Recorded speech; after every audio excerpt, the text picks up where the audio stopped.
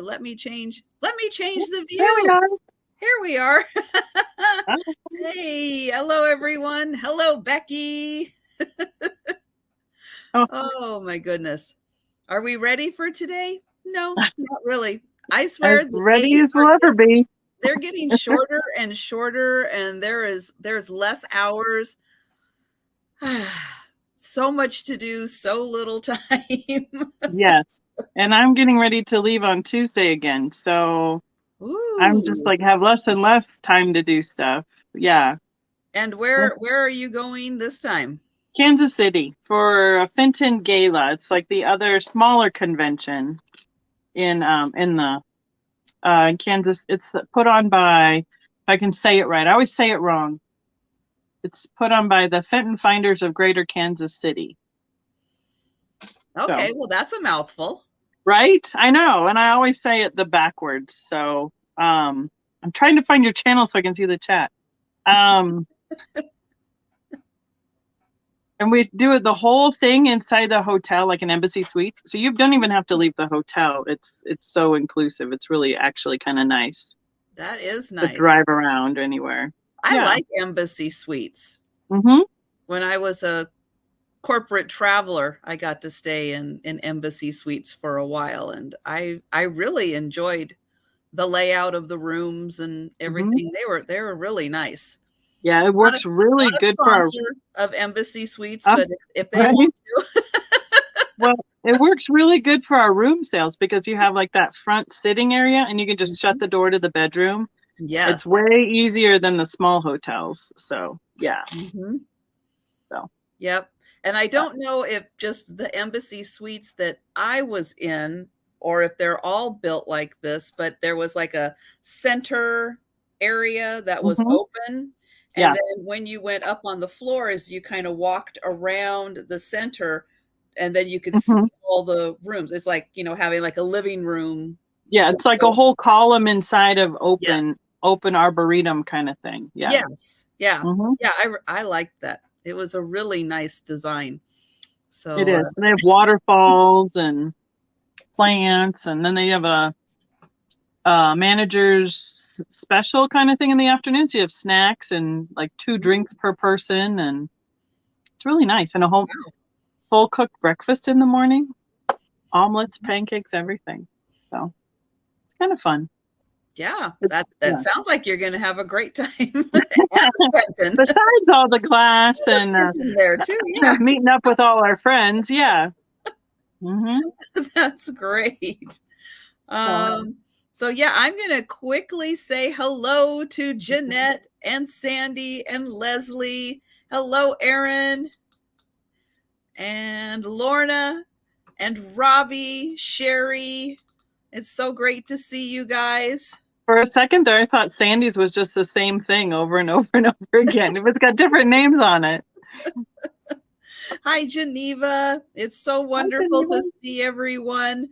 And Julia, hello there. Right.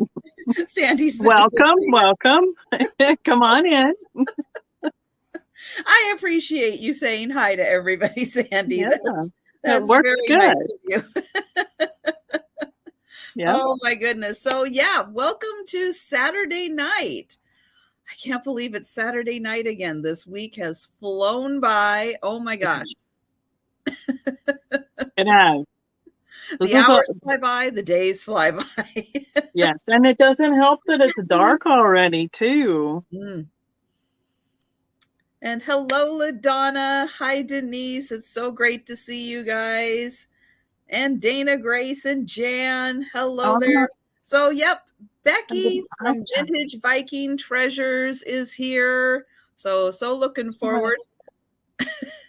Ooh, look at you.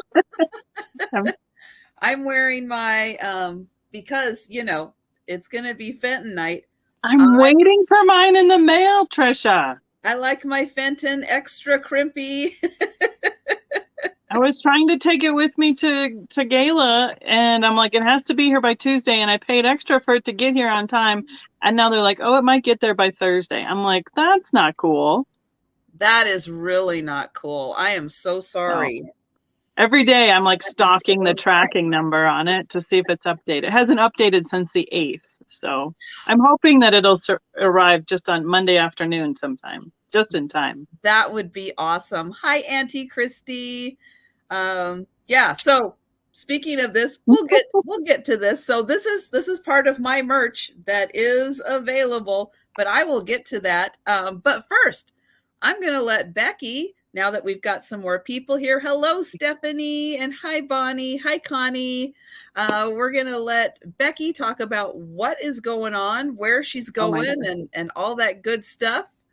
And I'm going to put the link into her channel so everybody can double check and make sure that they are subscribed. Because guess who's almost to 1,000? I didn't even check to see where I was at. Pretty soon, she's going to have 3 times as many subscribers as me, and then she can help me get subscribers. We'll just keep, helping each other up the ladder. It works out. Hi, Lori. But yeah, you go right ahead, and I'm going to grab your link. Okay, cool. I'm Becky from Vintage Viking Treasures. If you read it probably backwards on my back. I have a friend who has a big silhouette cutter, and she helped me out last weekend get my big logo on some shirts for me to wear this weekend. And we're going to the gala in Kansas City. It's another Fenton convention. It's a little bit smaller, but it's more intimate, but it should be one of the biggest ones they've put on yet, because they sold out like within 2 weeks. They've had to add twice to the room block. So they've had a great response to it this year. So I do a lot of selling of everything, but I specialize in Fenton and Scandinavian stuff as my name. That's where my Viking comes in, not the glass Viking, although we have some of that too around here. So. And you do know an awful lot about Viking glass.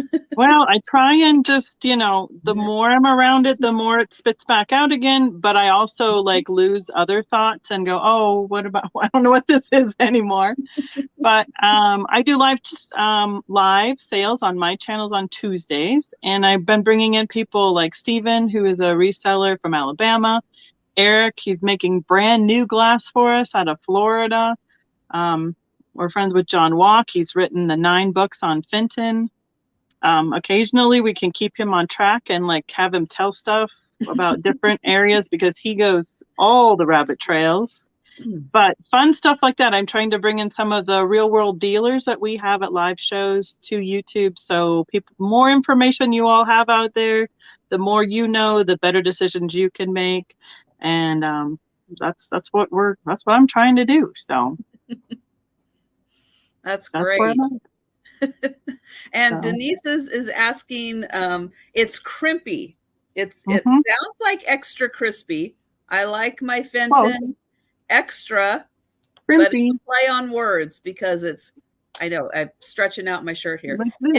It's crimpy. If you can't even see it, I'm doing this. Right is left, left is right is driving. I know. It's extra crimpy. There we go. Referring to the crimp on Fenton. Yes. And because I've got some extra crimpy Fenton tonight. I got at least 2 extra crimpies, but I got a few others. I got some new glass. I got some Fenton. I got some Halloween and some random stuff I've thrown in there too. That sounds about what I have too. Awesome. Hello, Georgia, and hi, Jen. So real quick, I am, let's see. Oh, yes. And thank you, Auntie Christy. Yes. Becky ships from Colorado. Okay. I ship from Washington State, just in case anybody is new here. I real quick will be on Monday. The sale I do with Jen Eads on Monday will be on my channel this week. So be sure and join us at 6:30 Eastern time on super channel. This is going to be a really busy week for me. Super exciting stuff, because this will be a good reminder for Steph too, because we've gone back and forth a few dates. But this Tuesday at 12 midnight Eastern time, I will be joining Steph for her sale on Tuesday night, doing the late night sale with her. And then guess what? I'm going to be up bright and early in the morning on Wednesday, and I'm going to be joining Helen and Jen on Helen's channel on Wednesday. Then, Wow. on Wednesday, I'm going to be doing my sale, which is at 4 p.m. Eastern, and I'm going to be having Mary from Ancestral Beginnings joining me on Wednesday. So this is going to be a really busy, full week for you. Super fun week. Yeah, I'm looking forward to it. It is going to be a blast. Well, I'll send people over from mine to Steph's after I'm done on Tuesday night as well then. And I'm hoping to do some pop-up, at least one pop-up while we're at convention so everybody can see our room sales again, how we set up. That would be nice. Hi, Doug. You're new here. Well, welcome, Doug.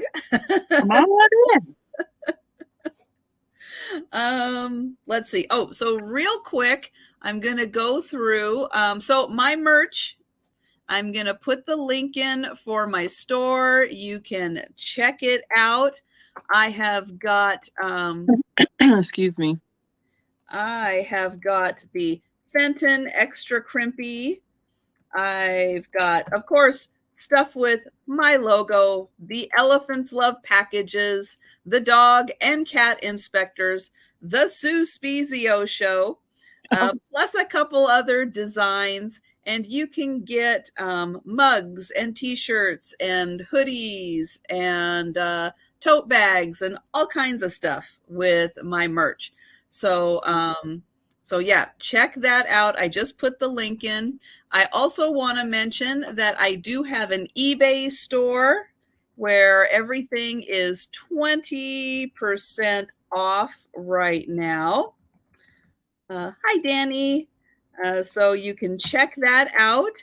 If you see something or a couple of somethings that you're interested in, you can let me know so that, you know, we'll work on combining shipping and all that good stuff, because I can take stuff from the live sales that you buy and kind of work in the eBay stuff too. So I'm just saying, I've got special powers. I can do that. And then I also want to talk. So you may notice that some of the awesome people, hello book, like book, has a little paw by their name. So real quick, I'm going to share my screen and I'm going to go over why some people have paws. That is because they are members on my channel. And I've got, I've got a screen open. There we go. And yes, Auntie Christy, we do both use pirate ship. So this is the screen. If you click the join button, you can see all this information also. So I have 3 membership levels. At the first level, it's $1.99 a month. You'll get the loyalty badge, which is the paw, which will change colors the longer you are a member. And you get to have access to the fun emojis down there. 3 of them are specific for Sue Spezio. I also have my cats, Gracie, Joe, and Faye. I've got a green uranium glow. I've got a cadmium glow. And then I've also got my little elephant from my merch. So that is the fun stuff at the $1.99 level. At the $4.99 level, as many of you know, I do drop sale videos. I do shop my haul videos. Pretty much daily, I'm trying to do that.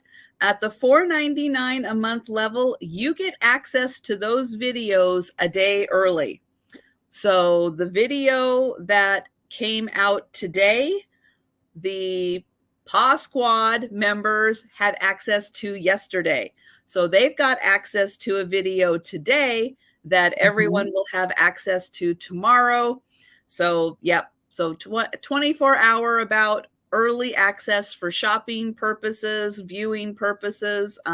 You get that at the $4.99 a month level.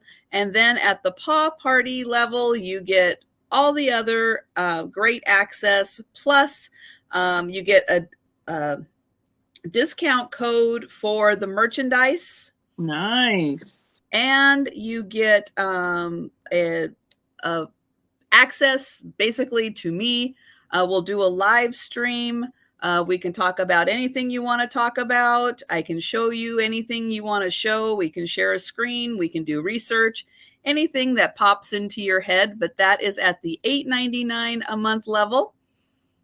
And so that is a quick overview of the memberships that I have. And thank you so much to everyone who has become a member. I truly appreciate it. And last night, somebody asked if the smoke from the wildfires, I didn't have a chance to go back and answer that question, if it was in my area. And last night, it wasn't that bad. You really couldn't smell it. You could see a little bit of a haze building. This morning, yeah, we woke up. You could smell it. There's a haze in the air. Yeah. We had it yesterday and the day before. So Wednesday and Thursday, it was really hazy. Today, we went from being in the 95s for a week to a high of 59 today. Whoa. So, yeah, we've had a lot of moisture. Let's say a 40-some degree drop for a high. Yeah. So hopefully that's pulling some of that out of our air, but that's what we're getting the smoke from here in Colorado. Yep. You're going to leave for Kansas City and come back and it's going to be snowing. Well, if we went up high enough in the mountains today, I think it probably was. But yeah. It was chilly. So yeah, unfortunately, yeah, the wildfires, yeah, they're making the air a little right now.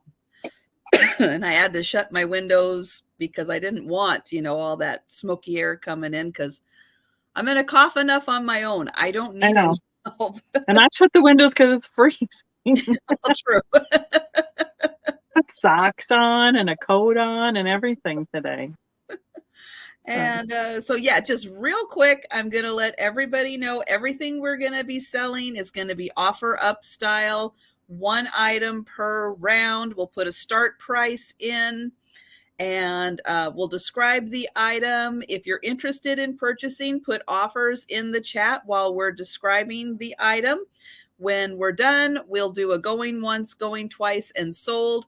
If multiple people put offers in on an item, once it hits your top threshold, please type the word out into the chat so we know you're out, and then we can move on to the next item. But we want to make sure all questions are answered before we close out an item. So if you have a question, please put it in the chat and we'll make sure we get an answer for you. Let's see. Prices do not include shipping costs, but as Auntie Christy mentioned, we do use pirate ship. I just saw that the USPS at the beginning of October is going to be putting in the holiday price increase. So we'll do our best to keep the prices as low as possible for the shipping costs. We work really hard on keeping shipping costs low. And I know for myself too on shipping stuff, I've had a few things that I've estimated it and they've been way crazy off. And because every time we give a refund on PayPal, they charge us the same fees as if it's a regular invoice. So I've held a few credits and just put them in the next time someone's had an invoice from me. Because otherwise it just eats up your credit and everything, each direction. Right. So right. Yeah. That's what I've been trying to do if I've had a big difference in estimated and actual. That is smart. So because of the way that I do the countdown, there's no just in case. There's no sniping. If we're doing the countdown and someone comes in with an offer, we'll stop the countdown. We'll let the offers continue until we're left with just the high offer. You do not need to be blue in order to participate. So if you are new, if you're just watching and you haven't jumped into the chat yet, you do not need to be blue in order to participate in the purchase. But if it is your first time purchasing, hi, Irene, my email is here. Becky's email is up on the screen. Please email us your YouTube name, your legal name, if it's different. A lot of times it is different. Yep. And your PayPal email address and your mailing address, because we do use PayPal for invoicing purposes. Let's see. And Becky probably invoices on a maybe a little more regular schedule. I invoice almost every day, but everybody's kind of on a rotation. I've got a little tablet I keep all my information in, but it's typically about 5 to 7 days from, like, if I shipped out your box and we're starting a new one, by the time I go through the rotation of everything, it's probably 5 to 7 days before I circle back to your name and then grab everything that you've purchased in that time frame and then combine shipping. And Annie Christie has a question there, but I try and ship invoice within 48 hours, especially with a trip coming up, because I don't want to forget in a week and a half. It's easier for me to send out those invoices, and then by the time I come back, almost all of them are paid, and then I do the shipping. Well, that's true with the travel. Yeah. That makes a lot of sense. And yeah, Auntie Christie, a lot of times it does depend on just the shipping and everything. But yeah, sometimes people's stuff comes wrapped in a bag, and sometimes it does not. I always try and protect paper and linens, though, for sure, especially inside the package, if nothing else. Yes. I'm sorry, I keep clearing my throat too. I can't clear my catch in my throat tonight. I know. I'm gonna be all night also, so sorry. We're gonna be the frog in the throat gals tonight. Right. And yes. Thank you very much, Steph. I appreciate it. I know Steph is absolutely the best. And if you guys are not subscribed to Steph, please take a moment, and I'm going to grab her link real quick here. Take a moment and make sure you are subscribed. Well, number one, because Steph is awesome. Two, I fall asleep to Steph often. She does do late night sales on a Tuesday and Friday, and then the sale she does with Helen on Thursday starts a little early, so it's earlier, so it's not quite as late night. But on Tuesday, yeah, I'm going to be on Steph's channel, so please do make sure you're subscribed. And come to me first, and then you can go to Steph and Trisha, and we'll just have a little marathon. That's right. We'll keep you entertained all Tuesday night long. Yeah, and I'm going to be broadcasting from somewhere in the middle of Kansas, so it'll be great. That'll be an adventure. Yes, it always is, because the hotel people don't seem to understand the urgency of me checking in at 5 till 7 in Central Time Zone. I'm like, I gotta go live. Get up, hurry up, please. That's right. So, yeah, they did an all-nighter. Steph came back on for an extra round the other night. So, that was Thursday night, wasn't it? After Helen. Yes, after Helen. Yeah, then she did. So yeah. I don't know if she does it in function as the next day, because it's bad enough when we first started and we were going till 2, 3, 4 in the morning. I couldn't function for another day and a half practically. I can't. I'm getting too old, Trisha. Oh no. I know, right? Oh, that's. I got to sleep in, and yeah. Yeah, we got to stop that from happening. I know. Well, I'm here, so we're good. But you went all night last night? Well, yeah, I did not make it. I made it till about 11. Yeah, I think I made it till about 11 last night, and then I was toast after that. But and I went to bed early because I had to get up and do something at the lodge this morning. And all those people want to get up super early and start at, 8 o'clock in the morning or 6 a.m. And I'm like, I can't. I'll be there at 10 if I'm lucky. So that's why I love the late night, the evening ones. They work great for me. Mm-hmm. So thank you for having me. Oh, hey, I am glad to have you, and yeah, because I'm thinking in my head, all right, I think I've said everything I need to say. Got all the things and the stuffs. Trying to do that check. I've got the checklist. I think I got all the checklist, and I think I've got everything. And thank you so much, Steph, for helping us tonight. So yeah, watch Steph in the chat, because she'll be more on your actual time than the sound of my voice, because sometimes there'll be that lag and stuff. So definitely pay attention to Steph in the chat. She'll have the starts. She'll do the countdowns. And all right, so I'm going to put Becky up on the big screen, and we are going to get started on the sale. Well, I have a vase, a votive, whatever you want to call it. I don't know the name of this pattern or anything. It's just one of those really common Fenton pieces, and I don't know why.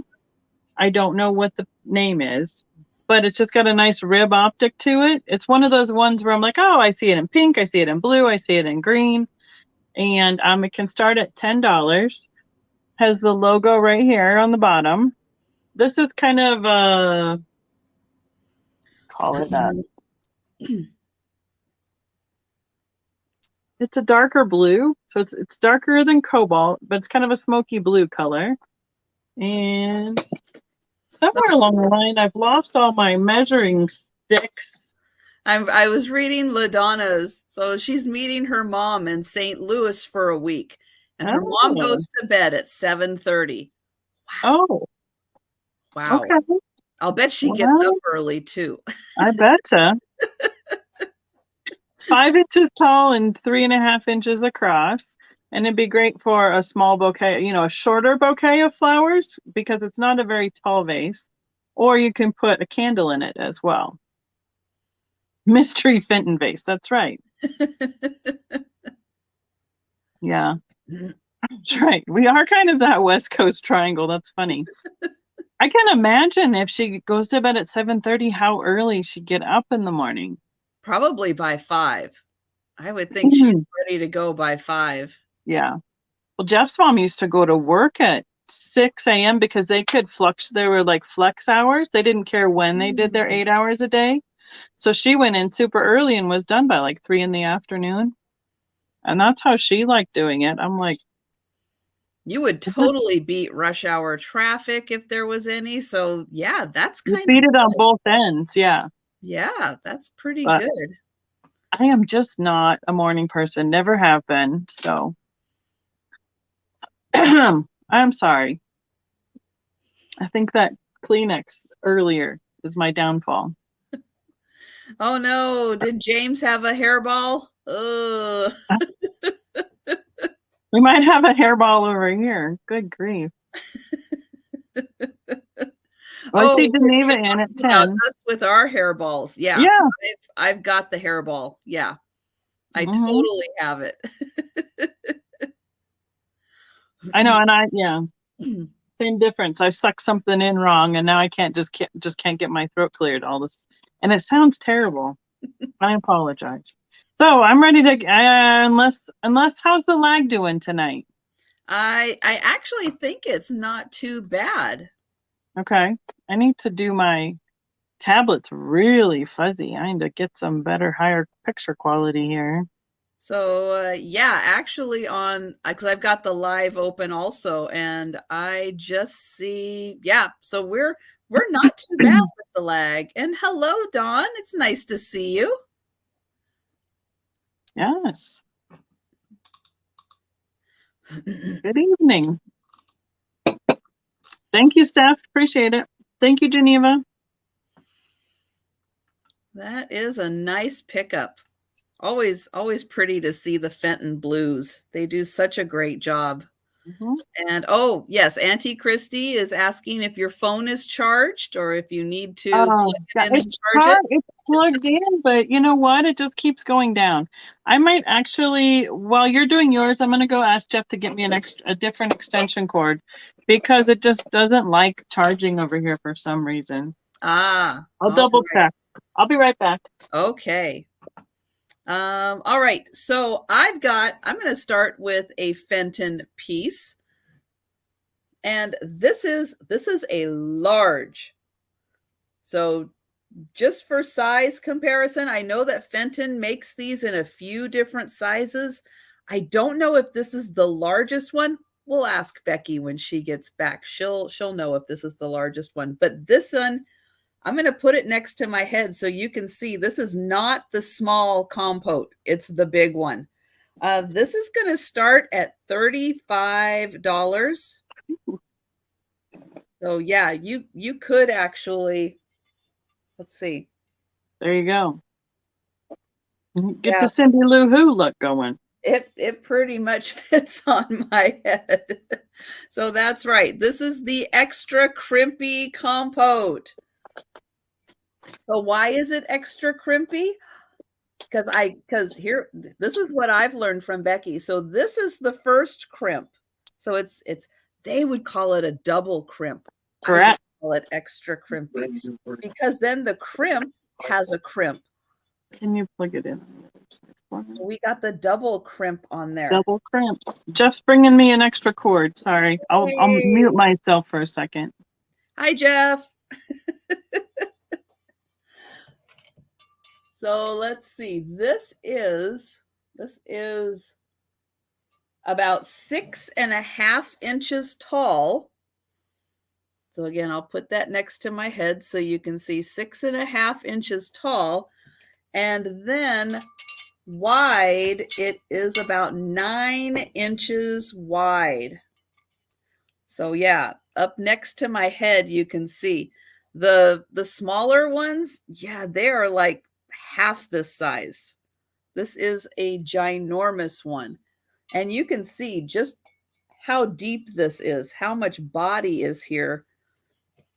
You could use this like a punch bowl. It is so big. Let's see, how deep is this? That's a pretty close to 4 inches deep. So yeah, that's right. Your crimps got crimps. So this is a beautiful one. So if you've got a compote, a milk glass compote at home, you can compare it and see if you can wear it as a hat. Because even with my ponytail, yeah, you can pretty much wear that as a hat.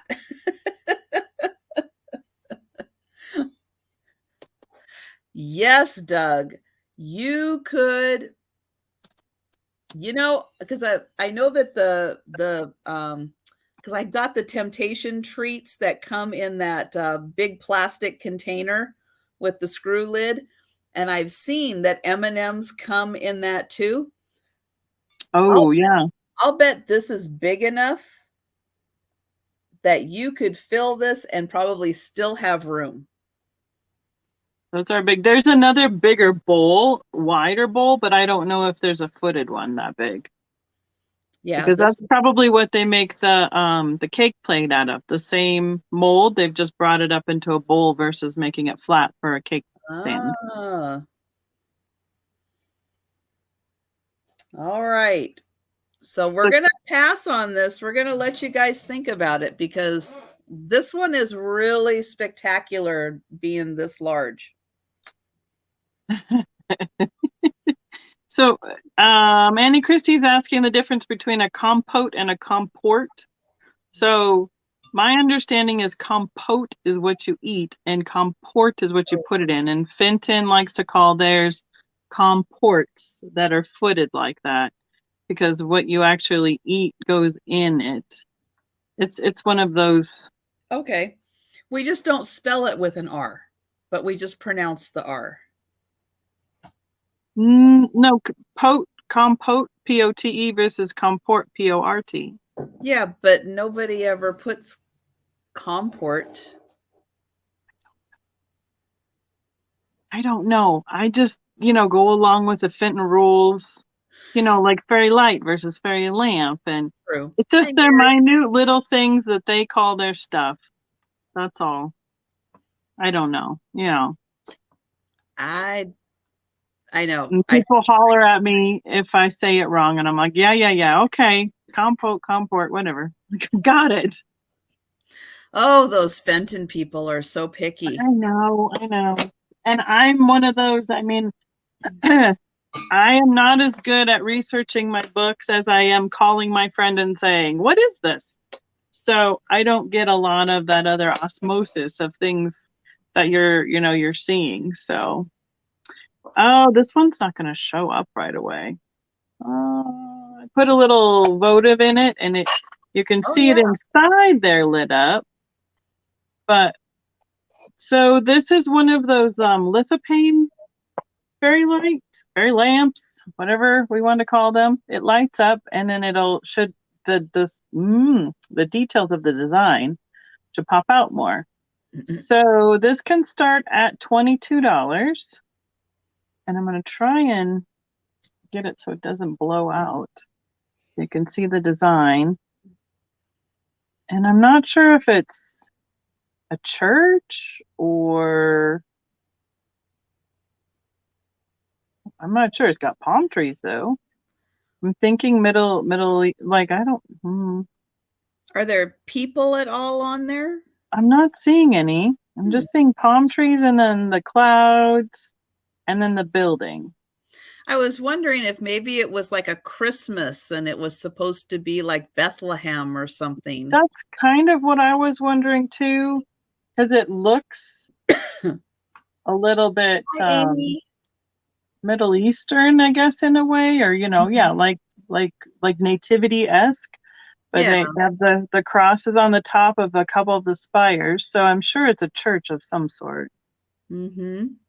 And the plate is just plain, so it's got a spot for the candle to go there, a ring for a votive to sit in, so it'll stay centered. Nice. And it is made in China. Oh, that's a good idea. Maybe, well, if you don't have access to your phone because you're on your phone. So I'm on my phone. Yeah, you don't happen to have a flashlight handy, do you? Just my blue one. Okay. Put that on the list for your next sale. Have a flashlight too. Get the mag light out. I don't think it'll, the blue light, wow, that doesn't really help, does it? I think you're better off seeing it this way. I don't have a bright enough light to light it up. This little flickering one just doesn't do it. Even with that other light out on this side of me. Oh, turn it. Oh, there's some of it. Yeah, there's a little bit. I almost thought I saw a little something on the side. Yep, that's where I'm holding the... yeah, okay, here. If I point it right behind it, you can see it. Spires. And the little windows and everything. Yeah, so it definitely needs a higher power light. Or a darker room. One of the two would be helpful. 3 wise men's in the side. Maybe they're inside. I'm not seeing any wise men. I'm not even seeing like any camels or anything. I'm just seeing like rocks and leaves and yeah, I'm just seeing the building. So that's the one I have, and it'll be up for interpretation as to where you want it to be and what it looks like. So yeah, I have a feeling it's probably trying to be Bethlehem. I agree with you. I think that's somewhat Christmas themed. I think that's as close as I can get to what my understanding of it, the interpretation of it is. So, but all right. Yes, they are very pretty. Absolutely, LaDonna. When they're lit up. Yeah. Yeah, they are really nice. So, and yeah, this isn't bright enough. My black light's not bright enough either. So I don't know. I didn't realize I needed another hardware section for all the things. And they all seem to walk away too. Like all my rulers seem to go away. So, but all right. All right. That's my item. we'll pass on that one. My phone's, but yeah, I'm streaming on my phone, so that's kind of hard. All right, so I have a swung vase. I believe this is made by Imperial. I'm going to put Imperial question mark. I think that's who did it. And this is going to start. Hi, Randy. This is going to start at $40. And this is a nice tall one.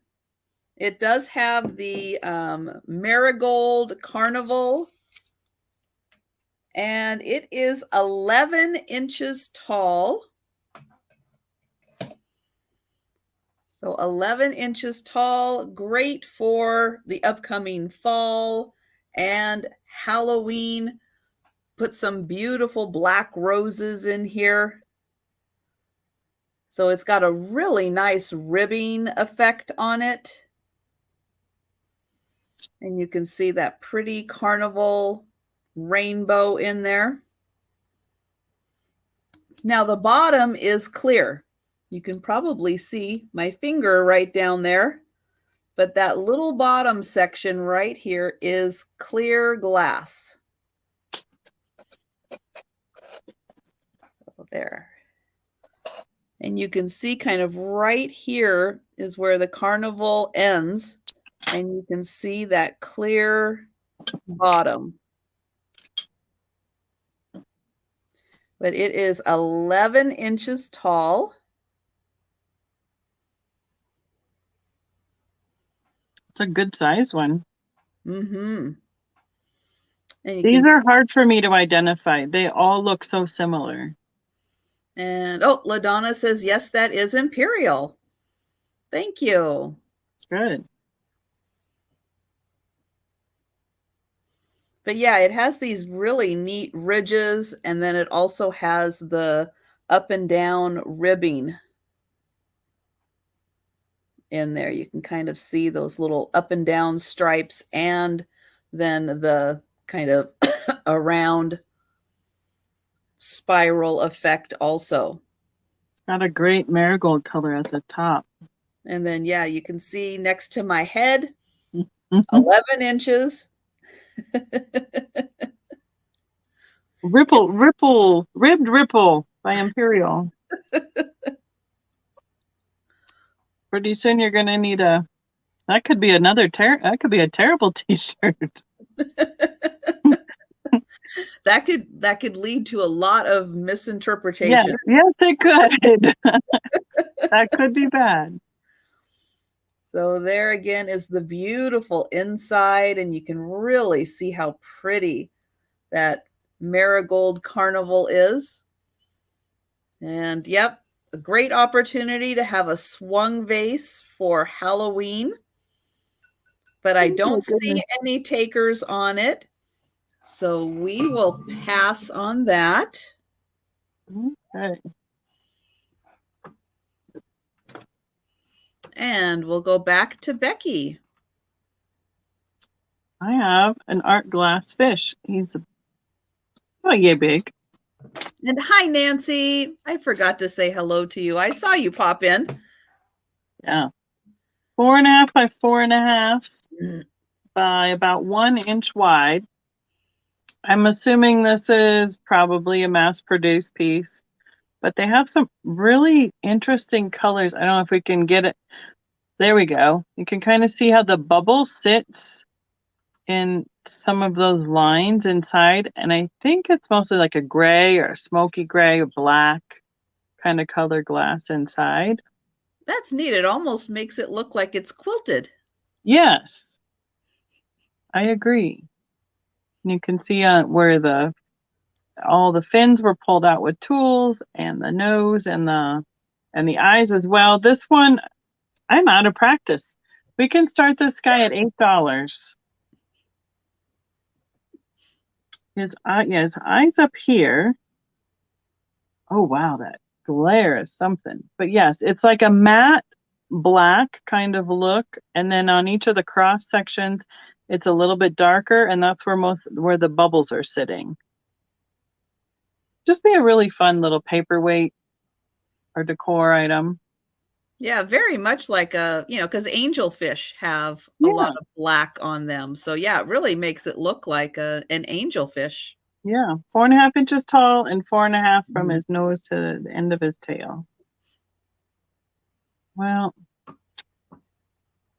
Jeff, I don't see that this cord is helping much. It's already gone down 2%. Oh no. If I go off, I'll just come on my laptop. I have it set up and turned on, so I think after I get back from this trip, I'm going to have to work on getting a new phone. We've been working on all the insurance stuff for Caitlin's car. Were you in that conversation? I don't know who I've told and who I haven't anymore. My I daughter's do. car got stolen. Yeah, I do. Right out of a parking lot. Mhm. Yeah, Yeah. So it's been almost 3 weeks. Tonight will be 3 weeks.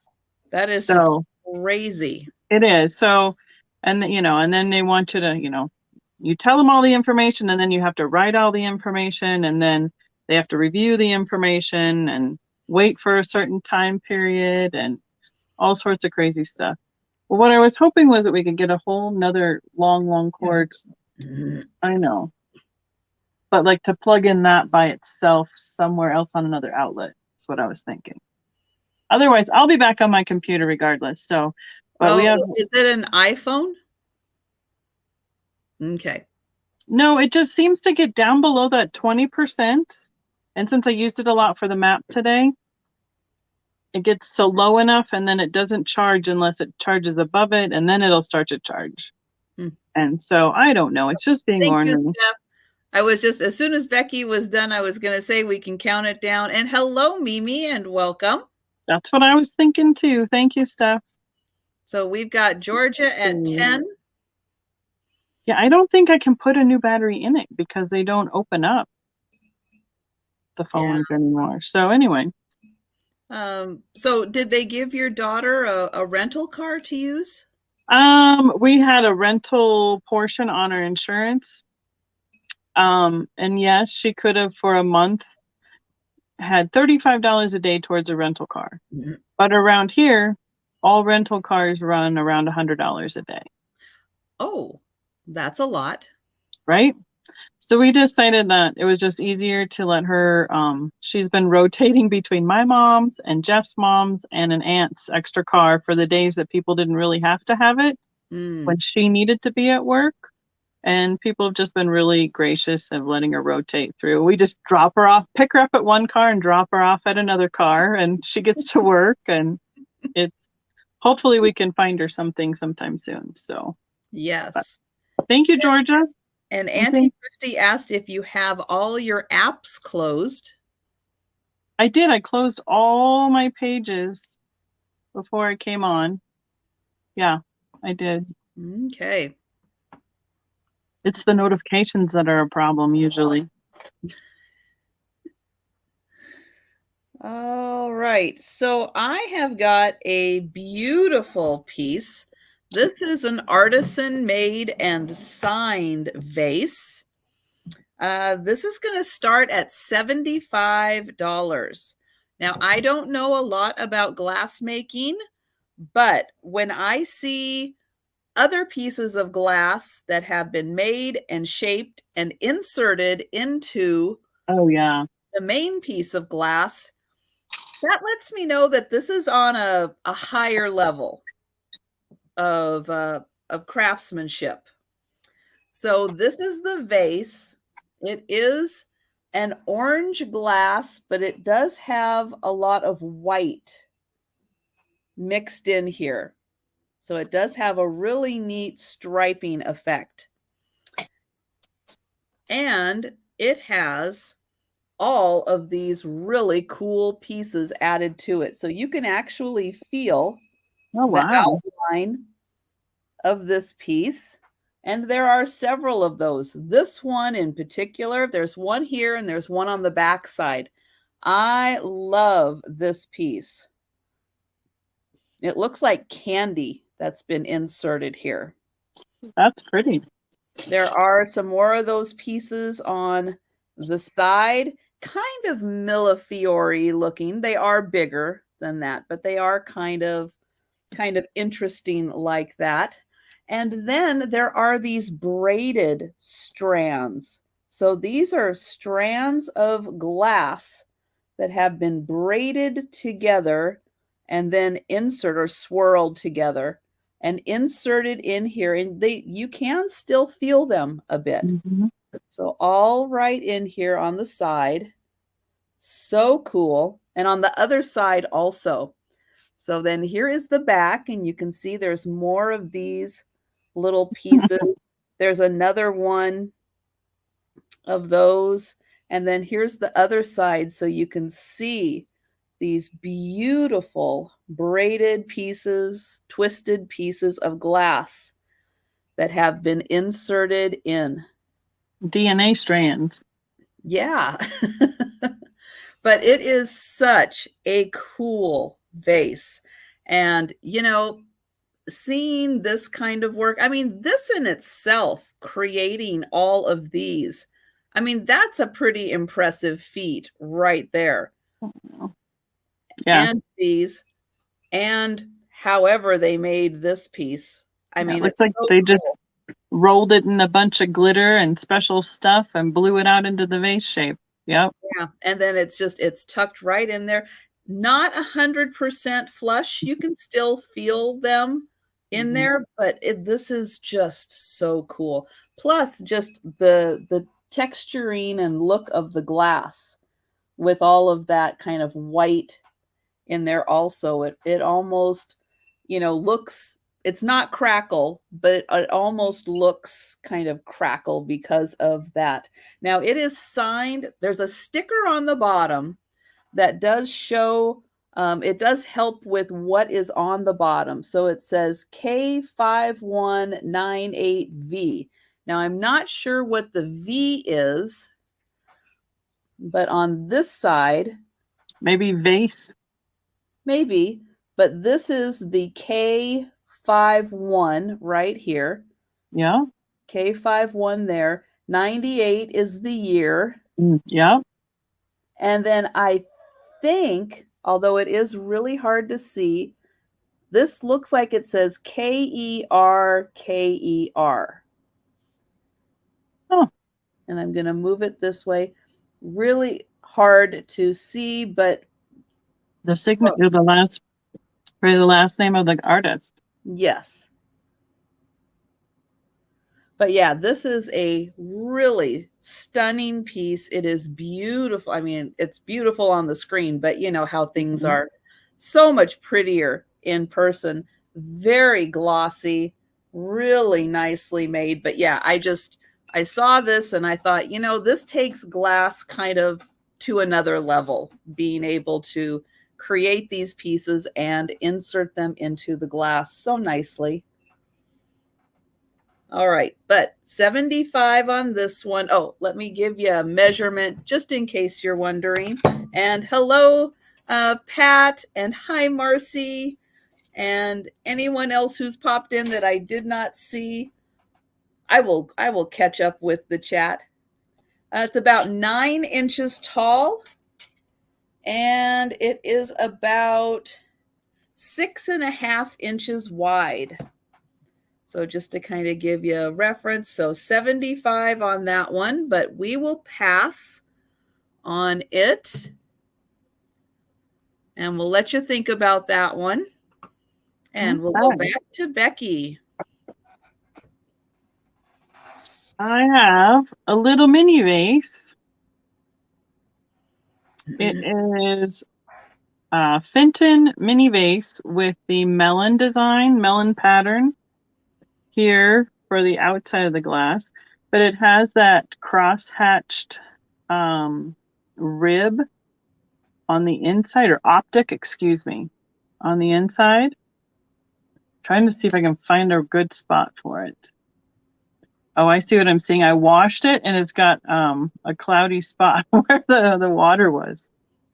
So it's got the optic pressed into the inside. It has that double crimp at the top. It is cranberry, so that is a clear and ruby overlay. This one will start at $12. And you can sometimes see on the foot where the clear kind of pops out. But this one, I'm not seeing it so much. I'm seeing it the other direction. It is... Hi, DM. 4 3/4 inches tall and Good about night, Doug. 3 1/4 inches across at the widest. Good night. You can kind of see where, like right here, you can kind of see some of the clear. Oh, yeah. Yeah. So cranberry isn't a color in and of itself. Cranberry is an overlay. It's crystal and red. So it's the red stretched over the crystal to get this look of the cranberry glass. And it is, I don't want to drip on my keyboard. It's pre-logo. Cranberry is an old color combination. They've been using it for a really long time. Lots of companies do it. I think it's one of the most prevalent colors I see around here in Colorado is the cranberry. It's almost looking fuchsia, like almost brighter. I washed it and it's just popping tonight. So I'm like, wow. That's a pretty good representation of the color. And it's a little bit darker there in the neck of the vase because the glass is thicker versus where it's been blown out further here at the bottom of the mold. And wow, yeah, out. that really is like a fuchsia. That is so Yeah. pretty. And pushed out at the top for that crimp as well. So, but it is just a little vase. And they made this in all, there's, you know, the 8-inch one, and then there's a big one. So same kind of thing with your comport. Well, they made the same shape in different sizes. It's almost like the size of a large perfume bottle too. Correct. Like, yeah, I was thinking it's not much more than one to two stems, depending on what you got there. And yeah, I mean, if you had the right size stopper, it would fit right in there.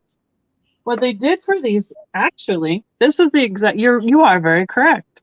This is the base of the perfume or the cologne, and they would stop it right in here and just retool the top to be what they want it to be for the next piece, because they've made this into candle holders. They've also made this into perfumes or colognes, same kind of different verbiage.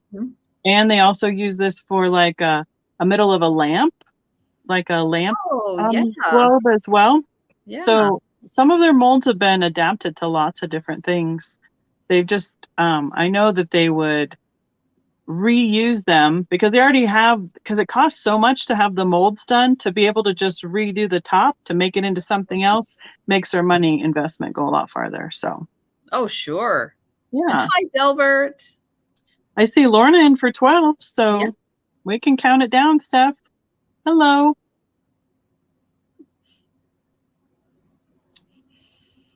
Yeah, I think the inevitable is I will be on my laptop eventually, Trisha. Sorry. Oh. What I like about my phone is it's just got so much better color. Like it looks okay on the for people watching it, but to me it's like just like cloudy on my laptop. It just doesn't look as bright color-wise. So, but it's doable, and I'm going to send myself the link to the email that's on this computer on my next round. So Thank you, Lorna. Yeah, congrats, Lorna. That's a beautiful one. Okay, so I've got 1/2 of a bookend combo. So just one bookend. This is really cool. And when I saw this, not only is it black, but I thought, this on its own could be really neat in someone's Halloween decor. And it is made out of resin, and it is it's a totem pole, and it is going to start at $35. And it's a pretty big, yeah, not a poodle though. No. Although I'm not saying you can't have a poodle in your Halloween decor, but this guy is pretty cool. I'm going to hope that he comes through clear enough so you can see the detailing, but it is a totem. This is made in Canada. And so there is his head. Now, I'm not sure if this is his tongue or down below here, there is a frog or a toad. You can see him kind of hanging on. His arms are kind of wrapped around here, and here is the toad body. And the toad looks like maybe that's his tongue. So I can't quite tell if the toad is biting this guy's tongue or if this guy is biting the toad's tongue. I'm not sure. But I thought, that could be interesting for Halloween. And then on the sides, this guy is holding, I don't know if these are like smaller versions of him. Or just other ones, yeah. Or just other ones, yeah. But there's one on each side. And I thought, oh, that is cool. So he's holding on to those. And it is made out of resin, yes. So the back of it kind of looks like it could be wood. Here it is marked Boma, Canada. Boma, I think, is the company that makes this. And then they are a Canadian company. This does have a nice felt bottom on it. So it's nice, smooth surface. And let me get a measurement on how tall he is. So up to the tip of his ears, he is about 7.5 inches tall. I know. I love weird. I love weird and unusual. Good night, Erin. Good night, Erin. But I just thought that was so fun. This tongue is just, it's like, whose tongue is it? Is it the frog's tongue? Is it his tongue? So often those totems are just intertwined with each other. Yes. So, I mean, looks like he's holding some. Yeah, he's got a hold of somebody there on the front. But I know being all black, it is really hard to see all the details. But there's a lot of detail on here. And yeah, it is just such a cool piece. You know, one, it's a great bookend. It does have some weight to it. So yeah, it's going to be able to hold a book. Two, it's just a really cool totem piece. But yeah, since it's black and it's kind of weird, it's like that would be so fun to mix in with your Halloween decorations. Because that was going to be my question: if it's resin, if it's heavy or not. Yeah. Yeah, it's a nice solid piece of resin. And then there is Jen's saying it has deep reddish highlights, or is that just a reflection? I think that might be just a reflection, because it is pretty much just black, but I've got some orange around me.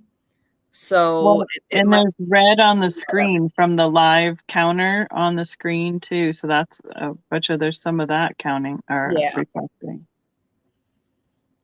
Yeah, definitely a conversation piece. But thank you, Danny. I see that you are in. I'm so glad you like him. Yeah, I thought he was pretty darn epic. And his eyes are so cool. He's got a great nose, too.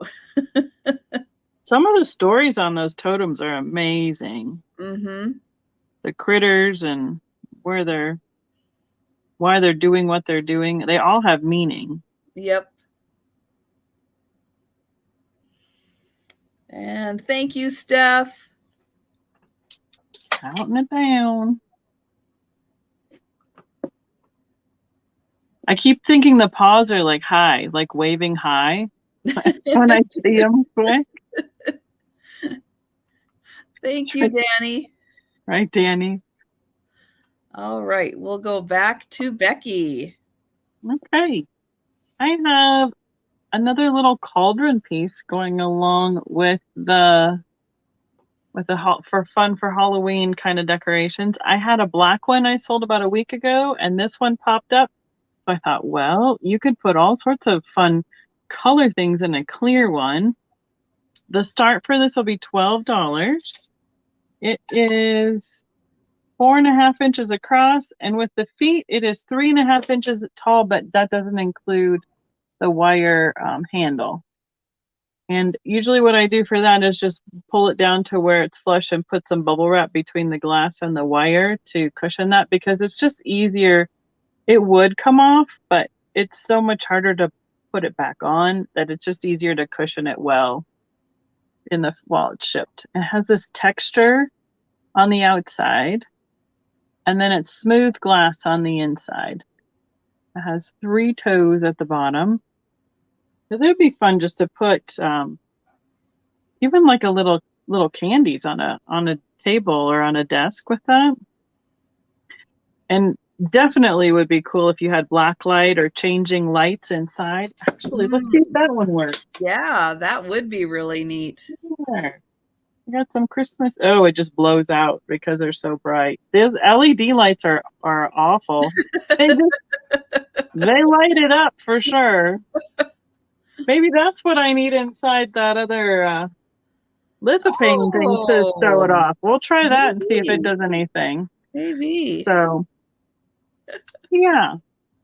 I thought it'd be fun to put even a little, like you put like a frog in the pot or something like that. I don't know. But I had a black one, and somebody's like, do you have a black cauldron? And I said, I do. So I put it up, and then this one crossed my path. And I just love the texture on it. It's an old company. It's old glass, but it's one of those ones where there's no marks on it, no makers. Okay, so you know what the question is. Does it glow? Glow? No. Oh, okay. No. I do have a glowy piece over here, though, eventually. So, but there's my clear cauldron available. You can't go, I mean, you could go trick-or-treating with it, I suppose, but, it doesn't hold very much.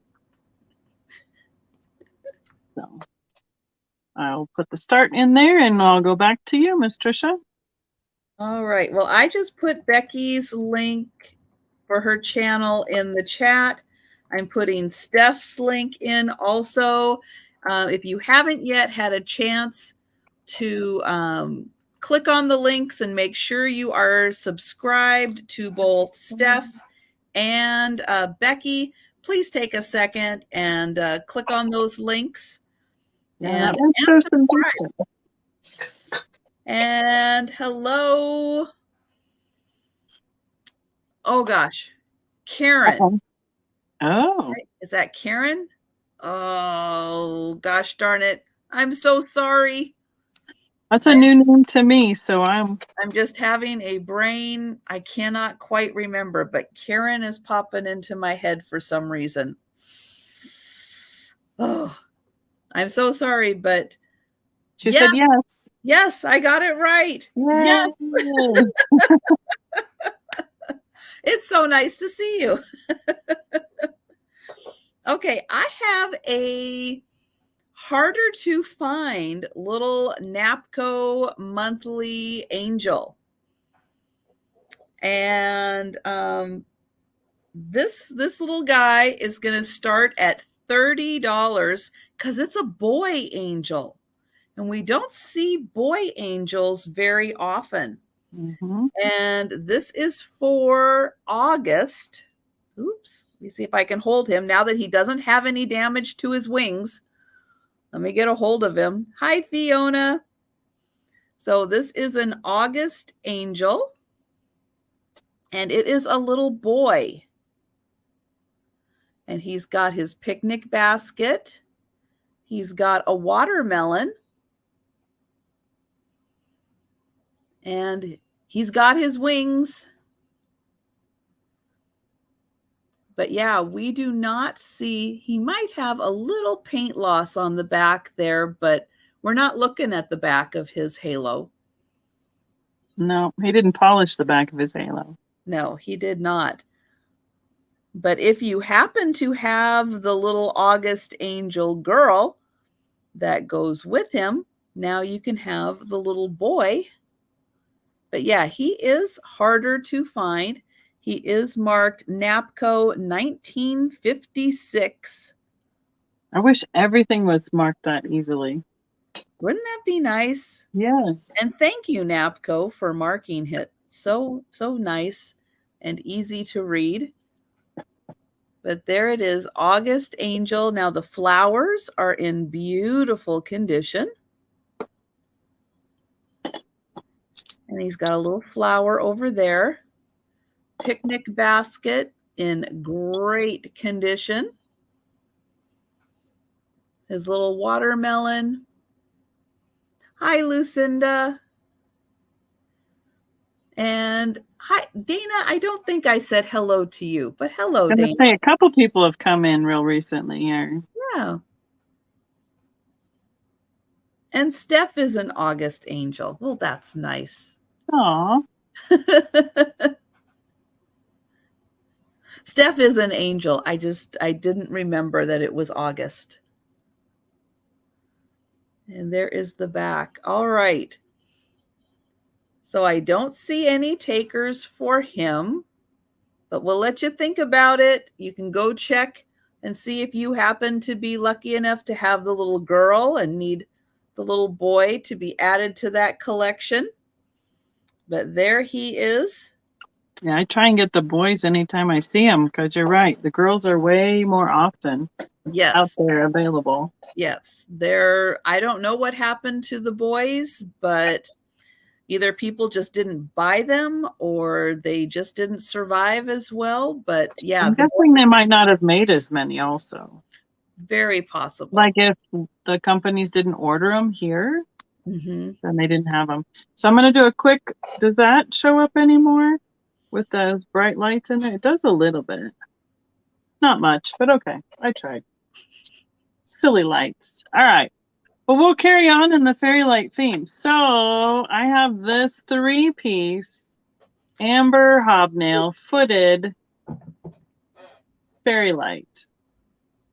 So it has that like ballerina kind of skirt where they have the crimp on the base. And it is footed in those 70s amber color. Blue mark is stickers just know that it's mine. It's got the big oval on the bottom. And then, this needs to start at $70. We would have it marked for our show at $85. So here's what the bottom, it's basically a comport that they took and then turned out the crimp. And then they added this clear base liner between the two. So where it sits right on the edge of that. And then the shade sits right in here. This one has the Fenton logo in the bottom right here. These are really hard to find. So alone, these are worth probably $30 to $40 by themselves sometimes because people picked them up and the whole fairy light would go over and that would be the middle piece that would break.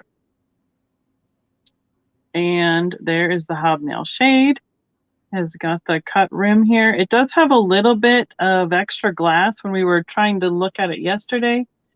It's nothing like, it's just right at the seams. It just wasn't polished down as much. You can just feel a little bit like where the seams were. So, yes. To the point where we know somebody who's remaking these, but then you don't get the Fenton logo from the original ones. So I've gotten a few over the years of random ones. And you have to watch out because if it's old glass, I didn't know someone was making newer ones, but if it doesn't say Fenton on it, there is a very good chance that it is a Clark. There's that too. Yeah. And it could be Victorian because those were the bases of the Victorian fairy lamps. Yes. So the people that I know who are making these inserts bought the Fenton mold when the factory closed, and they just had to take off the logo because Fenton isn't producing it anymore. But their last name happens to be Fenton as well, so it makes it nice and confusing. So, but so it's a tall one too. I'm gonna bring it up to here. I'm guessing it's almost. That's like the tallest one they make, isn't it? Yes, the footed ones. Yeah, 9 inches is the height, and approximately almost 6 inches across here at this ruffle. So it's a good size lamp. So usually the lamps are just this portion. And they're like that big around instead of that big around. Yep. So it's a nice fall color one. And it's not heavy, but it's probably close to a couple pounds of glass. It's heavy to just hold up here at my head for a while. Like your Comport earlier. So. And yes, LaDonna, that is a steal of a deal at $70. It really is. People pay $70 for the small ones. Well, part of the reason is the amber isn't as highly sought after a color, but this is a great time of year for this color to go into collections. Yes. Because it's great for all the autumn and fall displays. So. Absolutely. Yeah. The 70 colors just weren't not as popular now as they were when they were created in the first place. Well, there still are people who do like amber glass, and yeah, if you're doing a boho feel in your house, then the candle in the amber glass, that warm glow, just looks really nice. And it's great for the height too, to be further back in a display, and brings your levels up to different heights. Like back here. I can't talk. And yes, Jan, I did have one of those in that big collection that I bought. I did have one of those. Yeah, it's really stunning to see in person. Absolutely beautiful. And it's nice thick glass too. It is. It's not thin. It's thick. You can see right on the edge of the shade, and then where they have cut it at the top and ground it down. And then that nice thickness in the glass, the glow from the candle is just stunning in there. You know, even with all her lights on, it is so pretty. So yeah, think about that one, because truly $70 is a steal for that one. That is a really good price. It tomorrow, if it doesn't sell tonight, I have to finish packing for Monday. All right. Well, I've got a Fenton piece, and it is this really pretty blue glass basket. Oh, yeah. This is going to start at $25. I bought this from you in a different color before, Trisha. No, I bought the other one. Sorry. Yeah, I think that was the thicker one, wasn't it? Yeah. This is Valencia. The other one I bought is called the Vulcan. So they're both V patterns. That's why I got them switched. Right. But yeah. Valencia. I did not know that. But yeah, it's got the Fenton mark right there. And the base on this one, I love this design. It is so pretty. And then nice smoky blue. Yeah, and it's got all of these little, kind of indents there, which on the inside look really pretty. It's like a little flower petal in there. It is so nice. Now, what's really cool about this is it comes with this little Fenton booklet. And I took a picture of the back of the Fenton booklet so that I could have it for my records. Yep. All the handler marks. Yes. Look at this. Look at this. So this one. Oh, yeah, Danny. There you go. Got all the little swirls on there. And so there is all of the marks for everybody. So this so one that should be the Robert. Yeah. It's the Robert Patterson. Look at that. So yeah, I took a picture of this on my phone so that I could have a record of that so that I can try to identify that. So I think this one was made because they made a lot of the Valencia in the 70s because it's very that late 60s mid mod look. Made it in the orange, the amber, the colonial blue, colonial green. And we have a lot of that with our mid-mod stuff. And this is a color they made later on. So they must have brought it back out and decided to use that mold and make it into something else, obviously with the basket handle on it. And it's about 6.5 inches tall. And they're such all, a pretty pattern. They're all teasing me about the handle. I'm going to swing it by the handle. So, oh, you said her name before. Is it Karen? Fairy Stone Collectibles and Curiosities? So it's the all those little designs, it's called the handler's mark. So the person in the factory who attached the handle is called a handler, meaning they make the handle. So they twist it, stretch it, and attach it to the bases of the basket. And then it's like using like on an envelope. When you stamp it, like the wax stamp on an envelope, that's what they had. So you knew who the handler was that put the handle on each basket. And did that one open up and have more in it in that booklet too? It has. Oh yeah, because sometimes they have like even more inside there. So I'll bet, yeah. And this is just for, for whatever time period this is. Yep. But yeah. There's a lot of handler's marks out there. Really neat. And hi, treasure freaks. All right. So I don't see any takers on the basket and the really cool booklet.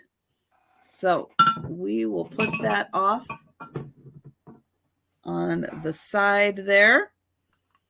And we're going back to Becky.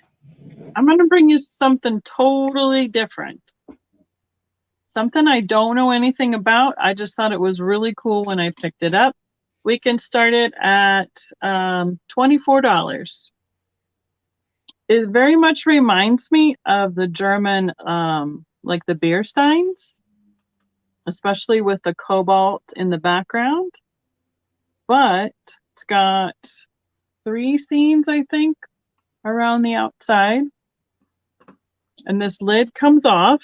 It's very clean inside, so it obviously wasn't used for its intention because this lid goes on like this, and you push this plunger, and it spins. It's an ashtray. It spins and throws the ashes down inside. No. So it's like a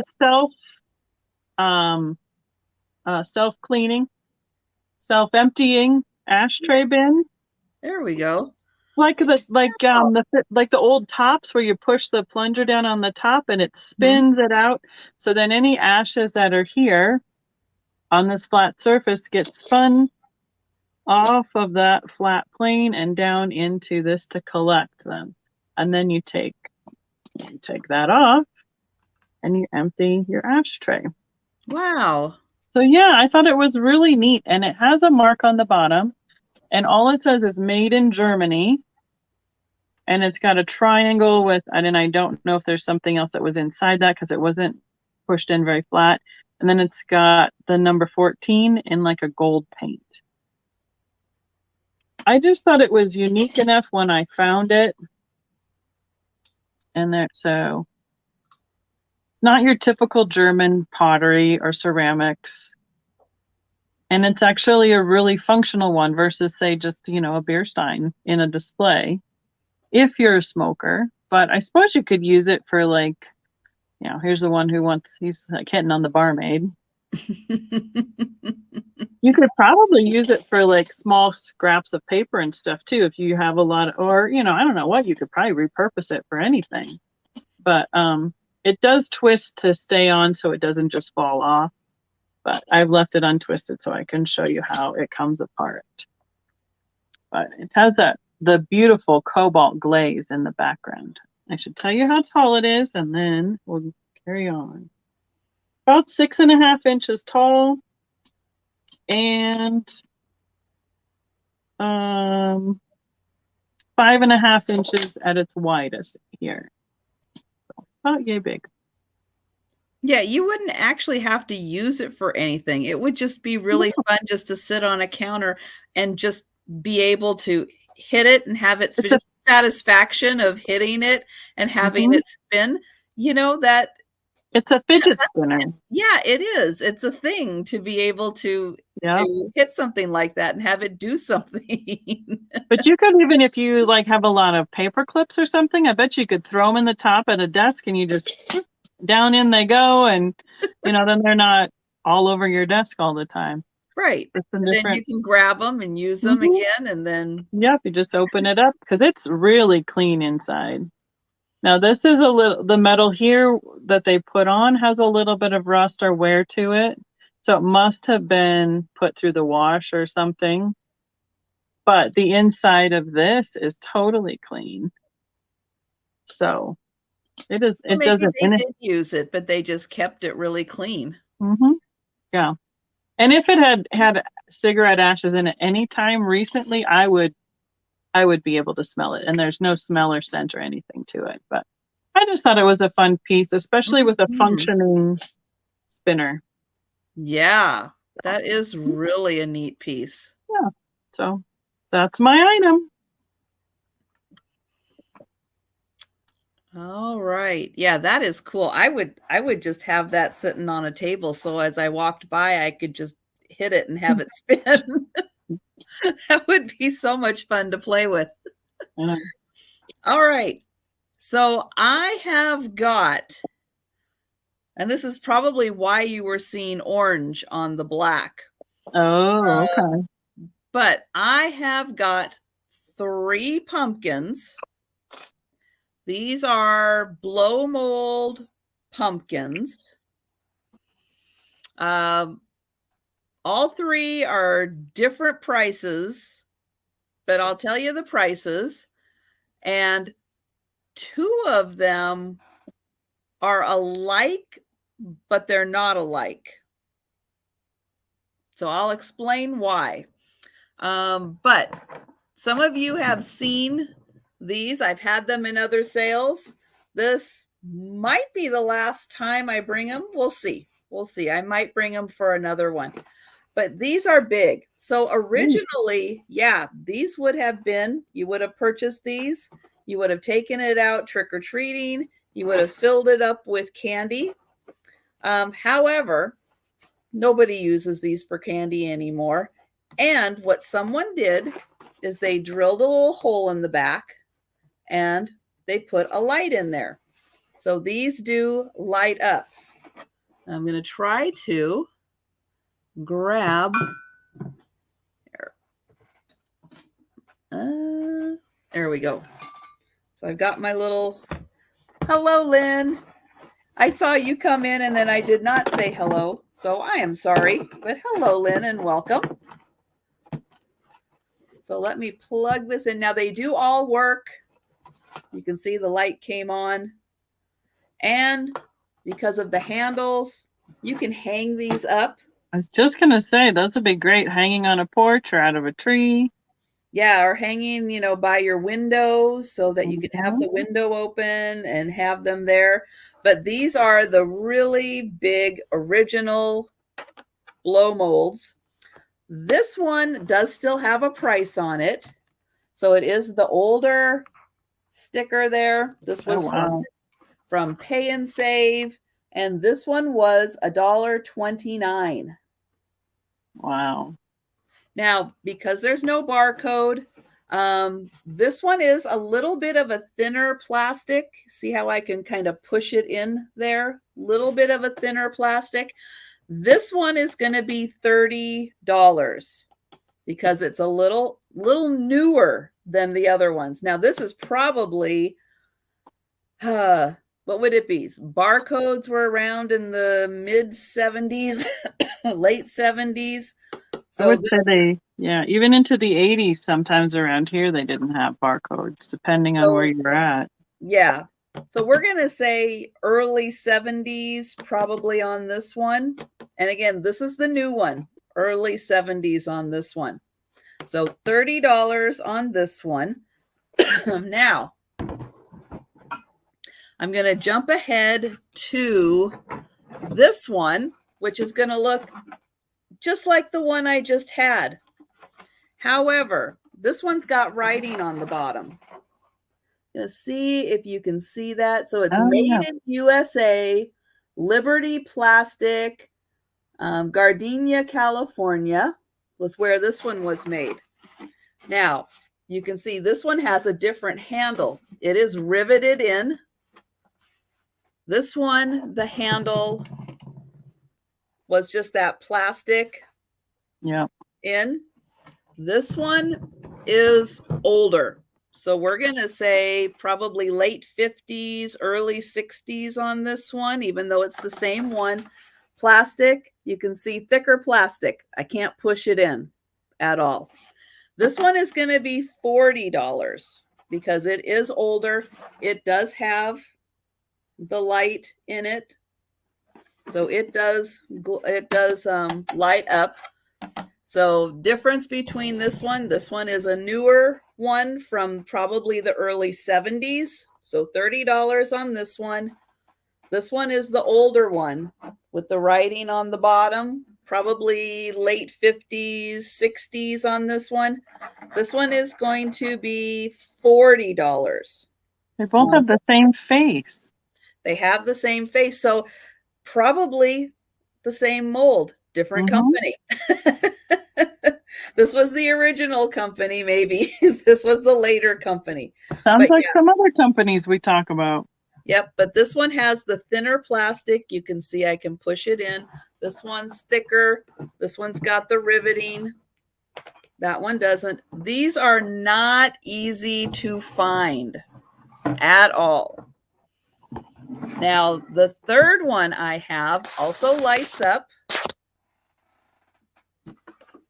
This one's got the different face. Oh, look at him. So this one's also an older one.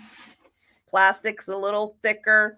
Somebody did put, I believe, holes in here. I don't know what handle this one would have had. Maybe it didn't have a handle. But yeah, somebody put that in. So again, it can hang up. So cool. Let me he's got a neat face. Yeah, this one's got a really cool face. This one's going to be $35. He's kind of right in the middle. And time frame wise, he's probably right in the middle too. He's probably 60s. So let me plug him in. So then you can. Did you say a height or size on these at all yet?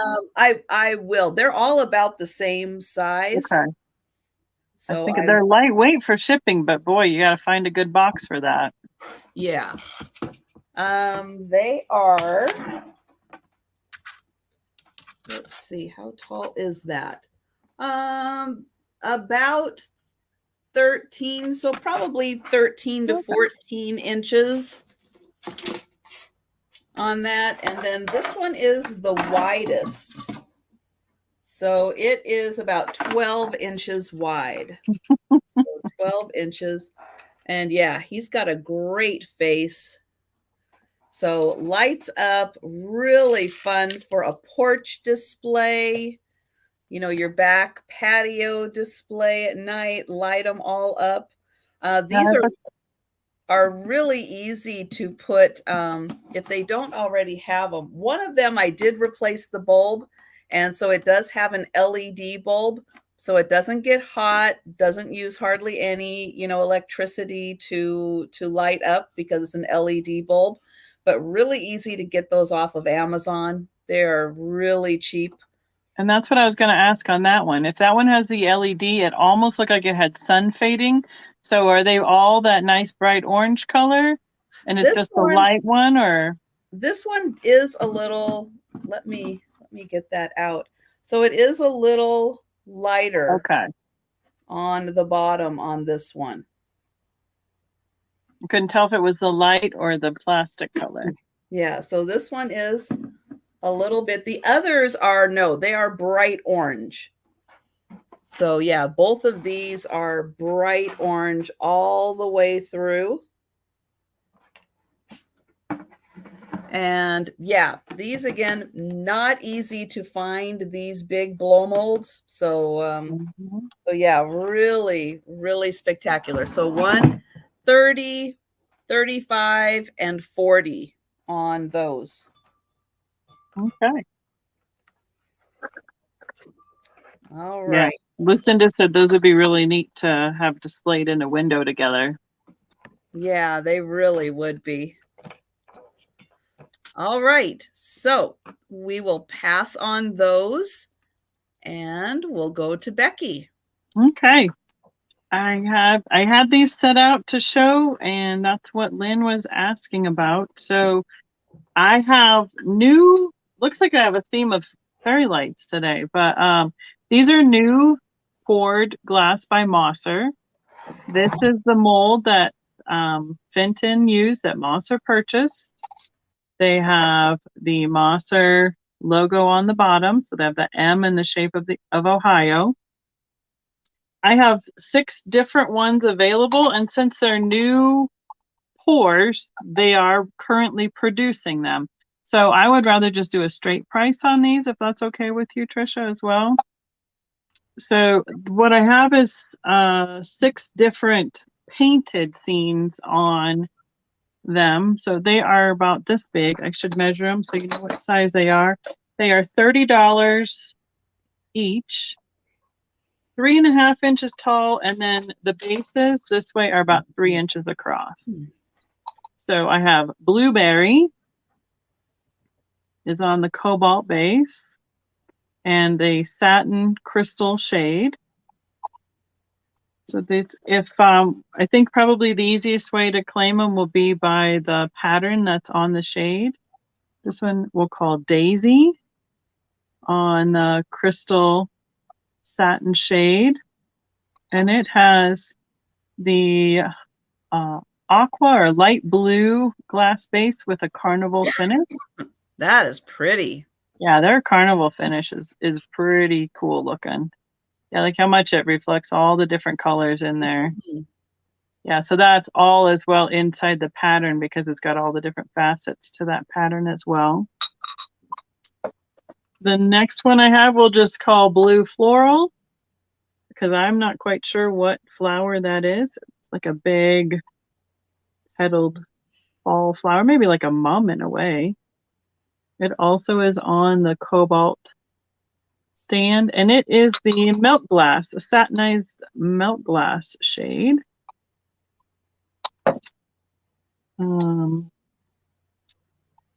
This would be Sunflower. So there's 3 of those painted. I was just thinking, I don't think that they signed their work like Fenton did. I'm not seeing any signature. I thought that on the one with the carnival glass, I thought I saw a signature on that one. Oh yeah, you're right. There it is. Shell, Shell. So maybe I'll have to look inside the paintings.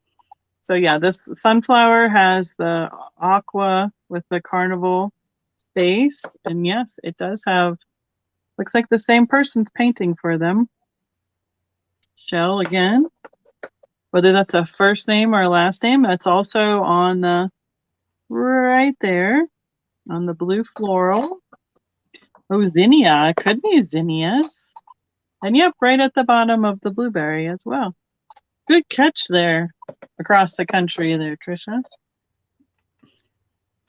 This will be apple, like an apple basket. It's Oh, that's on cute.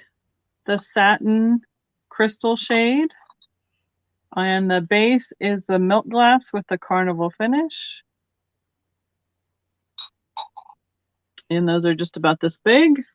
And the last one I have, they missed getting me a base, but they've told me that they will be sending me a lilac or a lavender base for this one, That would be nice. but we can kind of see how it looks. Even on the white, it's a good combination. So I think these are like kind of like Johnny Jump Ups or pansies in a way. Yeah, maybe pansies or violets. Yeah. Mm-hmm.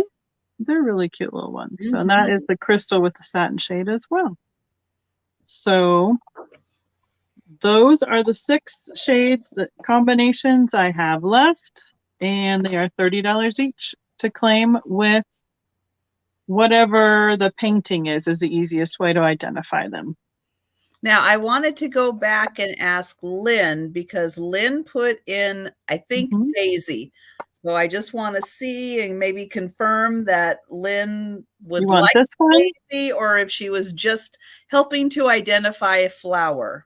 That's a good question. So you want the daisy versus the sunflower, I'm assuming then. Okay, so Lynn says the daisy, please. Thank you, Lynn. Okay. All right, thank you. And then I'm seeing a question about the amber fairy light. The shipping is not included on that. No, that is above and beyond the price of the item. So it just depends on where it would be shipped to versus how much it would be to get to someone. So thank you, Lynn. And then am I missing? I didn't see any other claims in the chat. So that's my item. Right. And Amy, yeah, that was $70 for the 3-piece amber. I thought it was 75, but 75? I'll double check. I wrote it down because my memory is that short. Well, my memory is even shorter. Yep, so 75. Okay. Was the start on the 3-piece hobnail amber. So don't listen to me. That's okay, but you spotted those the signatures from miles away. Miles away. Yeah. Oh, my goodness. All right. Well, I next have a blown glass pumpkin. This is going to start at $25. And what I love about this one is that it has got a really big loop-de little, I don't know what that is, whatever the stem coil is called. Yeah. That's my favorite part about all those blown pumpkins is just the artsiness of the stems they put on them. Yep. So here is the bottom, and let's see, what does that say? I cannot read. Something arts. Oh yeah, it's the W. Wheaton. Wheaton. Maybe Wheaton that Arts. would make sense.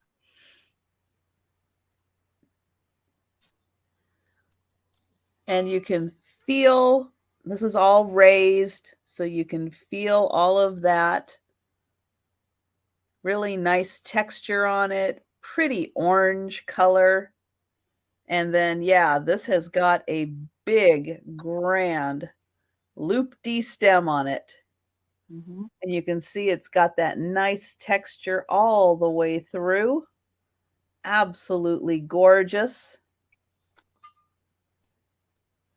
This measures, oops, wherever I put I moved my measuring tape. There we go. So this is 4.5 inches tall. And it is about 4.5 inches wide. So I will You know, I like to hold it up to my head so you get an idea of how big it is. So that's 4.5 inches, and that's 4.5 inches. That's a cute one. So it's really nice that you get the texturing in here. A lot of times they're just, you know, kind of smooth, but this one's got the little extra, and then it's got a lot of extra stem on it. All right, so I don't see anyone for it. And then it is marked at the bottom, and I think that says Wheaton Arts. Oh, Lucinda, did I write it wrong when I wrote it down? Did you go back and check? Is that what we're talking about? Sorry. I'll go back and double check. And oh, I see Cindy in. It's a great color combination. Hi, Kim. Hey, did you check if that glows? It does not glow. Darn. I did check it. Yeah, when people make fun of me, when I went in my closet and I shut the door and I turned on the black light to see what glowed. This one unfortunately did not.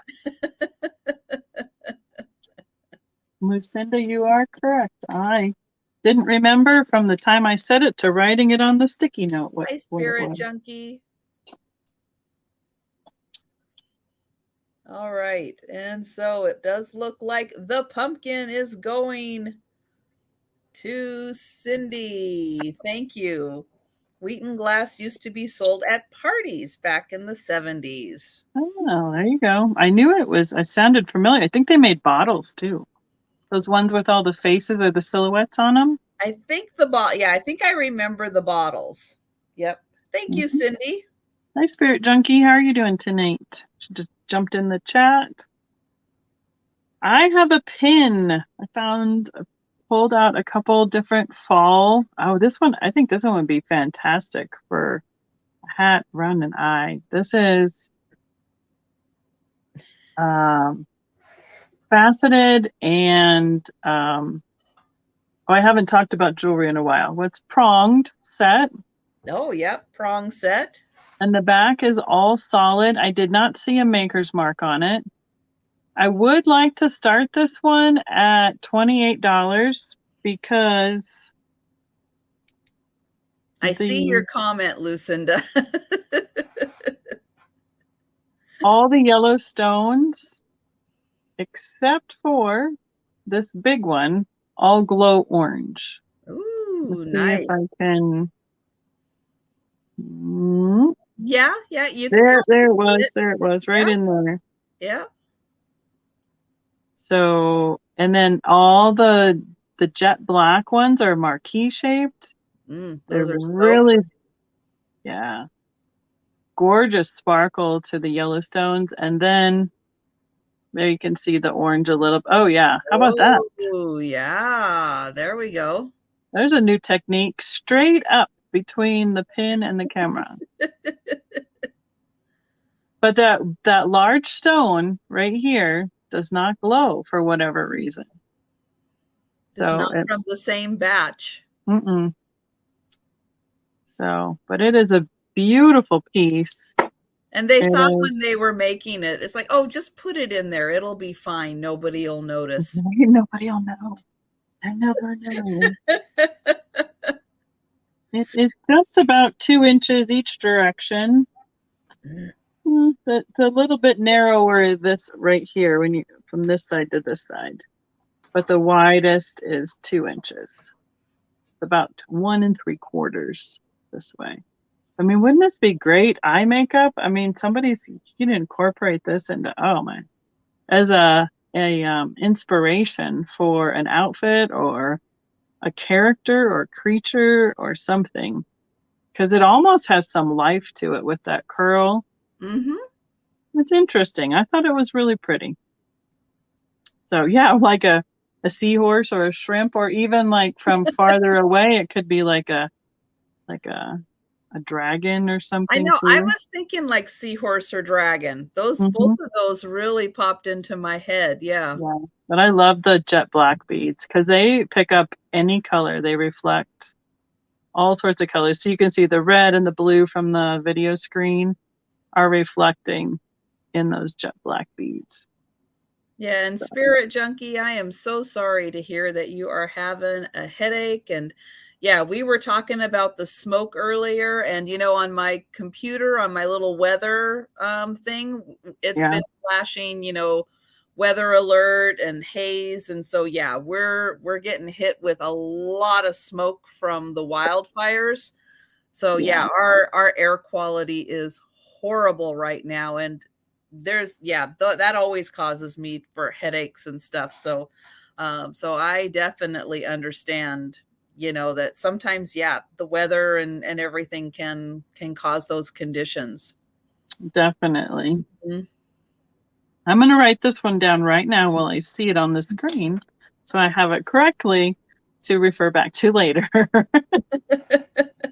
All right, so I'm not seeing any takers on that one. That is a beautiful I brooch. think we just got a little lag, and LaDonna's, I think, just Oh, popped up. okay, there we go. I know, and after the heat, yeah. We had 95-degree weather, and then we got this little cold front, and it's knocked down a lot of that smoke here, but it was barely 50 degrees today, so significantly cooler. Mm-hmm. Yeah, I Yeah, like that this would that one. would cause me to feel horrible having that kind of a weather change. That's Hmm. so hard on your body. Oh, yeah, and it messes with your allergies, it messes with your Mhm. system. Even on the black, this would really look nice. Yes. So, all right, we can count it down. Steph's on it already. What is on it?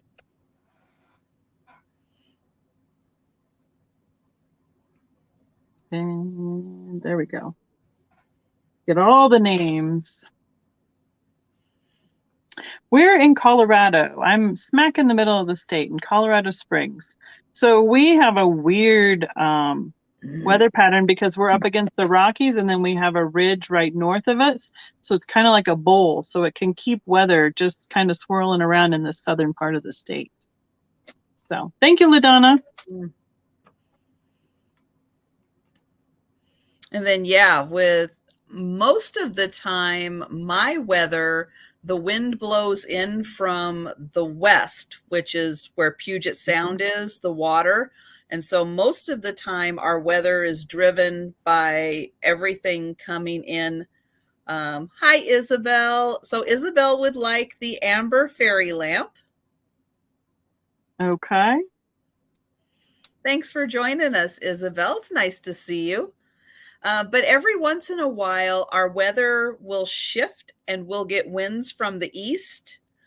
And so that's what's happening right now, is that the wildfires are just to the east of me. And so the wind is coming in from the east and it's blowing all of that in our direction. So we just kind of have to wait for that weather shift to happen again.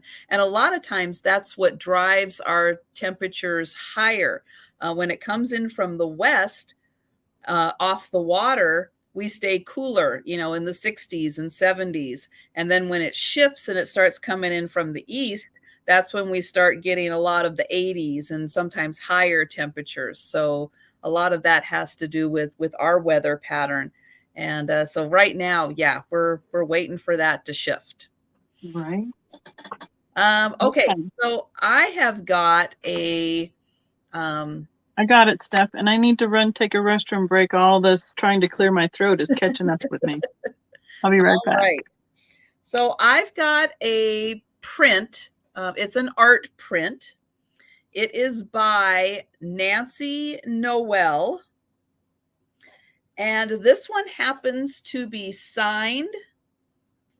And it has a certified little embossment on it. This one is called Country Boy. Here it is, 2002. It is a Nancy Noel. This is going to start at $45 for Country Boy. And this again is Nancy Noel. Now I'm going to get in here close and you will be able to, I think, see her name. Nancy Noel, and that is a certification embossment. Here is where she actually signed the print, and then this would be the signature that she did off the original that would be printed on all of the copies. That's the one that gets printed, but this is the one that she did on it. And so that's what gets the certification on it. I'll get you a measurement of the print, and then we'll take a closer look at the cute little boy with his pet raccoon. Please do not do this at home. I'll just put the advisory there. So this is 7 by about 6.5. 7 by 6.5. And so here is this adorable little boy with his little pet raccoon.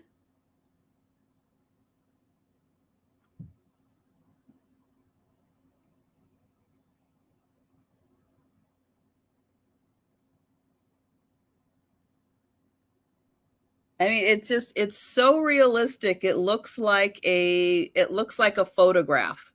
That's what I was thinking it looked like. Yeah.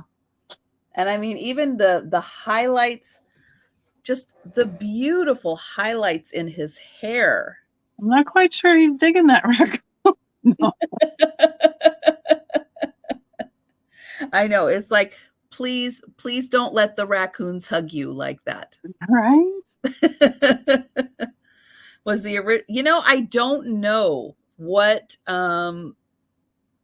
her medium was. It kind of just looks like acrylic, but I don't know. I don't know for sure. But there is the little raccoon and his very sharp claws. Yeah. I really, as much as my cats are important to me, I probably wouldn't let them give me a little hug like that either.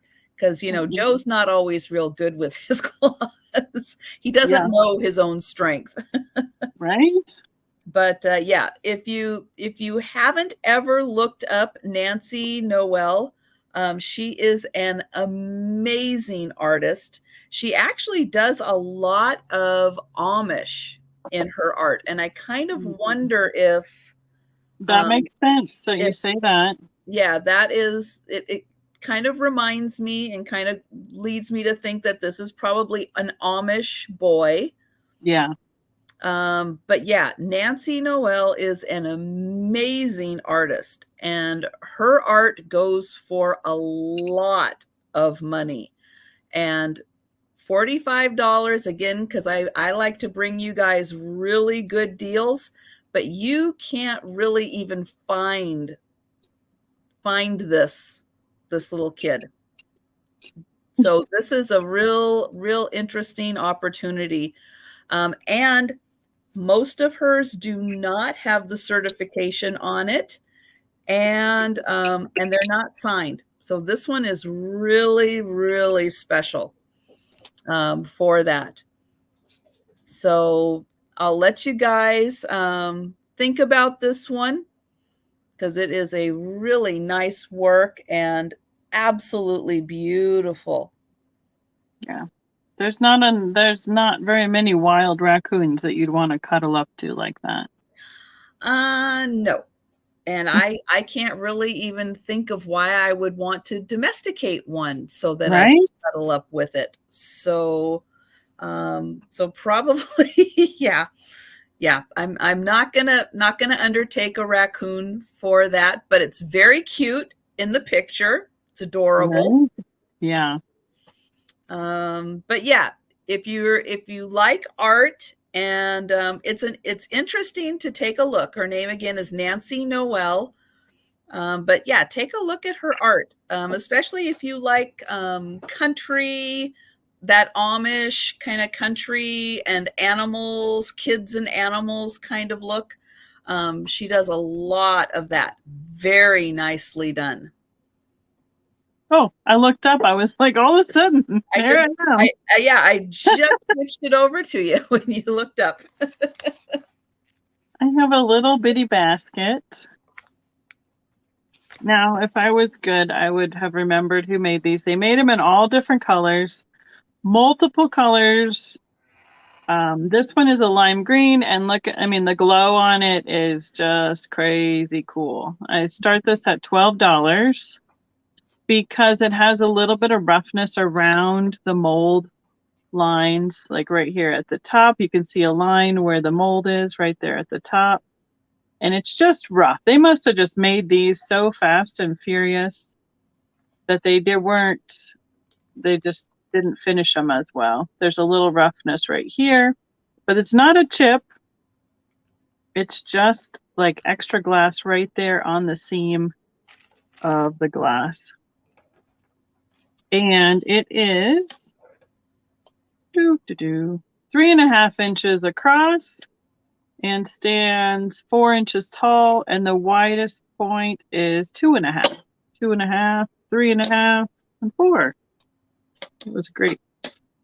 And it just lights up like crazy. Boy, does it. And I didn't turn off any lights. I know that a couple other colors in this glow, I think there's a blue and maybe an orangey one too. So these were made earlier. So I think they still had a lot of those fluorescing chemicals in the combinations, making the different colors. They weren't as worried about, all that stuff then. So they had a lot of it available. Eric just told me he can't find anything that glows this uranium green right now.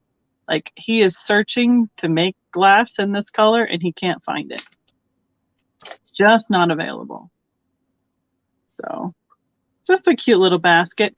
It is almost just about the size you could put like a little decorated Easter egg in. They'd be great for place settings at each plate. And they're just cute little ones, or a nice little collection. So I think, oh, LaDonna, I should know, and I can't tell you off the top of my head. And it would just be a random guess, honestly. I'm trying to remember what Barb told me, because Barb collects these too, so don't tell me. I can't remember, but there's a bunch. Yeah, I just can't remember who made it. But it's got like a panel to the sides of the basket. But I would think you'd be able to find it under a lens search or Google search pretty easily. And eventually, there should be enough of them out there. You gotta find the right listing that has the right maker on it, because there's a lot of colors that are really common. So eventually you'd be able to find the one that has a maker listed with it correctly. But it's an older company. So I'm sorry. I'm like, it's a good glowy piece. I'll bring it. No clue who made it. I know I've heard it before. But yeah, jelly beans would be super cute. It's not Mosser. No, it's way too old for Mosser.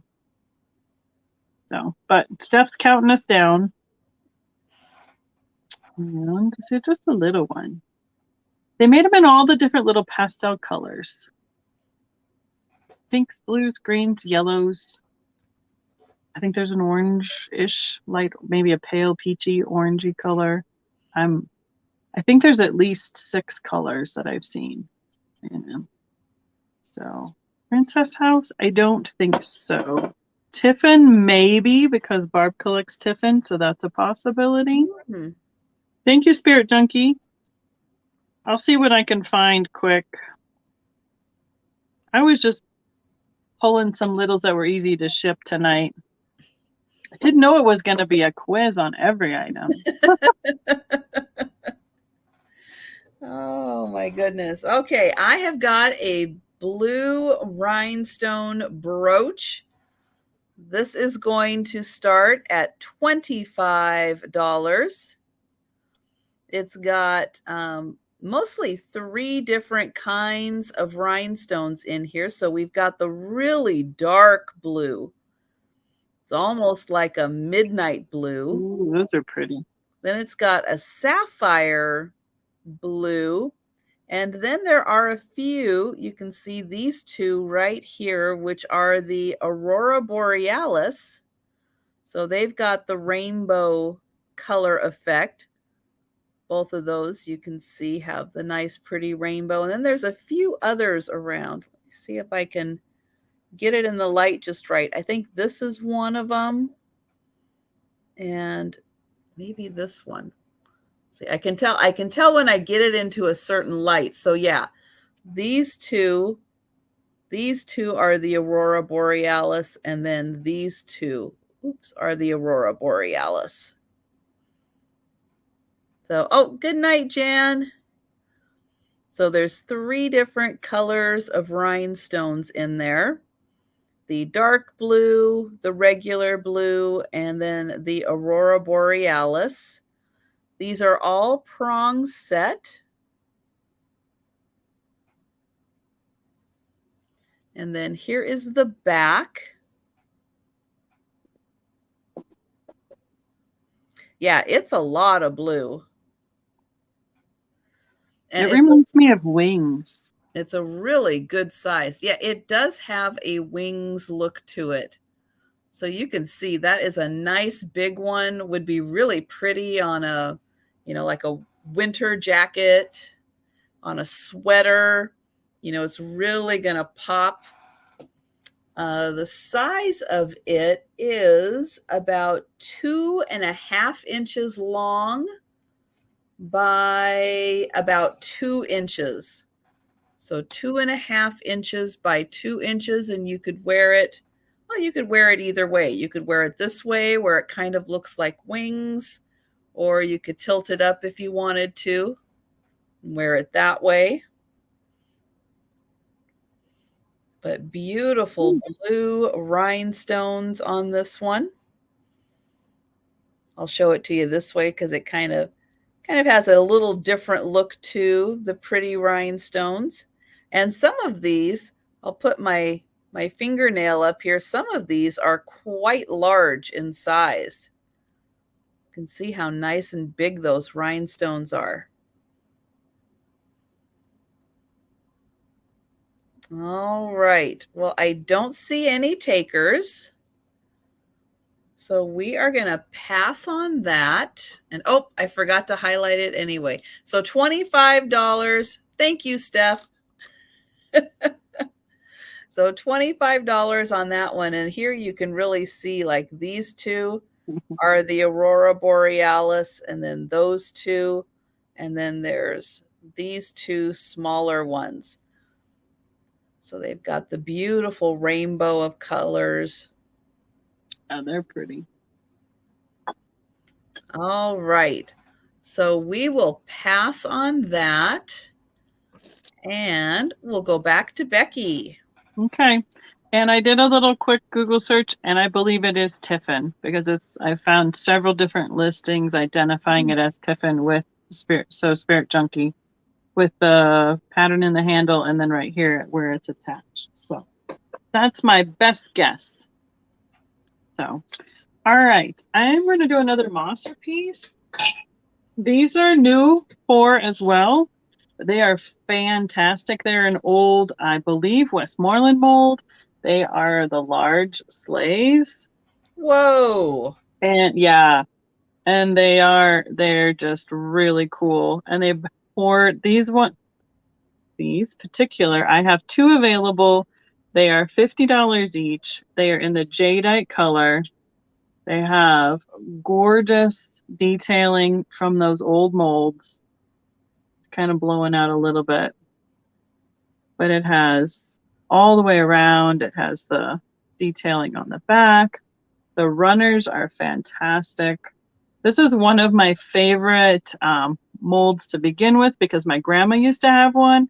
and therefore my mom has had one throughout growing up, and I have it in the emerald green color, but mine has a chunk out of the back of it because it's the older one, and I'm like, I'll take one even with a piece missing because I just can't find them.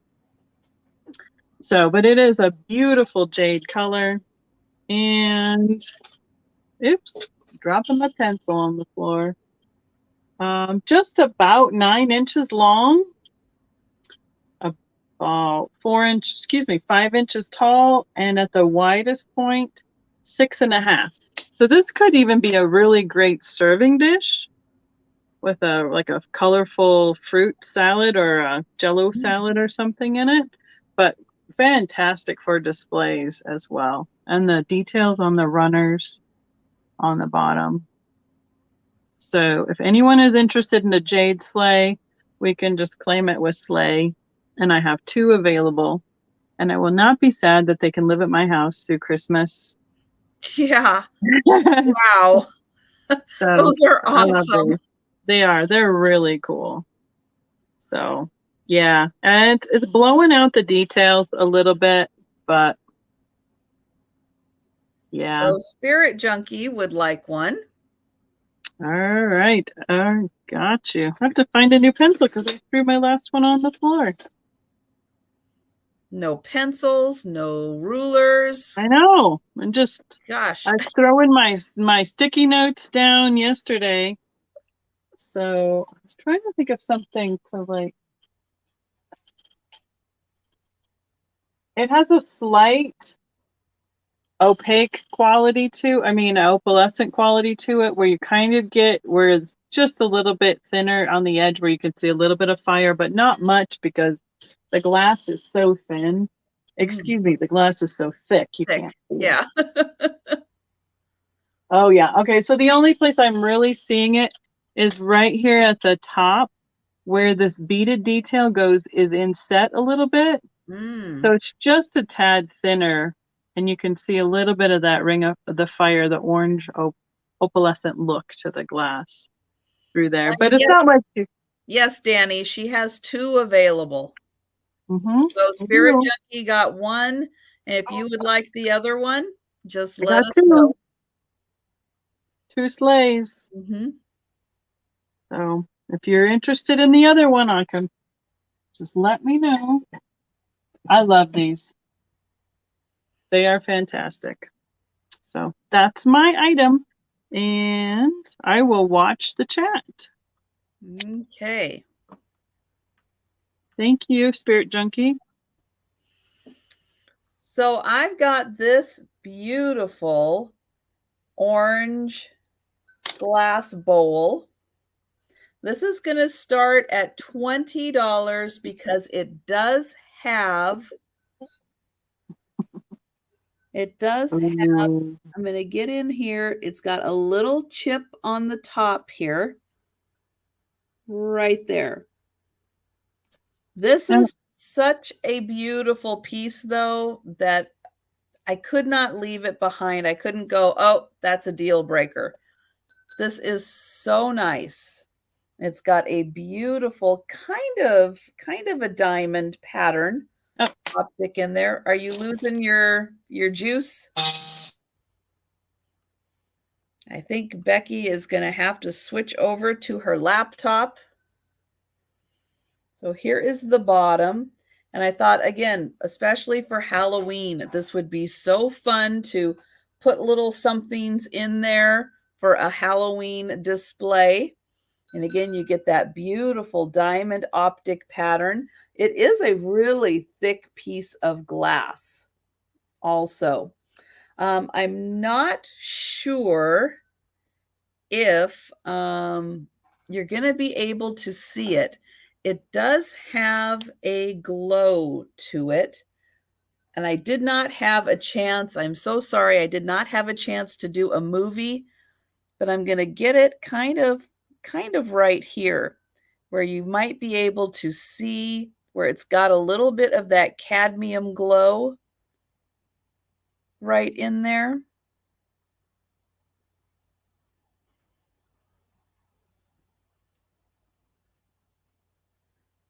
So Becky will be right back. And so Danny, let me know what your question is on that, because yes, Danny, she did have another one available for you. She has two of the sleighs available. So just let us know if you would like the other one, if that's what your question is. Sorry, I had my laptop waiting since I knew it was inevitable. And yeah, I do not know. I could not find anything quite like this. Could be Empoli. It's really pretty. But yeah, it is so pretty. And again, it's got that little bit of a cadmium glow to it. But yeah, that just wasn't enough of a chip for me to go, nope, not going to try to save it, because this is such a cool piece. And it's such a beautiful orange. I hear that there are some local glass places that can grind down. Since it's already got a ground rim on it, they might be able to grind it just a little bit to get that chip out. But I have no idea what that costs. So. All right. Well, let's go ahead and count this down for Cindy. And thank you so much, Cindy. I'm so glad you liked this also. I just thought it would be so beautiful for Halloween. It looks like it would go well with your pumpkin too. So yeah, Danny, I'm sorry. I'm just not quite following what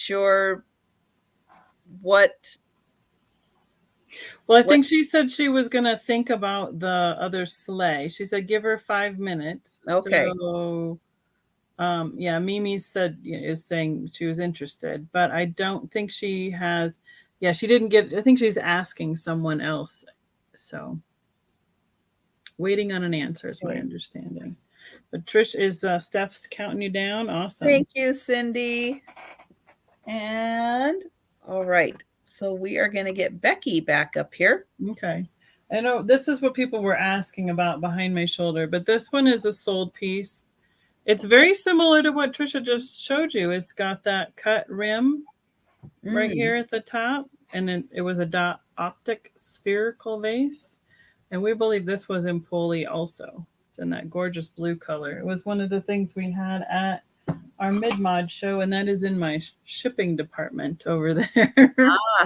So your fancy setup for your shipping department. Yes. So okay, what was next? So as long as we're on sleigh, I have the mini sleighs from Mosser. So I figured I will show you the choices I have with those quick. They are just the tiny sleighs. See if we can get it without the reflection. So this is the crystal with a carnival finish. And they would come paired with a little reindeer. So I have a couple different colorways. I have the sleighs that are crystal with a carnival, or I have them in the frosted and painted. And I have the reindeers. This might be complicated. Let's see if we can handle it. Reindeers in the crystal and in the carnival finish. So a set would be $35 for a reindeer and a sleigh. And then, well, you asked what it was. I thought I'd at least show you guys what it was. And then you could pick. Whoever claimed first could pick which colorway they wanted to combine them together. So I have 2 of each. If anyone is interested in the mini ones, and I know I missed the price on that. Sorry. $35 for the sleigh and a reindeer. Oh, okay. So they are 3 inches long, 2 inches wide, and just under 2 inches tall. And the reindeer are about 3.5 inches tall. Hold him the right direction. So he's pulling the sleigh versus standing behind the sleigh. And I apologize. I don't think my laptop has as good of a camera, but at least we are here. So, and it's in a different place than I'm used to on my phone. I think these little reindeer are super cute. They have a little, if I hold it still long enough, you might be able to see the face. Good night. There he is. See? Yep. Okay, Danny, I got you. Thank you so much. So that is my offering this time around. So I have 2 of the painted frosted, 2 of the carnival finish in crystal, and then their deers are carnival or just plain crystal.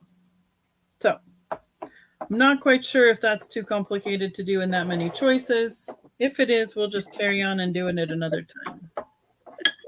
If you're interested, let us know, and then we'll figure out the combination. We'll pair up all the things.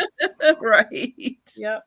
Next time, then I'll just offer them as I'll pick the combination and I'll offer them that way. Ooh, there you go. Mm-hmm. Okay, so my next item is going to be for $20.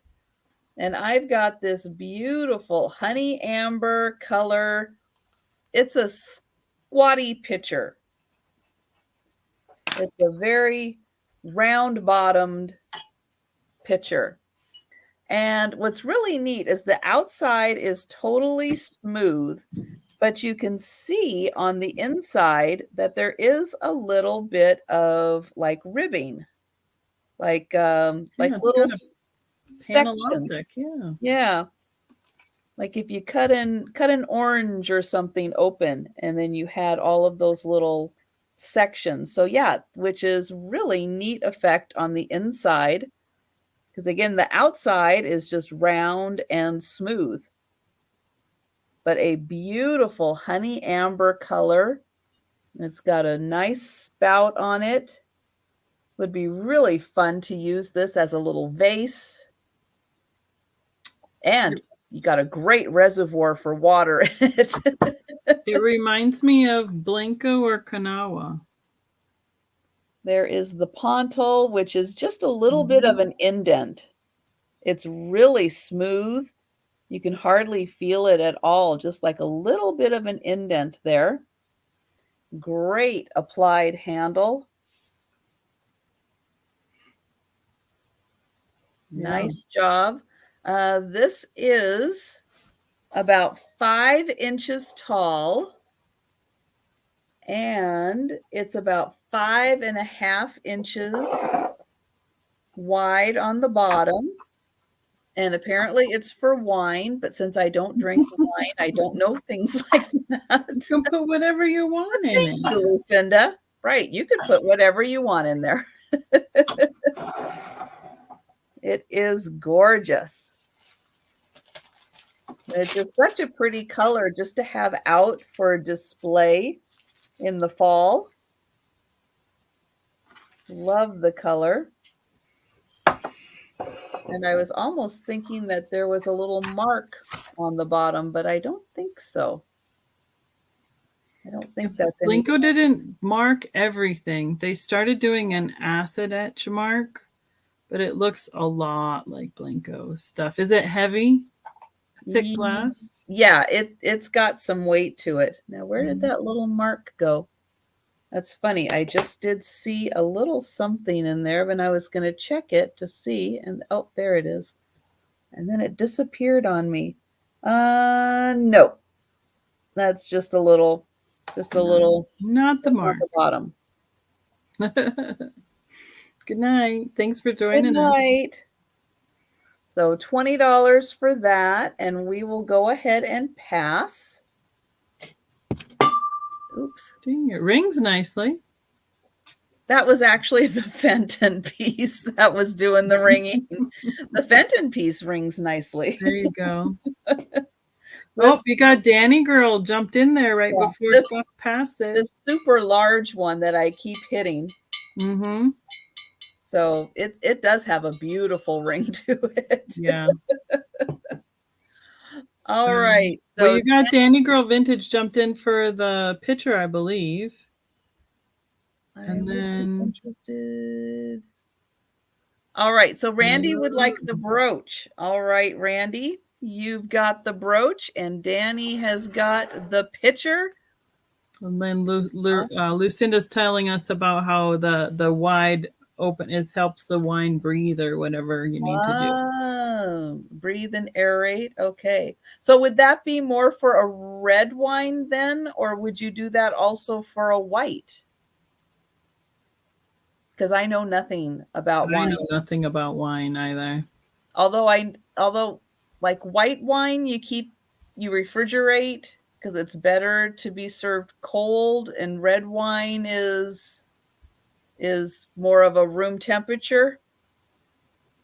I don't know. All I know is there's a little place in Alabama we go to. They make wine slushies, and apparently they're fantastic. Oh, wow. Yeah. Okay, so Lucinda is saying red wine, and Geneva is saying correct, that white wine is cold, red wine is room temperature, and so you would let your room temperature in there. And Danny, yes, I think I do have some other stuff for you to combine this with. So, yep. Nice. Jeanette says no wine I ever drank had instructions. Not even the box wines. That's what we keep at the lodge because they're easy to dispense from. Yeah. Those should have instructions on them somewhere. So. All right. Well, we will count this down for Danny. I think Steph has it sold up there a little bit higher. She has it sold? Okay. Yep. All right. Thank you, Steph. I know Steph is so on it. She is awesome. Sold. All right. And I believe Jeanette had a question up there too, asking if we're going to Springfield. I don't know who she was directing that one at, but I'm going to Kansas City next week. I don't think you're going anywhere, are you, Trisha? No. I'm going nowhere. It'd be a little far trip for you to go.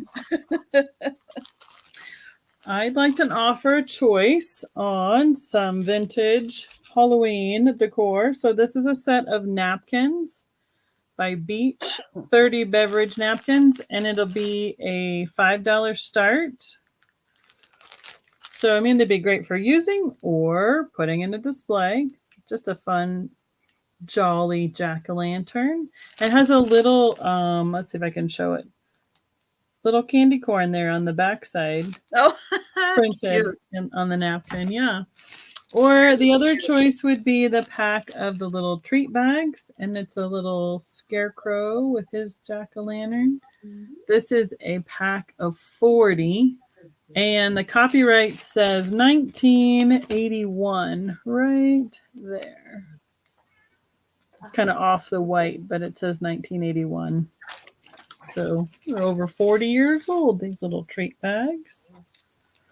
So I think these would be fun for if somebody likes to craft too, to make with the little all the words tonight. Assemblage. It'd be cute in those flower frogs with some other Halloween kind of displayed. So those are my two choices.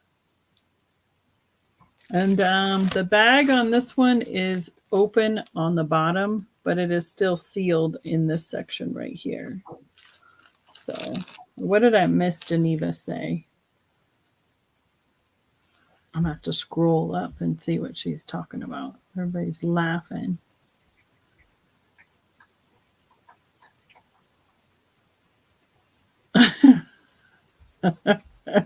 There you go. Just like a giant camelback. What, did you Geneva. Oh, yeah. Decoupage. That'd be great, too. Good idea. Hold up here. Okay, but move. Sorry, I had to go get some cat food. And for some reason, I can't get Faye out from right underneath my feet. No worries. Snuck a box of wine bottle bag into a concert. Oh, man. That's right. You got to stay hydrated. Right. And you've got Isabel in. Okay. Sounds good. This pack does have a barcode, so it's not as old as these treat bags. But they are made in the USA from Kalamazoo, Michigan. So it must have been the early 80s-ish as well. So we can count it down. Thank you, Steph. And then Isabel can be thinking whether she wants napkins or bags or both. She's welcome to take both choices. Last call.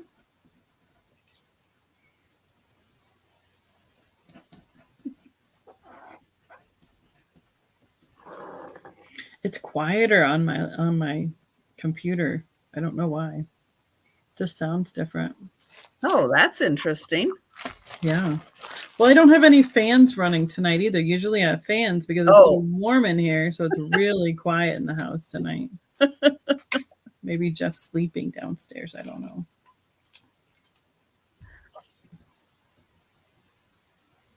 And Isabel would like both.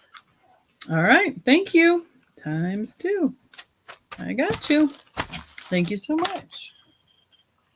All right. Well, I could not resist bringing, more Fenton. Imagine that. Well, and it just so happens I have some beautiful amber pieces with Fenton. So, it's that time of year. You got to bring you got to take the opportunity and show it. That's for sure. That's right. Okay, so I've got a beautiful lidded candy dish. This is going to start at $30. Ooh. And it is like a frosted cabbage. So here is the lid. Here is the base. You can see it's got these beautiful cabbage leaves. Now, I did not know who made this, but I actually did find one listed that did have a Fenton sticker on it. Huh. Well, because I was curious as to who made it because I wasn't sure who made it. So that's what I'm going with. Am I correct? I don't know. Well, I would say, I don't know. I haven't seen this piece before. You're stumping me here. I've seen them with the butterflies on the lid, but that's not what's on your lid, is it? No, no, it's cabbage leaves. It's just all cabbage. Interesting. But yeah, I kind of looked through and I can't remember if I found the one with the sticker listed currently or if I was in the solds where I found it. But yeah, it had right here on the top. It did have, it was an older Fenton sticker. It's not the new one. That's the oval with the F. It's that funny shaped one that said Fenton. And so it was right there. But yeah, because I was like, oh, it's really thick glass. It sure seems like it could be Fenton. But yeah, the whole thing here is cabbage leaves. And you can see it's got the beautiful leaf design all the way up here. And here's the rim that the lid sits on. Now the outside is frosted, but the inside is nice and clear, shiny. Yeah. It is so pretty. And the stem, I'm going to see if I can get in here, if it'll focus on it. The stem actually looks like the stem of a cabbage that's growing up out of the ground. And then down here, we've got some veining. So again, really hard to see with the frosted glass. Maybe this way. You can see it's got a little bit of veining on that side. The lid also. Oh, go ahead. No, I was just gonna say, Danny Girl says that Viking they make a cabbage leaf design also, but it's not like this entire head of cabbage. No. Yeah. And this part on the Viking is different. It like goes up right around, and then it's right, glossy above that. Yeah. Yeah. And so in here, you can see they made it, the leaf pattern is the frosted part, but this part that sits in there is the nice smooth, and it is the clear. And then it does come up here, and then right in the center, you can actually like peek through because it's clear glass. That is neat. So I'm seeing two identified on Google as Fenton. The only two I'm seeing are identified as Fenton. So yeah, it's a really interesting, not common. How about that? I'm not going to say rare. Yeah, but it's a not common. Something I haven't seen before. Every time I see something somewhere, you're like, oh, well, look at that. Now you're going to go to Kansas City, and this is all you're going to see. Right. Everybody's going to have one. Trisha jinxed me with the cabbage bowl. So yeah, so $30 on this one for a little harder to find, more unique. Now I see one in blue, and they're identifying it as Viking. So here's a thing, though. It was those weird things as if one company poured for another. Yes. It's hard to know which way they're identifying it. Sometimes because usually it's whoever owned the mold at the time is who they call it. Right. And again, the only reason I said Fenton was because one of those listings, and I think it was the Amber, there is a picture of the Fenton sticker on it. And so that's the only reason why I went, okay, it's got to be Fenton because somebody has has documented a Fenton sticker.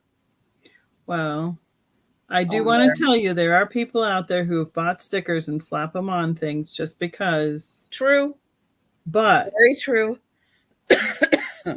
Very, very true. Usually most people are truthful about it. So and it just doesn't seem like this is the kind of piece you would go, oh, it's going to be worth $500 if I put a Fenton sticker on it. Well, no, they just, yeah, I know. But if it is Fenton, great. If it's made by somebody else, it's made by somebody else. It's very well made. It is thick glass. It does have some weight to it. And you can see that the pattern in here is very deep. So you can see even like right here where this little leaf is. It's got great detail.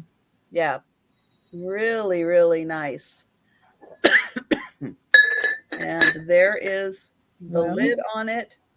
And it's really pretty how you can see inside because of the way that the leaf pattern is. You can actually kind of take a peek and see what's inside there.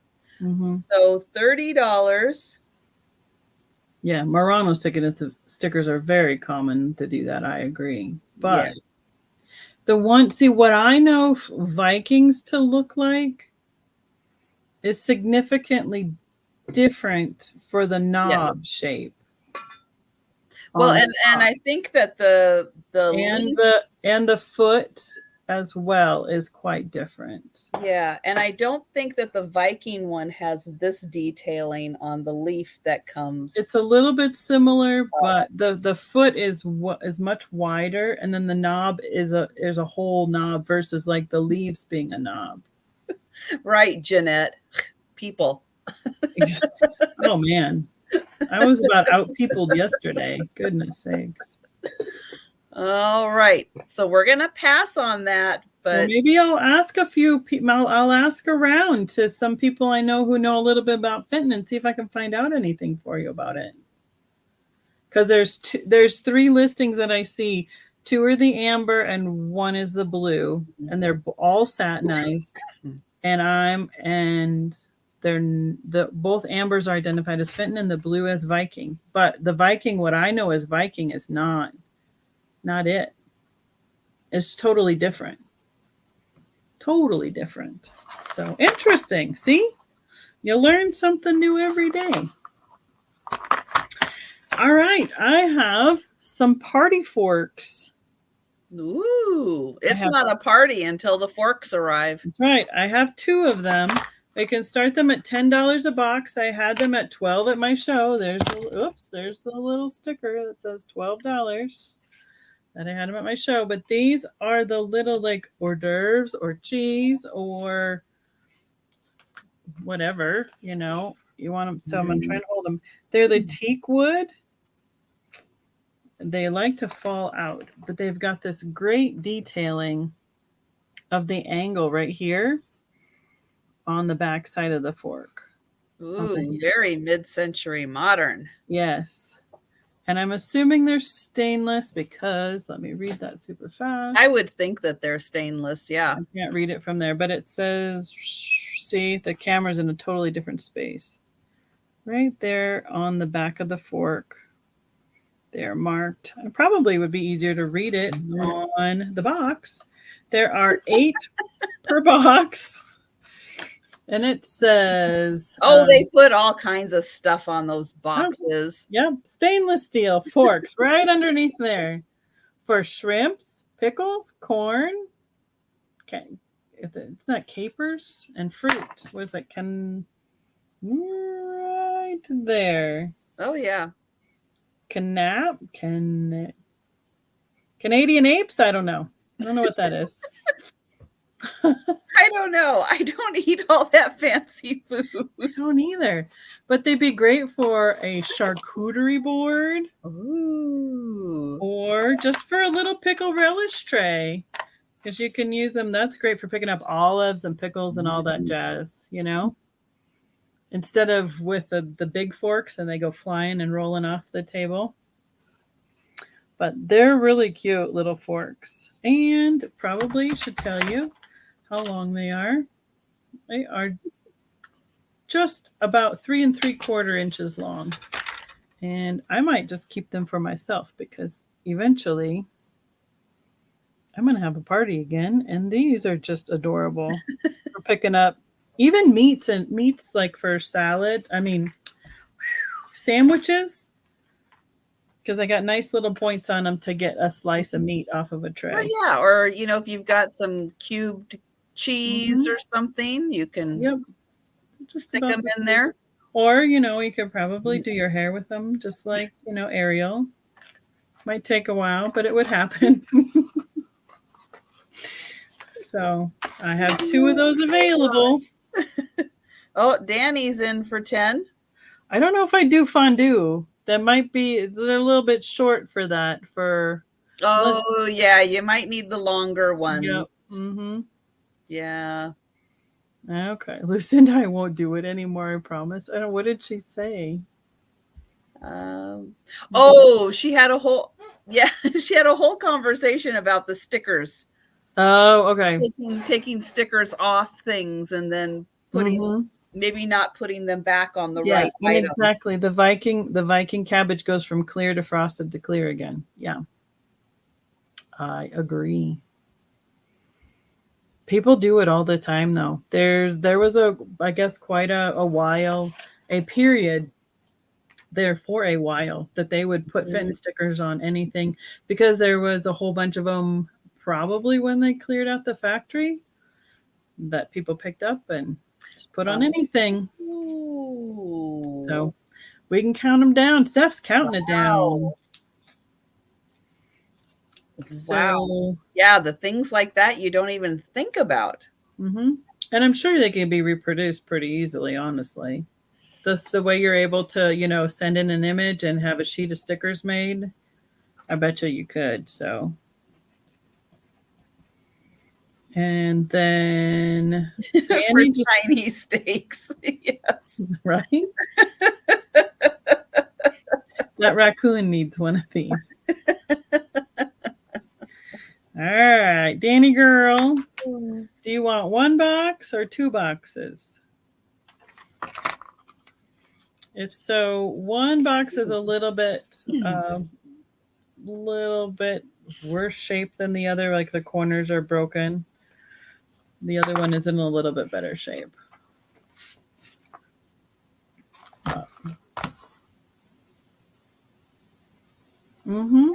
Oh, 2 stickers. Sometimes they do, because they'll have the one that says hand painted by or hand painted Fenton or painted by, and then they'll have the time period logo sticker as well. So all right. Okay, So I'll pick you a good box. I'll pick you the little bit nicer box then, Danny. Thank you so much. Okay, well, I have another Fenton piece, but I'm sure Becky has seen this one before. Oh, okay. So this is going to start at $20, and it is a beautiful amber glass hobnail. Oh, yeah. I'm going to call it a pitcher. It's a pitcher of some kind. It's a syrup pitcher is the name they call that size. Ah, okay. And you can see a little bit, but it does have these 4 that are slightly bigger than the others. And this one is 5.5 inches tall. It's got the beautiful hobnails on them that get bigger and bigger and bigger and then get smaller again. Yep, definitely weapon grade glass there. Yeah.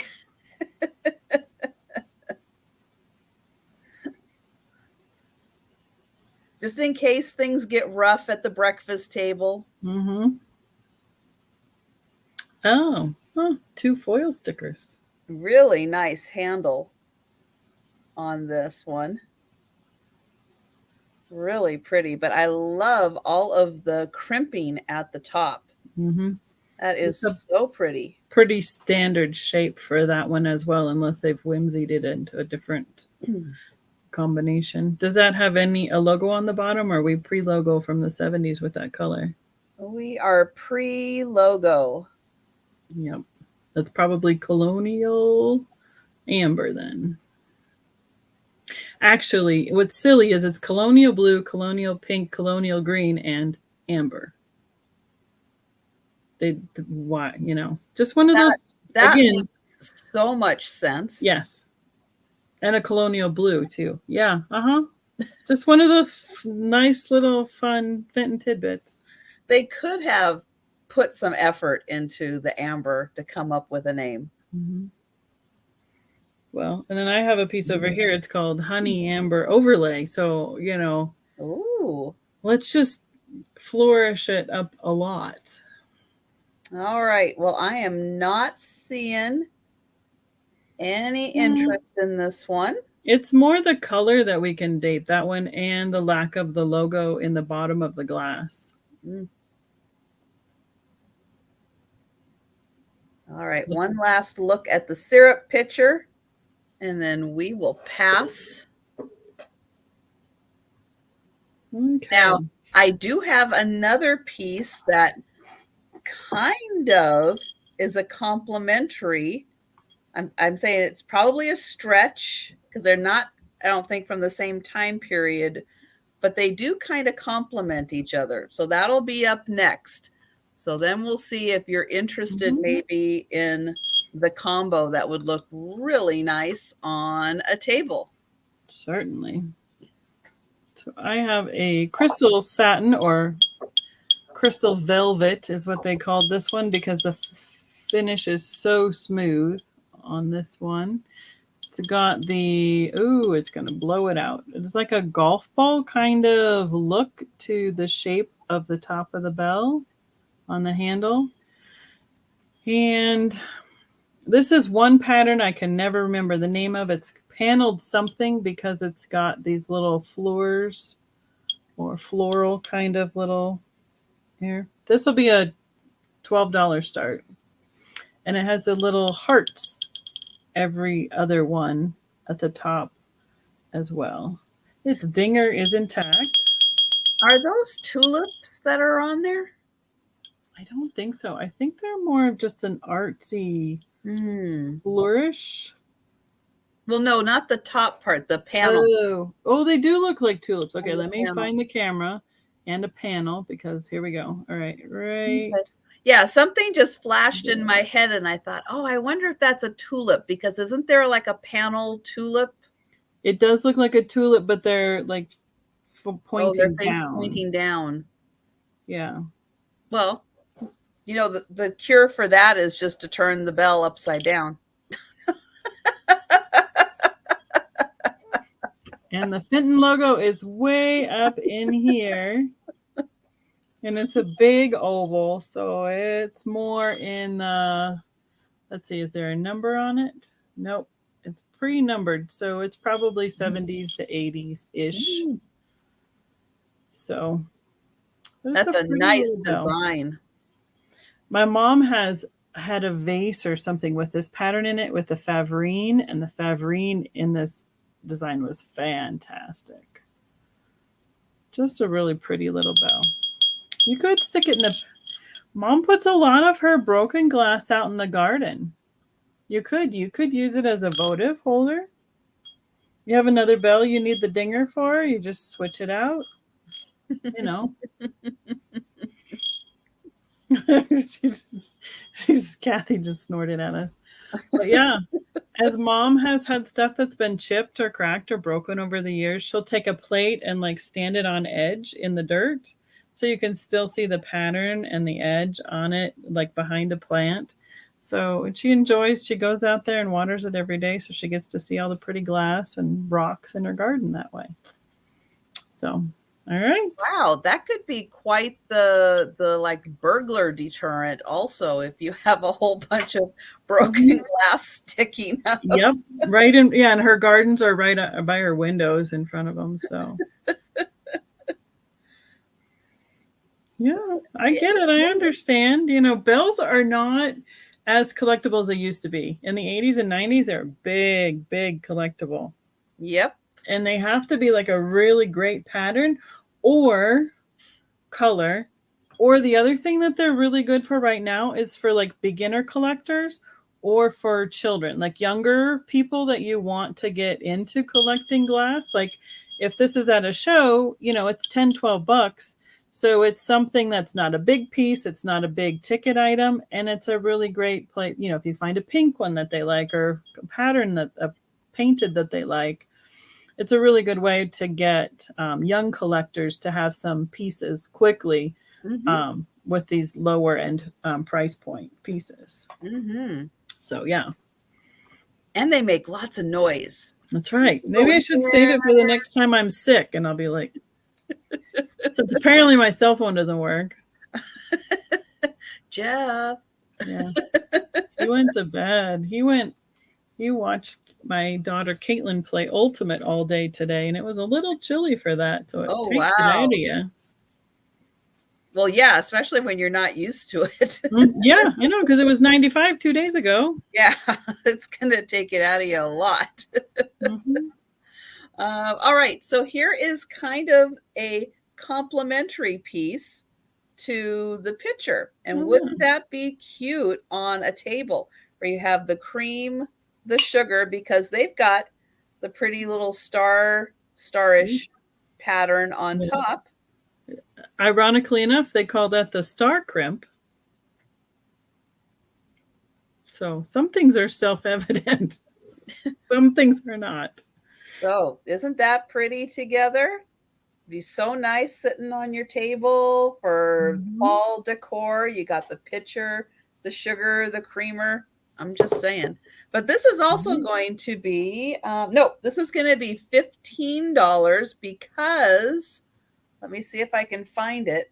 One of these has just, it's going to be really hard to see. Yep, there it is. I see it. Yep, just a little bit of a chip right there. It's not very noticeable, but I'm going to put my finger, it's right there. Mm-hmm. I'm going to turn it over so you can kind of see that chip. So we'll go all the way over so you can see it on this way too. So not huge, but it's there. So I want to point it out. Make sure you're aware, but $15 for the beautiful cream and sugar. And of course, you know, you don't have to use these for just cream and sugar. Right. They would be really fun with little air plants in them. Little Halloween bottle brush trees would look really cute in them also. So great little bases for just anything. Or you can use it for cream and sugar. But this one with the cream, oops, here it is. So you've got the star, and then they just kind of rounded one of them so that you can use that as the spout to pour it out. Yep. Oh, that's interesting. So there we go. The beautiful hobnail Fenton, not marked on the bottom.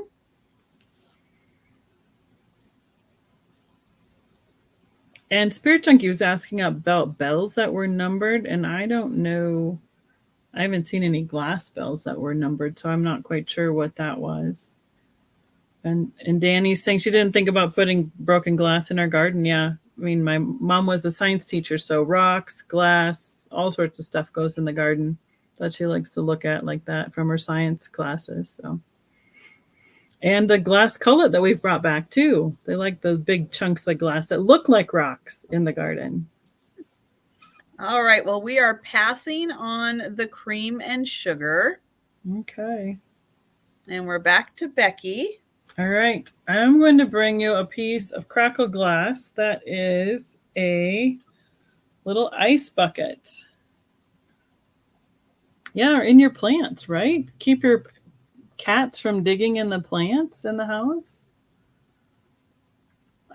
This has the sticker on it is Quest. I believe that is the brand. And then it has these other words. And I believe it is a German company. I'm not quite sure what that means, but I see some other things that are made by this company. And there is a second sticker, speaking of which. It's a different color, and it says the Quest also. And then looks like made, I don't know, something glass again down there. I believe it's German. And crystal. Mm-hmm. But it's a really nice crackle finish to the glass. And it comes with the tongs in the same finish. They're nice and shiny. And in the bottom, it has this cute little piece so that as the ice melts, it won't, you know, I'm sure it's not that deep, but it keeps the separated from the bottom. It probably helps the glass from breaking if it's touched by ice too for too long. So I would be willing to start this one at $25. Hi, Patty. All sorts of different kinds of other table pieces like cream or sugar and stuff like that in the glass that would go with it that I was seeing online. 5.5 inches tall by about 4.5 inches wide, and then there's the handle. So what I don't know is if this is a newer company reproducing the crackle glass look or what time period it was made.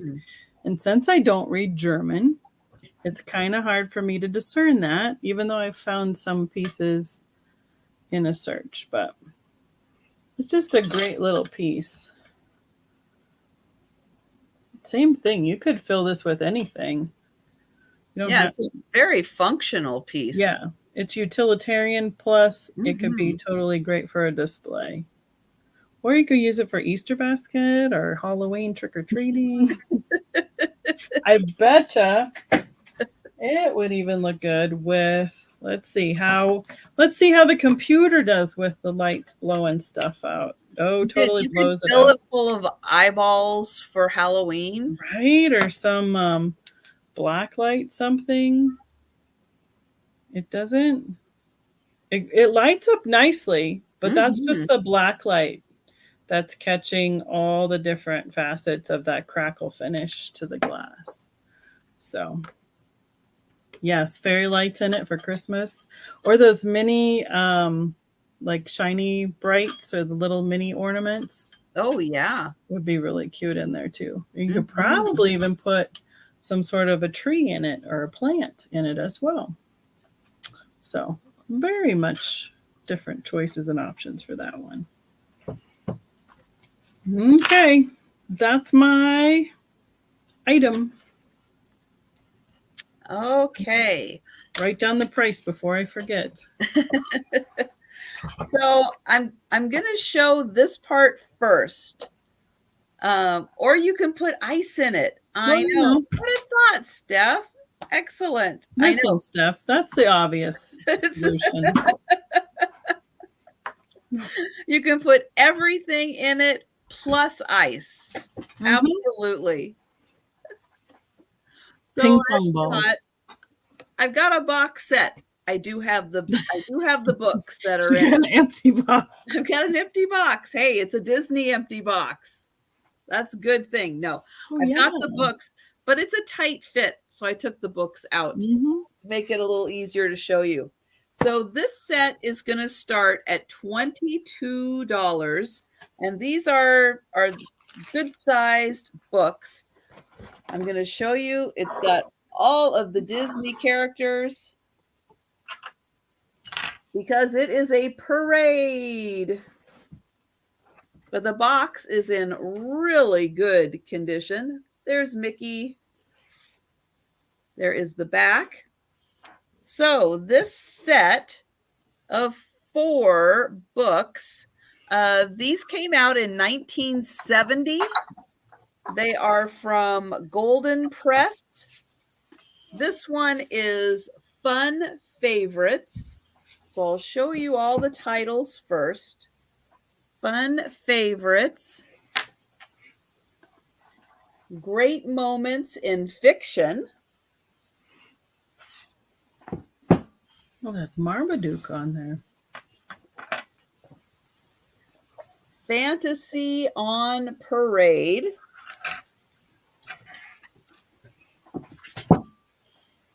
And Adventures in Fact.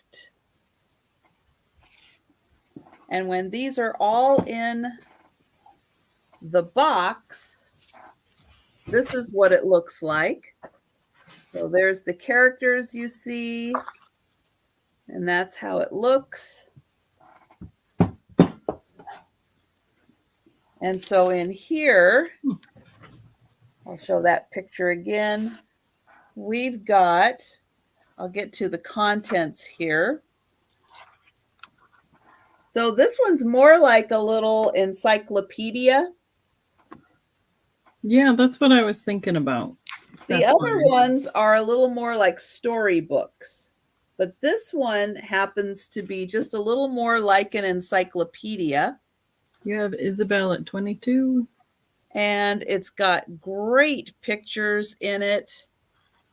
I'll just show some of them here. So beautiful pictures in here.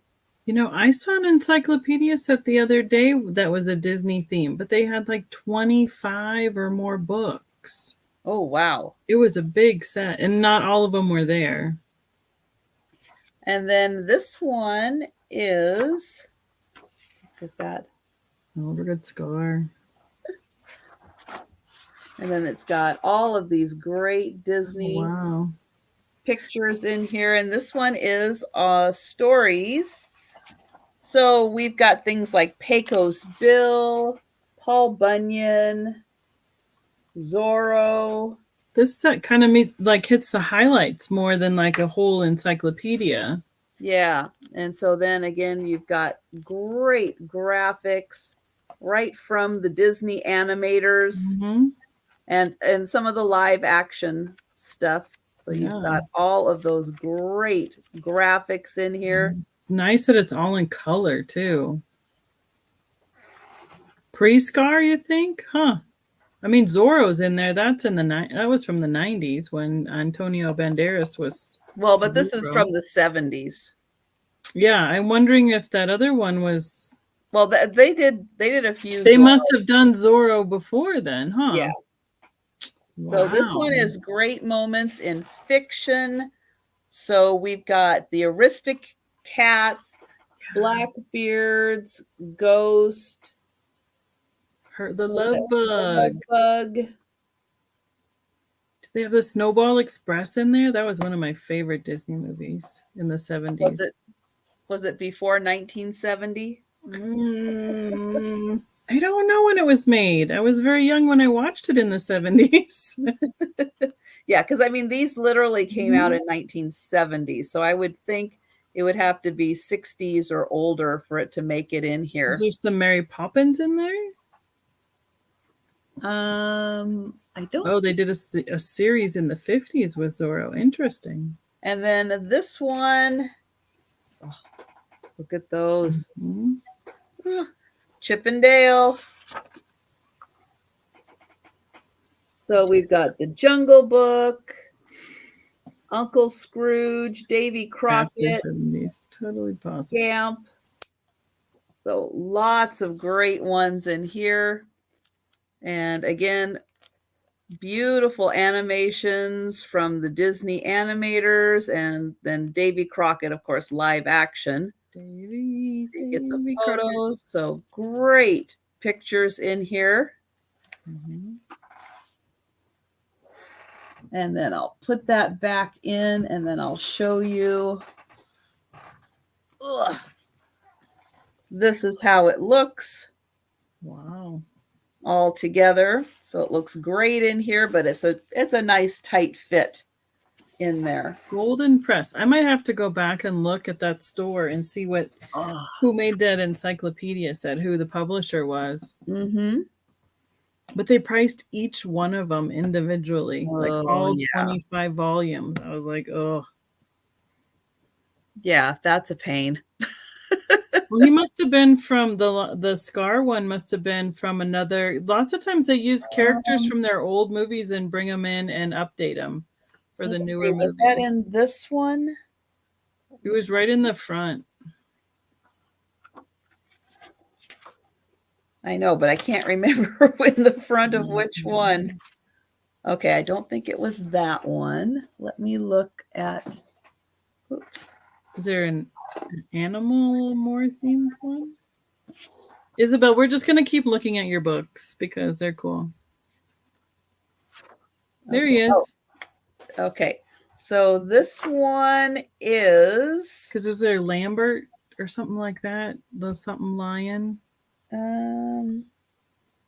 Yes. Ooh. Lambert the sheepish lion. Yep. I bet you that's a character from that then. Yeah. If there's more lions involved with that. That's a possibility anyway. Oh, no, that's the little one who's sleeping. Baloo? Yeah, that's the little one there. Yeah. Baloo is from the Jungle Book. Okay, let's see. I'm going to thumb through here real quick.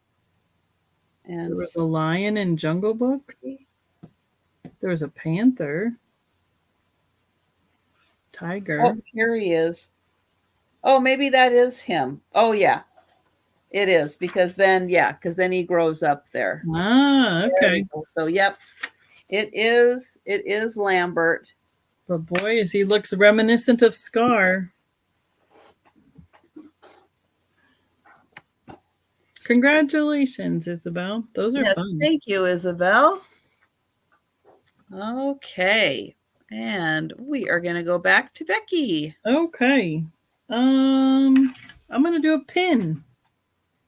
And I'm going to just double check it. Put on my fancy read the back here. But it was marked that it is marked. Oops, I'm holding it too high. I'm sorry. That it's marked sterling.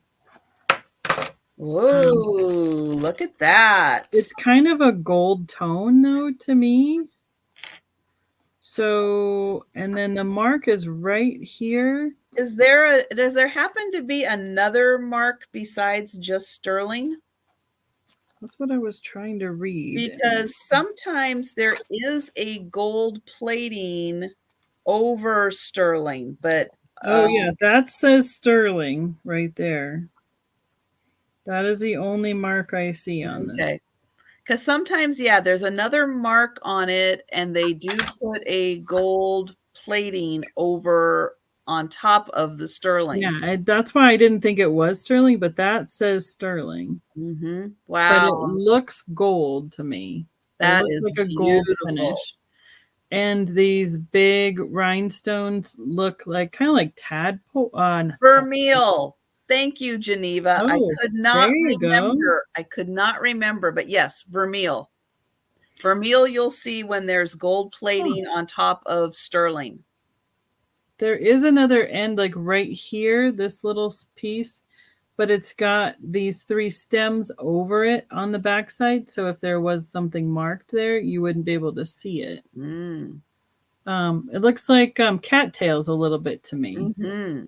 Great shape to it. Yeah. And I'd like to start this one at I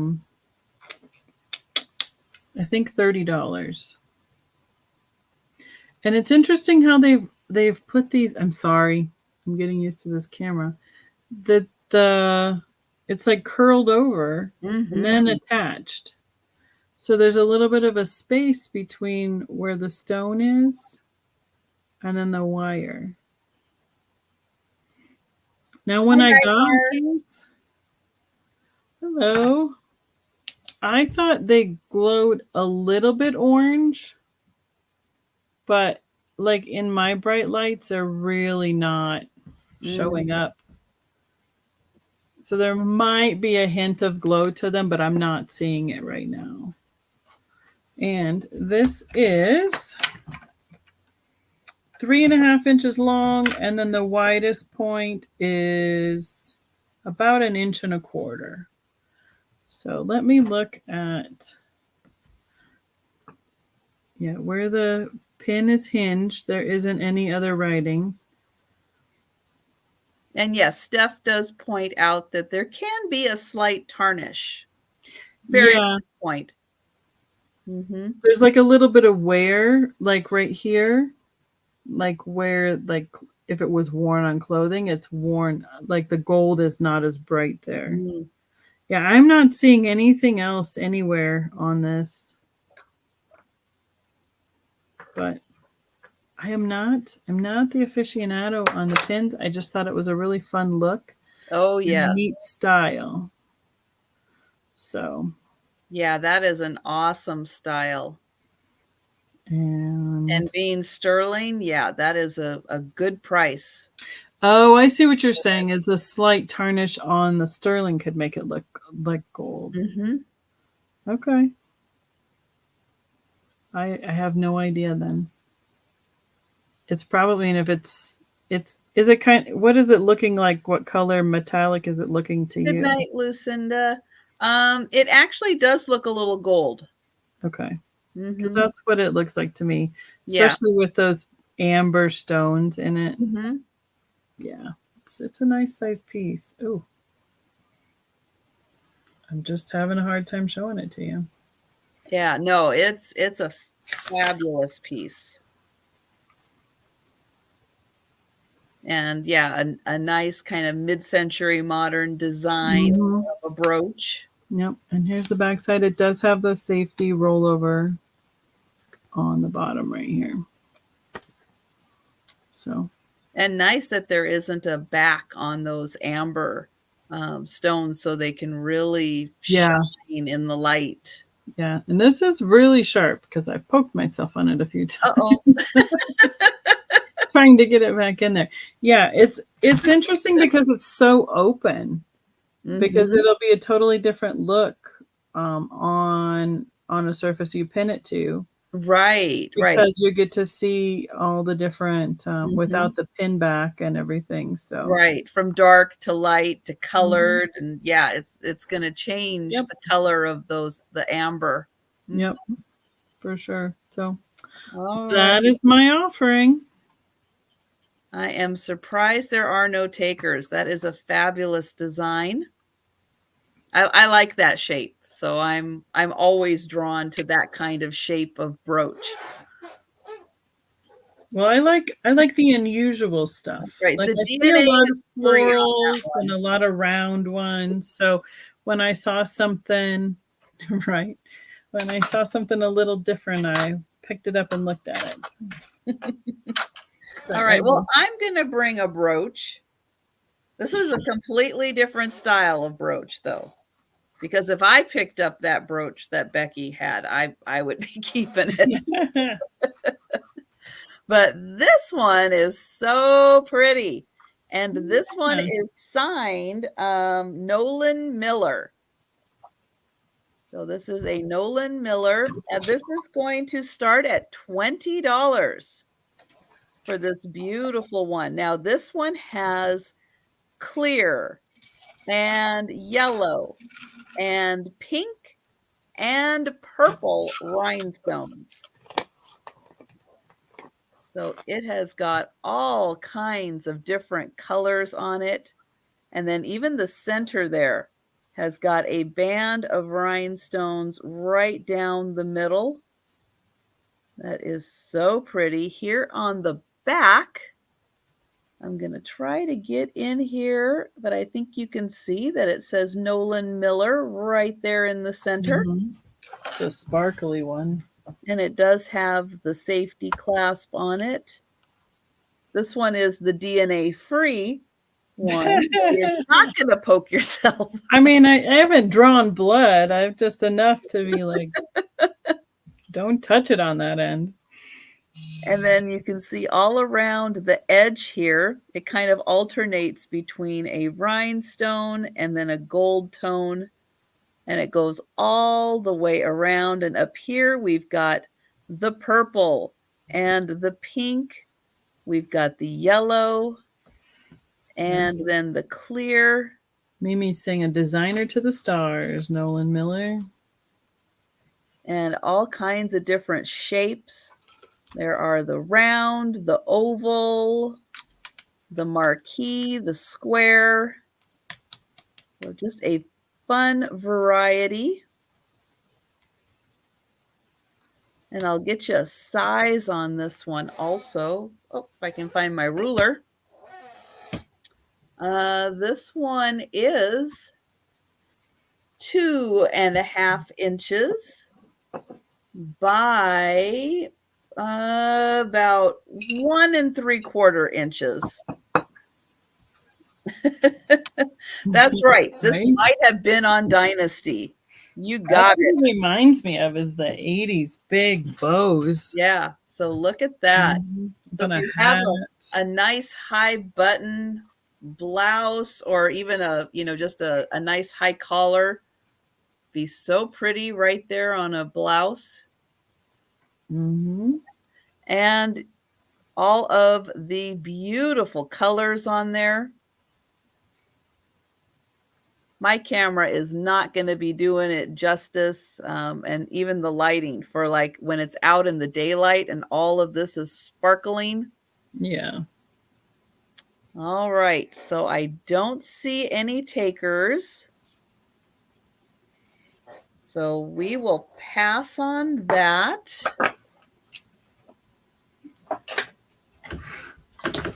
Okay. I'll put my cheaters away because that's what I needed it for. I have something a little bit different, but we're going to Christmas. So I'm going to hold it back here so you can see how big this is. This is a flat package, new old stock, Hallmark design Christmas centerpiece. So, and it was designed so that you could mail it. So it says to and from. And it said that it would only cost you 18 cents if it was sealed and 6 cents if it was unsealed to mail this right here. Okay. I know, right? So it is 20 inches by 10 is the envelope. And so it says, this saucy little Santa and his golden reindeer make a colorful holiday decor, a festive touch for table, mantle, or schoolroom. The rocker will hold ornaments, evergreens, or candy. The finished piece, when it's folded together, is 16 inches tall and 19 inches long and easy to assemble for $1 from Hallmark. What a deal. So I would like to start these at $15 because they are new old stock. They have not been opened. They have, well, let me rephrase that. They have not been put together. They have been opened. So I did slide one out so you can see how bright and vivid the colors still are for the Santa. It's almost like a neon red color. And they've not been punched out. There's gold on for the reindeer. And I have 3 of these. Nice. I'm not even going to take the whole thing out because they are really, really cool. I was looking to see if there was a Hallmark copyright date, but I don't see it. I bet you it's on the piece itself inside. But look at the graphics with the candy jar. You can kind of tell. Yeah, like it probably would be printed somewhere on the piece. Sorry. Yeah, because it's like cut out like a paper dolls kind of thing. Mm-hmm. So I think it's kind of a mid-mod sleek line look to it. It's kind of the predecessor to some of the, or I mean, I guess the honeycomb stuff kind of was in all the eras. So yeah, but it's more simple than that. Like they meant it to be an easy display because like right here where the runners are for the reindeer is where they're saying you can put ornaments or greenery and stuff so you can make it like a centerpiece. And then he would be like a 3D put together Santa Claus on the reindeer. So I found these in Minnesota. And here's, yep, to prove it, I have 2 more here. They're all been, yeah, that one's been open. They've all been opened. But probably more likely the glue is what gave way on the envelope. Yeah, it's very possible. Else. So, and yeah, here I'll slide one out really easily, really carefully because it's just that cool. So here's the Santa. Wow, he's a lot bigger than I thought he was going to be. Yeah, because it says 16 by 19 when you put it together.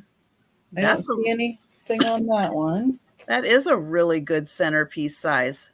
Yeah, and here's the runners for the rocker. And it is gold. It's a gold metallic. And I do not see anything on that one. I'm looking for copyrights. That's what I'm looking for. Here's his face and his antlers. Oh, look at his whole body. Wow. Whoa. These are really cool. Yeah. And then there's a little piece of gold cording that was in here for wherever the accessory needs to go. It says, insert Santa's coat in this slot. But I don't see any other copyright on this either. Well, the cording is for him holding like the reins of the reindeer. Good like one. A horse, like for the rocking horse part. Yeah. So nice instructions. Yeah.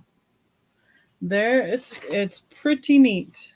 I mean, if you ever came across it, first of all, put together would be one thing, but all the pieces flat and never put together ever, I think is kind of amazing. So Yes, it is. I'm going to slide this one back in here. Steph's trying to wake the crowds up. Hello, everyone. So these will probably go to our vintage show before Christmas if they don't sell here, because I forgot what was in the bag when I was looking for stuff the other day. I went, oh, there they are. I put them in a brown like grocery store bag, one on each end to cover the whole thing, and we put them flat on the top of the boxes, way up towards the ceiling, so they wouldn't get smushed. Yeah. So that's my offering. Those are great. Thank you. Yeah, vintage Hallmark displays are just, they are so good. Uh-oh. Danny was falling asleep. Jeanette's here. I can't see how many people are in the chat on my computer. Oh. Well, there are still 54 people here. Wow. I don't know how many people are still awake. Right? Okay. Thank you. So this piece I could not pass up.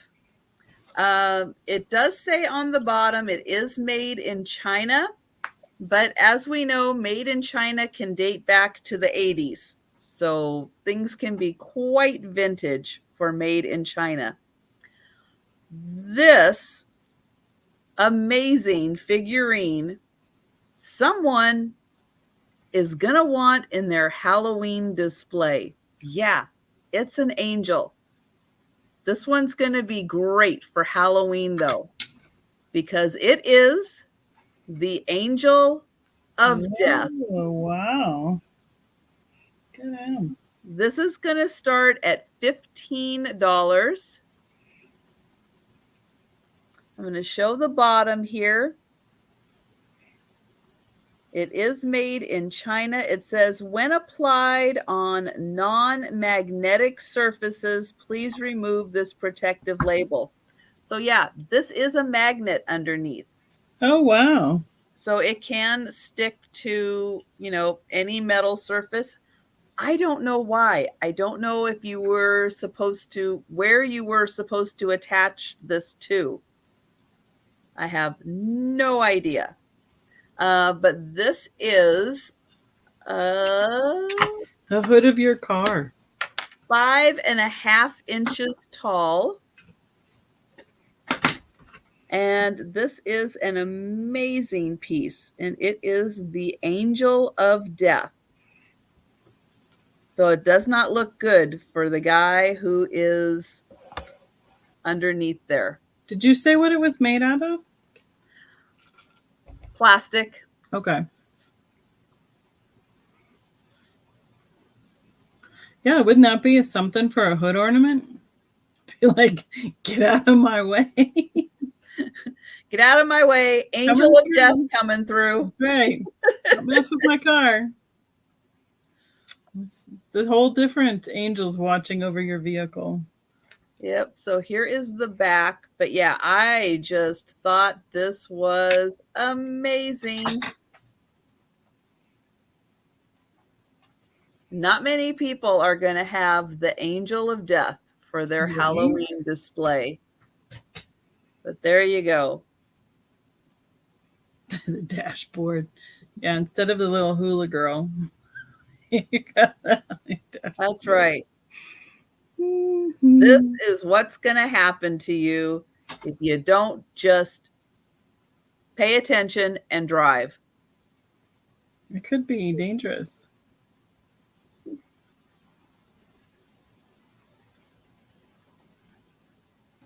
Oh, you got Steph in. Steph is in. Steph is in. I know. Isn't this cool? I just thought it's so unique. And, I have tried and tried and tried to find another one, to find anything like this. Delbert says he thought it was George killing a dragon. Well, this guy's going to wish it was, but no. Right. He No. also looks like he's an angel because he's got a wing there too. Yeah. That's something. Isn't that something, Trisha? Not for the nativity. That's for sure. No.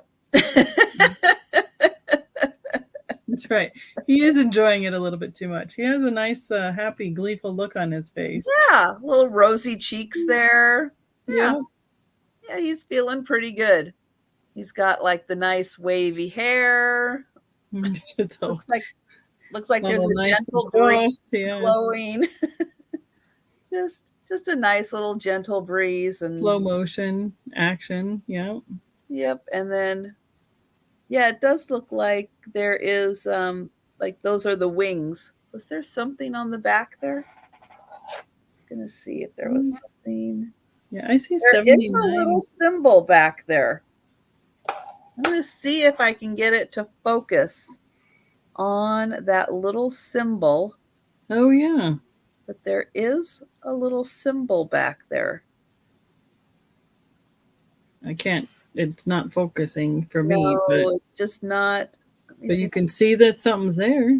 Yeah, it's not words or letters. It is just a little symbol. Steph's counting herself down. Trying to get it into the light. Yeah, can't quite make it out. It almost looks like a circle with a line through it, like a no sign or a do not, whatever.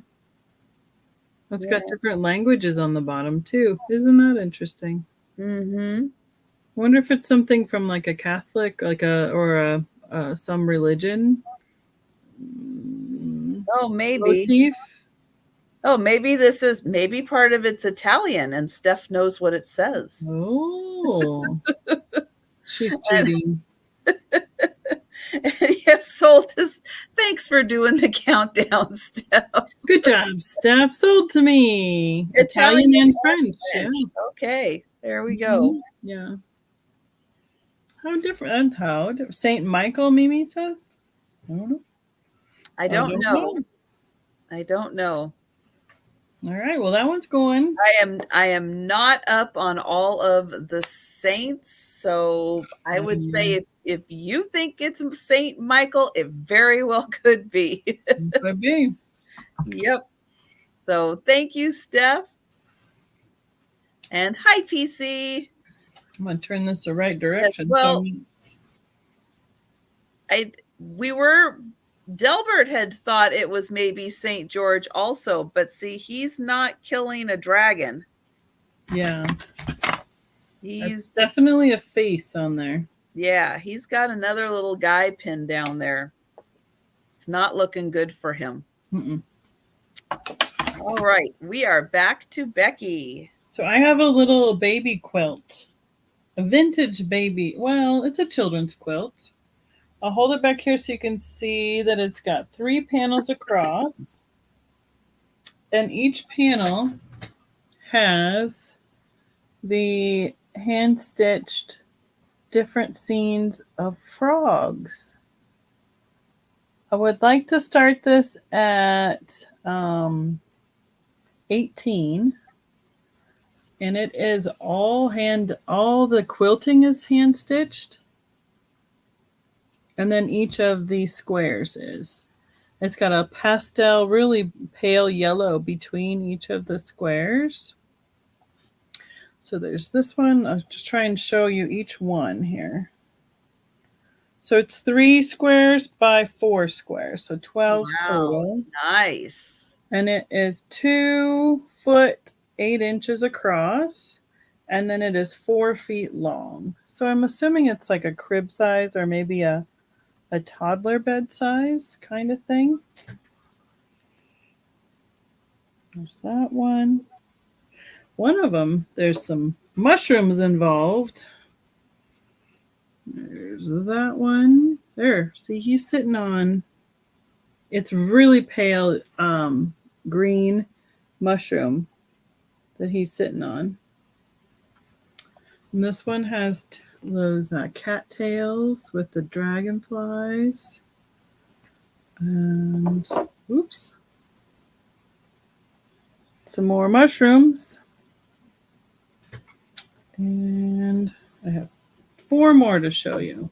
Some more cattails. He's jumping in the water. This one's got some flowers. And this one he's jumping off a lily pad. And the last one is the center of the top. And he's riding a turtle in a top hat. The other ones are a little more realistic than that one. So where did he find a top hat? yeah, I know, right? So it's a nice little quilt. That is awesome. And the back side is like a really soft cotton, and you can see the stitching that is done right here in each around each square, the hand stitching that's done. So I had to pick this one up because it's just such a, I mean, and it's like even a, great for a boy motif too. Mm-hmm. Because so much of the little quilts and stuff we see are in the pinks and the purples and the flowers and everything. So that is why I picked this one up. And then there was mushrooms involved, so I had to. So it's going to make me a nice little lap quilt for a little while too. So that's my offering. Well, and especially now that it's gotten so cold. Right? So yeah, it's like 2.5 feet long this way across, and then 4 feet wide. Oh, nope. LaDonna's taking it. Well, LaDonna, I'm going to borrow it in the meantime to keep on my lap. It's just so cute. It reminds me of the blankets that my brother and I had blankets when we were little kids. So that's what it reminds me of. It's that really, really soft cotton on the back. So, and as far as I can tell, there's no real wear. There's a couple little strings like sticking out, but none of it's like holes. Like there's a couple strings like right there, but it's just like the thread at the stitch, right, something that can be trimmed back. Yep. So the corners are usually where this stuff wears, and there's 2 corners, and there's no holes in it. So I'm assuming it's got some age to it just because of the feel of it. And it's lightly quilted, so it's a very thin padding to it. So thank you so much. Thank you, LaDonna. Not enough to keep me warm in the winter time. Oh no, it's not winter yet. It's still summer, Trisha. It's just 50 degrees. Oh, for baby. Oh, yes, I've seen nice. pictures on Instagram. Nice. The old soft stuff is the best. Okay, up next, I've got a ring. This is an onyx and rhinestone ring, and it is going to start at $10. I'm just checking the size. It is a smaller size. It's about a 6.5. Is the size of this ring. It is a gold tone ring. This is a vintage Avon. Yeah. Vintage Avon ring. And so here is the onyx. And then there is the center plate put in here. And there is a rhinestone right in the center there. So again, this is a 6.5 size, but it's a good size. That's pretty. That is a really nice size.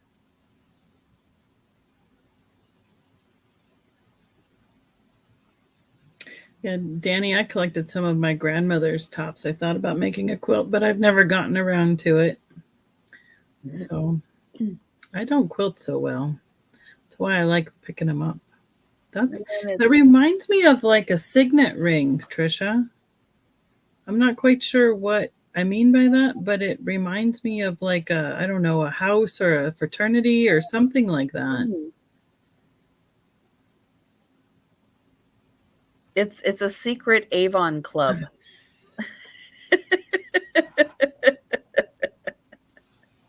Only those in the club know it.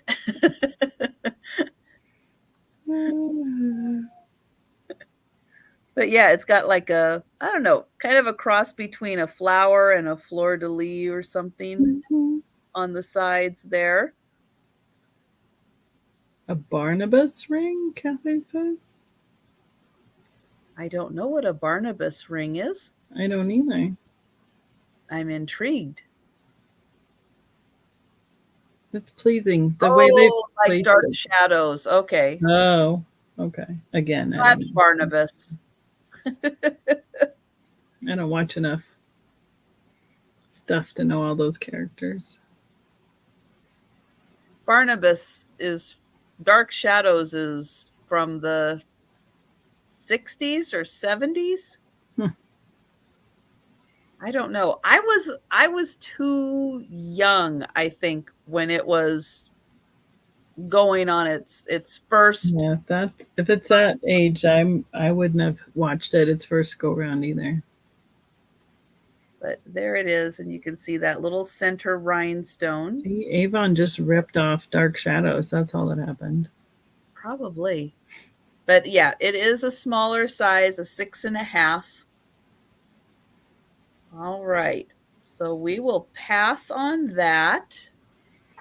Are we getting down to our last 5 or so, or did I not pull enough items? Let me see. I've got 1, 2, 3, 4, 5. Yep, I've got 5. Oh, Barnabas Collins was a vampire. Yes. Okay. Definitely didn't watch that when I was a kid. I don't think I've even heard of it. I've heard of it. I've just never watched it. Hi, Patsy. How are you doing?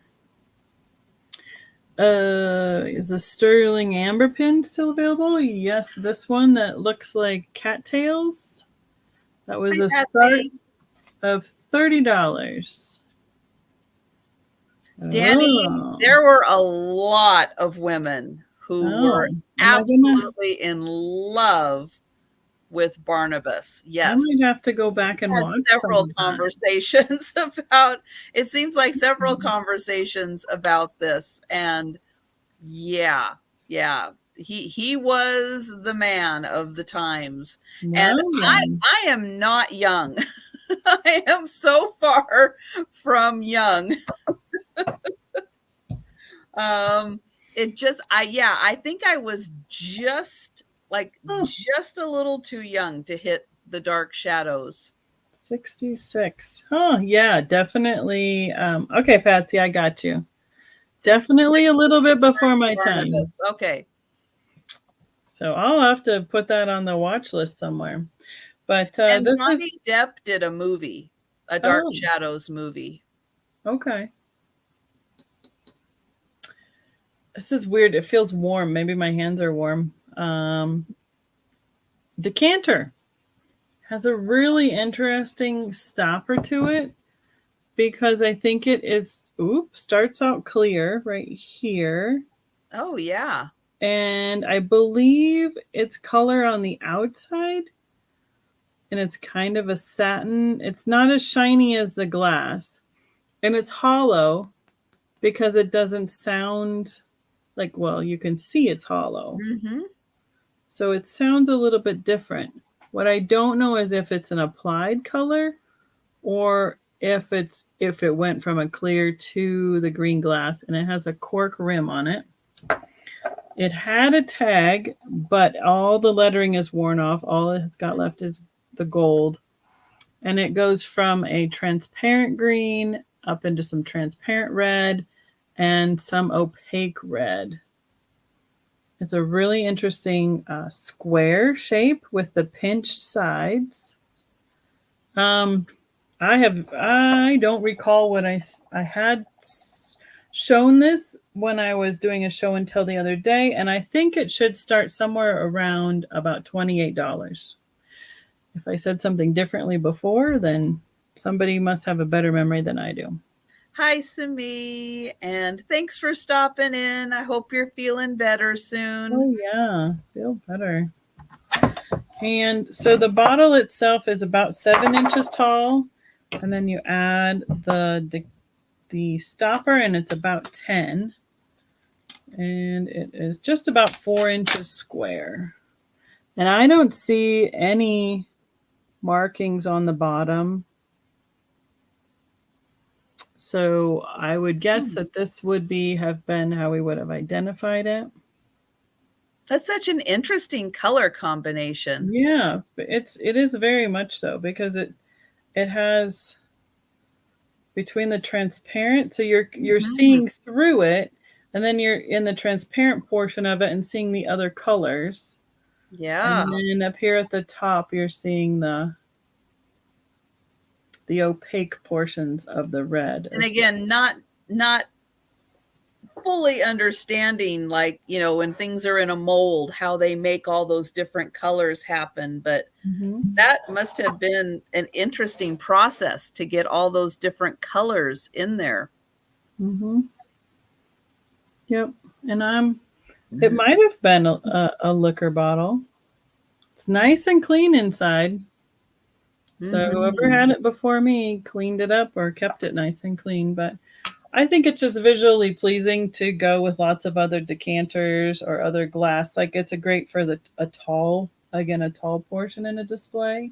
And well, the colors are just so striking. You know, it's going to stand out if you have a collection of just clear colored glass. It's like, that's really going to make a great statement in a collection. And I don't think there was anything imprinted on this. I think it was all like an ink that has washed off over time so no clue, but just pretty. So that's one of the reasons, that's why I picked it up. And the stopper, I mean, just to have the stopper and for it to have its cork, and it's got a nice pleasing shape to it. So definitely not Blanco. No. Whoa, Danny has a 26-inch decanter. Wow. Nice. All right, I think we can count it down for Danny. I think that's where it's heading right now. Yeah, I walked into a shop to do a pickup the other day, and I'm like, when are those things over there going for sale? They're like October 1. I'm like, of course, when I'm somewhere in another state or something. Oh my gosh. That's rotten luck. Yeah, they haven't had an in-person sale since May, and their next one's going to be the beginning of October. And I think, yeah, we're going to be somewhere that I can't go to it. I'm like, darn. So, but thank you, Danny. That is not fair. You tell them to wait. I know. I was tempted to be like, so how much are they? Can I buy them now? But I didn't ask. So. Or can you hold off the sale until I get back? These months are so busy for fall for shows. It's actually amazing. Really busy. So thank you. And I have Patsy down for the pin. Thank you, Patsy. And I have another ring.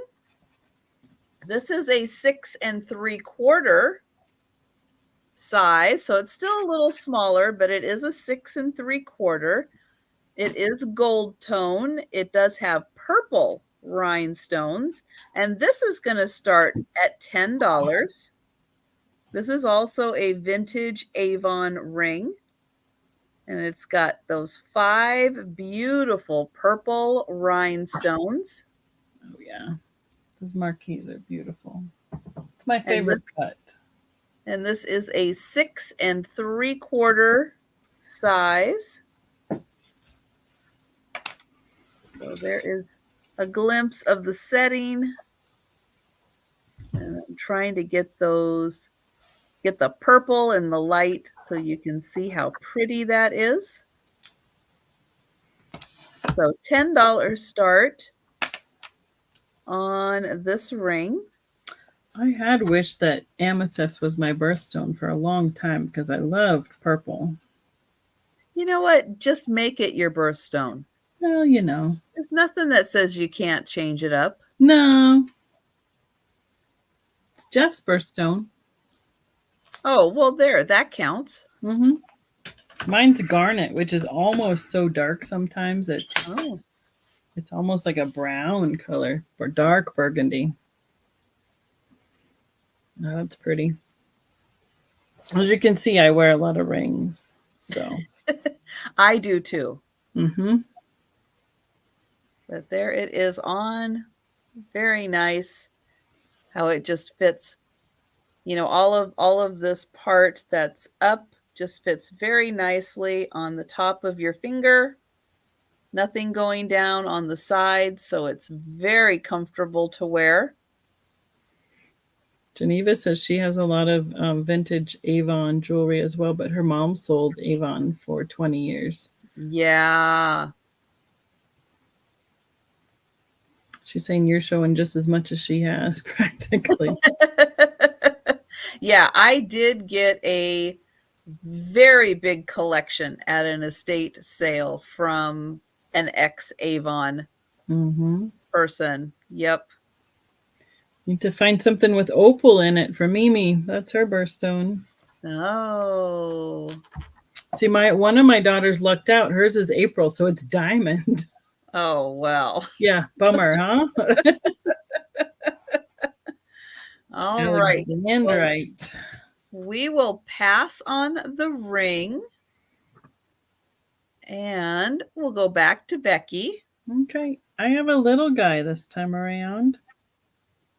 He's a vintage figurine. He's ceramic and he's a little zebra wearing a bow tie. He will start at $8. He does have a little miss in his paint there on that stripe. And it says on his one little foot, Japan, stamped in that red ink. He is not a shaker, which is what I kind of expected him to be the first time I saw him. But he doesn't have, there's no shaker holes. He's just a little cute figurine. And then his tail swishing off to the side. So he is just about 3 by 3 by 1.5. So just yay big. I see a lot of critters, but I have not seen many zebras. Because I like the giraffes. So they kind of go hand in hand when you see zebras, giraffes, lions. They're kind of in that same grouping usually. And his eyes are green. I don't know if we can. Yeah, there he is. Look at that. He's got green eyes. Yep. And a little bit of yellow. I mean, I know he's a zebra, black and white, but his back is yellow. Interesting. You know, he's kind of whimsical. Creative licensing. It's Right? all right. He's got a really sweet little face. And he's got little gold toes, gold accents. He's had his pedicure. He's all ready to go out. Dressed up for the red carpet. Where's Tony? Just perfect for the red carpet. You know how to spell start? Steph. You sound like me with all the autocorrect. Gets me every time. I get some really terrible autocorrects though sometimes. So yeah, autocorrect can make things worse. Oh, it can be awful. So here's the Biza, as Kari would say, as my offering to you all. All right. Well, we'll pass on him. And I have got a piece of Viking glass. No, Imperial. Oh. Wait. Nope. Imperial. Autocorrect. Imperial. See, I wrote Viking on my sheet. It's Imperial. It's not Viking. Change that on my sheet. What was I thinking? I don't know. I was writing quick. That's what I was thinking. Okay, so Imperial glass. It is a green cruet. This is going to be $15. Here is the nice thick glass. Got a lovely stopper on it. And on the bottom, we've got a sticker. Yeah. There you go. Why? That's quite self-explanatory, isn't it? I wonder if that F is for forest green. F/green. It's very possible, but it's just F green. I don't know. It's F. F and green, Steph. Put it in there. It's F green. But yeah, really nice, thick. Mm-hmm. When you consider the bottle stops about here and you've got a finger width of just glass. I was noticing that as you were getting it close. Yeah, that is just a lot of glass on there. And it's so pretty. It's so clear.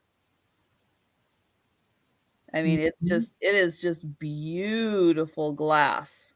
But yeah, it is really nice, clear, beautiful handle, and really nice how the top and the bottom both have that kind of similar style shaping to it. It still amazes me the amount of detail they put into these pieces when they made these molds. Mm-hmm.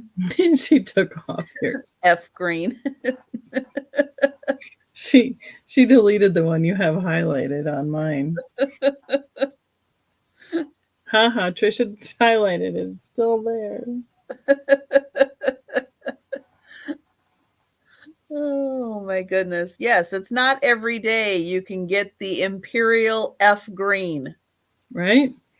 There was somebody here that came up to us at a show, and their dad used to be like the traveling salesman for Imperial, and he had samples from all the things he'd take around to all the shops to show them the different colors and sizes and shapes, and they wanted to sell the whole collection, and we're like, yeah, I don't think that's going to happen.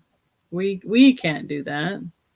So it's been coming out little pieces at a time at different antique vendors across the state. Oh, yeah.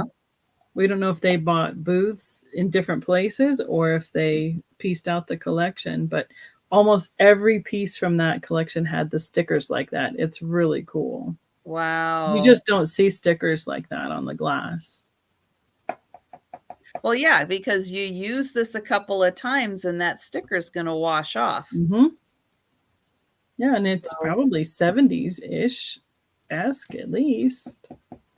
Originally when it was put on there. It's amazing they still stick to glass, glass with the age of some of that. And this is on there. It's like, I don't think that's ever seen water. Oh, excuse me. I'm sorry. So, yeah, that is a beautiful, unique piece with the stickers still on it. That's right. F and green. They're awesome. That's right. Imperial was not afraid of the F green. No, they were not. I have a little salt and pepper shaker. It came in their original box, but it is missing half of one lid. It looked like a little basket then with the container. They're these little plastic apples. Really, I'm gonna start them at $7. So I don't know if they've even been out or open before. I'm sorry, I'm really bad at finding this new camera. Because I would think that this would be this leaf would have popped off because you have to hold on to the top and twist it to open it up. That's where the line is for opening it up. They have their original stoppers and a little stem. This has only got one shaker hole. not quite sure how much is coming out for that. That's what this one has too. Huh. I guess that's so you just don't overuse. I guess. That seems a little strange. Oh, I see. Oh, okay. So on the leaf, right here, there is a P for Okay. pepper and an S for salt. That's right. It comes with its own blood pressure Right. prevention. It's Your quite self-check. Just it is a little regulating. Yeah, that's it. You get one grain at a time. But just taste it because you probably don't even need salt or pepper on it. And here's the other thing I'm noticing. The salt has a white stem and the pepper has the dark stem. Well, that's good. Yeah. That's much easier than trying to read that teeny tiny S&P on there.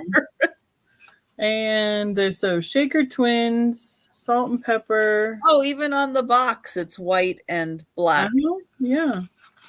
And it says product of United Device Corporation out of Great Neck, New York. Patent pending. I wonder why. Probably needs some more holes in it. Made in the USA. Steph says, I'm wrong. You do need salt and pepper on it. I just put salt in both of them. I would never put pepper. They don't use pepper. It's too spicy for me. I'm not a pepper person. I know. All right. Thank you so much. That's my offering. Is Danny heading out? Well, I hope Danny's going to bed and not going to church right now. So I hope that's what she means. Is it midnight or going to midnight mass? Going to bed? I was like, okay, going to church. Bye, Danny. Midnight mass somewhere. Yeah, there probably is a midnight mass somewhere. Oh my goodness. That's right. I worship at the house of sleep. Bed first, church in the morning. Bedside Baptist. Yep. Oh. Good night, Danny. Patsy has a question on the Christmas trees. When I'm come back up, I'll ask you a few more questions to make sure I know what you're talking about, Patsy. Okay. So this is a planter. I did not really fully understand that these were planters, but now I do, that these are a planter. And this is going to start at $10. I always thought of this as just a candy dish. This is Indiana glass. It is the Lorraine pattern. It has, let's see, on this side, it has these two pretty kind of like scrolly designs, which is on this side and then the back side. And then when you turn it to this side, you have kind of a shorter version of the scrollies and this basket that has, I guess, flowers in it, ivy maybe. It's a green panther. That's getting tired or something. Probably. Steph, if you are too tired, it is quite all right. I can go ahead and finish the sale. I appreciate your help so much. It's funny. But yeah, if you're getting tired. That's right. A planter with an L. It could be very entertaining if she sticks around, though. So true. So this is about 3.5 inches tall. She says she's wide awake. Oh. No, I don't want to fire you. I'd take some of that wide awake though. Absolutely not. But this is a beautiful green. They made this pattern from 1965 to 1970.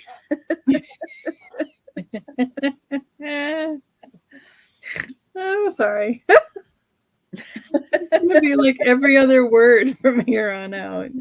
Everybody's gonna, just like me and my friend Barb. I'm like, I'm never gonna spell in front of you ever again.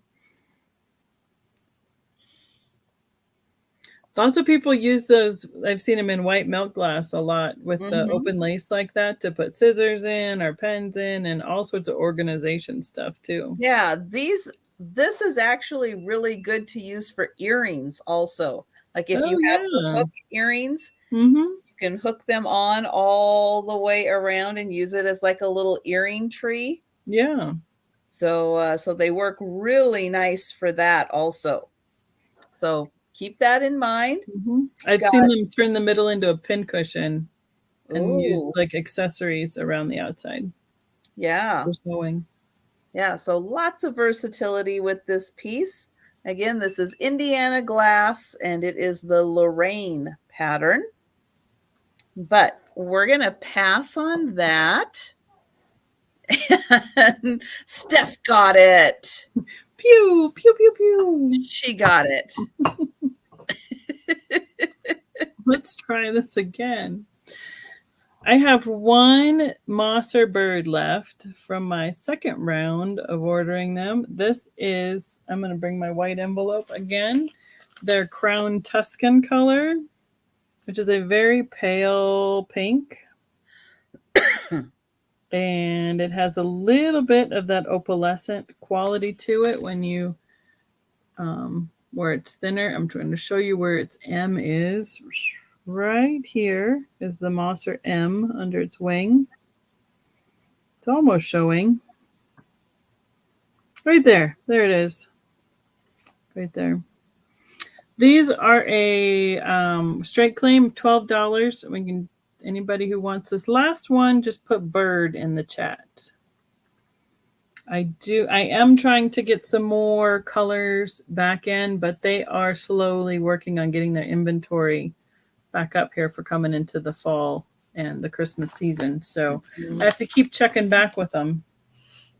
So this is my last little birdie guy. They're just tiny guys, but they're really cute. Oh, Lois is in. Thank you, Lois.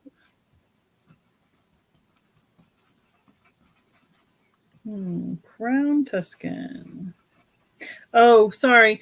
I did remember that I was going to say something to Patsy about back there. That's right. I know what you're talking about. I have jogged my memory enough, and I will ask Stephen because he's the one who was taking those orders, and I will ask him when the projected date is in getting those trees out, Patsy. And I will be seeing him in person in a couple days, so I will bug him about it. That's right. Interrogate him. I will. I'll be like, where the heck are Patsy's trees? I have got a necklace.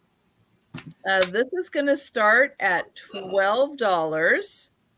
So it is a gold tone chain. It's a very nice chain. This is 18 inches. Here is the clasp, which does say what on there, which I did not notice. Let's see. It says Avon. Of course, it says Avon. So it is an Avon. And we have a really fun pendant. So if you're feeling very regal. I was going to say, it looks like what the Queen was wearing in some of her pictures the other day. So this could also be fun at Christmas because it does have green. This one and this one are green. This one and that one are red. Let me get them into the light here so you can see green and red. And then it's white, clear all the way around. And then a blue one in the center. So $12. Oh, and this is 18-inch. So you get the 18-inch necklace and you get this fun pendant. I'll show you the back. So there is the back. Here is the front. And then if you're wearing it, oops, this way, it's going to be about that big. So not too big, just enough to make a little, people can see it, see the sparkly in it. It's about 1.5 inches. So 1.5 inches.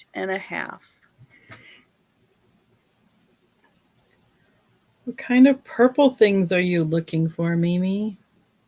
It's a wide statement. Glass? Yeah, that's a good. I guess that's in my question. What kind of purple things? Yes. This also reminds me a little bit of Fresh Prince of Bel-Air somehow too. I'm not quite sure why, but it does. The color block probably. Yeah, that's what I said. The Queen's jewels. It kind of looked like her necklace.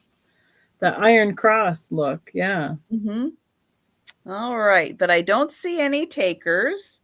Okay. So we will pass on that. Oh, purple glass. Okay. How about what kind? Oh, Randy's in. Oh, Randy's in. Okay. Randy's in. He's counting it down. That'll work. And we'll get more information from Mimi. Yes. Like vases or candy dishes or figurines, like animals or. Yeah, because I have a purple glass goblet. At least the top part is purple. So yeah, I know there's a lot of people looking for purple. I mean, I have a purple unicorn in front of me. Hey, sold to Randy. Thank you, Randy. Anything. All right. Well, I think this is the last one. I'll show you my purple unicorn. Okay. This is a new pour by Mosser, but this is the Fenton mold that they purchased from Fenton. So it is in their eggplant color, which is an opaque glass, but it has some opalescent qualities. So like where his legs are, a little bit thinner, and like the horn, you can see some of that ring of fire with the opalescence of light coming through it. I'm going to look for the Mosser mark because we kept bugging places. Please, as you're using these molds from company to company, remark them. So that's the M in the state of Ohio. These were really hard to get because they would lean over. He's 5 inches tall. So lots of times the horns would lean to one side as they cooled. And this guy is $45 claimed with unicorn. Mostly MCM glass. Okay. I know I have some, since we just went to a mid-mod show a couple weeks ago, almost all of my mid-mod glass is still packed up. So it will be coming out over time, but currently a lot of mine is packed up. And I know I have a couple decanters that I think that people would really like, but I think I need to bring those just to a live sale altogether to start with. So slick, like shiny, glossy glass. Yeah. Okay. Mimi's looking for purple mid-mod. And if it's in Viking, that's harder to find. That's not a color that was real common for them. But yeah, if you're not subscribed to my channel, Mimi, make sure you are, and you can see when I have lives and check them out. Because I do a lot of glass all together. And when we do in-person shows, I try and do at least a quick video of the booth, if not a live from each event that we do, so you can see things that we have before we pack it. That's the key, because then I get comments after the fact and I'm like, oh, I don't know, I have 40 boxes we packed. I have no clue where that one little piece is, but I try. Right. We try, and sometimes we find it easily. So, but do you have one more, Miss Trisha? Yeah, good so I went and grabbed 2 purple things that I knew I had and I could get access to real quick. Nice. So no pressure, just gonna show them because it's the end of the sale. That's right. But I do happen to have this fun goblet. This is purple glass, it's not flash. But this one, I've had this one for $5 because it is just it's not like I'm ever going to use it for anything. So how tall is that one? This one is just over 7 inches tall. And the opening, well, I'll say about the widest is about 4 inches across here. About 4 inches, 7 inches tall. So for Mimi or for anyone who's interested, it's a very nice goblet, but it is just $5. It's you glass. could do like a votive in that kind of thing too, if you wanted to put it with other things. Yeah, it's not flash. So it's Mimi's very in nice. at 5. Well, Mimi would like that. Excellent. Let me write that down. Purple.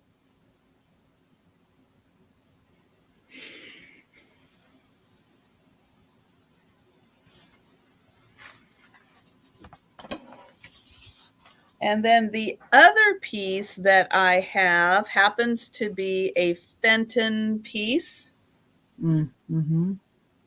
And this is a frosted, I don't know, rose bowl? Is that considered a rose bowl? Rose bowl because it curves in.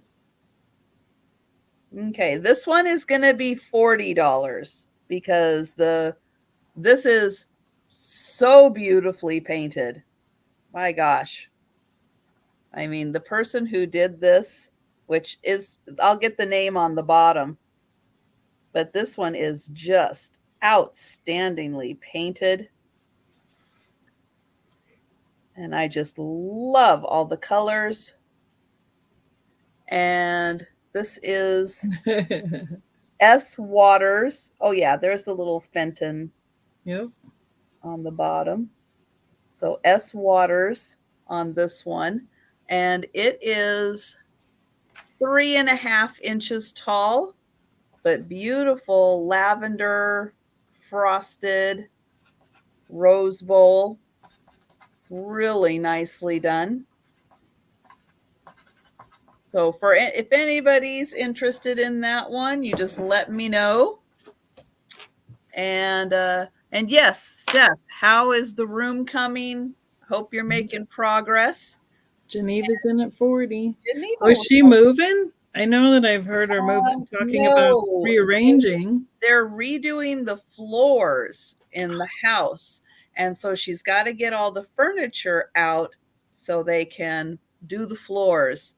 Where do you then she's got great ideas on how she's going to rearrange things to make it easier for her to work with. So it's going to be awesome when it's done. But this part of it, I know it's horrible stuff. I know it is so bad. Yeah.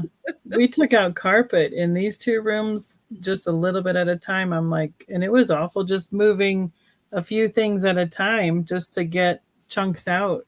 Mm-hmm. So. All right. So let's do a speed round of the items that are still available.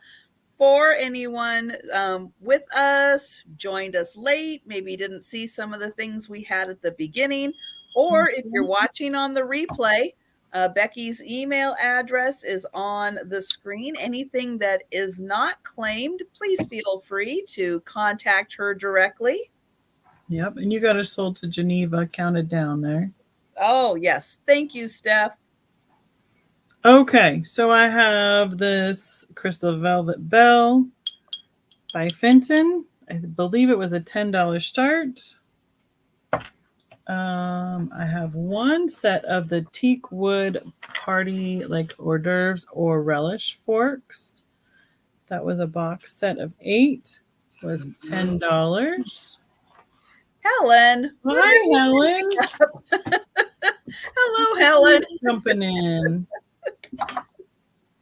I have this little German Stein style, but it is an ashtray where you push down, it spins the ashes or whatever you want to organize down into the base. Really good and clean condition inside there. So I don't think it was used for ashes. Or for those of us that just think it's a toy to play with. Right, made in Germany. Right there. It's a little spinning toy. Yep. It's actually pretty fun. I think it's a lot of fun. And I haven't even done it yet. No. Yeah, it's really fun. It just, you push down and it spins out right there. $24 on that. Right. Yeah, sure, Steph. We know. Yes, and Mimi would put incense in it. Oh, there you go. Mm-hmm. I have one of these little cauldron or bucket, like cast iron bucket kind of looking, but it's glass with the texture on the outside and clear. This was $12. These things that I had at the end, I don't think I'm going to redo because we just did them. I have a crackle ice bucket. Comes with the tongs and a little piece at the bottom for keeping the liquid separate. This is German by Quest, and it was $25. I think it's got stainless. The handle and the tongs are on that. Let's see. I had fairy lights from Mosser. So I'll just show them quick. I had sunflower on the blue carnival base. And those are 30. These are all $30 each. Yeah. Blueberries, that's what these are, on a cobalt base. It's like a quiz at this time of night. This blue floral on a cobalt base. These are the small ones, about 3.5 inches tall. Now we think are zinnias. I remember that one. That was a good guess. I like that. Good. Yep. The apple basket. Isabel would like the blueberries. Okay. The apple basket on the white carnival. Blue. And that goes here. Thank you, Isabel. And I have the little violets or Johnny Jump Ups or whatever you want to call that floral. And I'm putting it on the white base because they're supposed to be sending me one for this. And it should either be purple or white. That'll go with that one. And let's see. And I had the whole complicated thing about the little mini... I have the mini Mosser sleighs with the reindeer that were $35 a set. So if you're interested in reindeer and little mini sleighs, we can work something out to get that all figured out. Because that was probably, I need to make that a little bit less, a little more simple. So I think... the unicorn, the apple shakers, and the little zebra were at the end. So I think most people that are here saw those ones. Okay. So I think, this is what else I had. Sorry, Trisha. My Santas. Oh, yes. My vintage Hallmark, new old stock,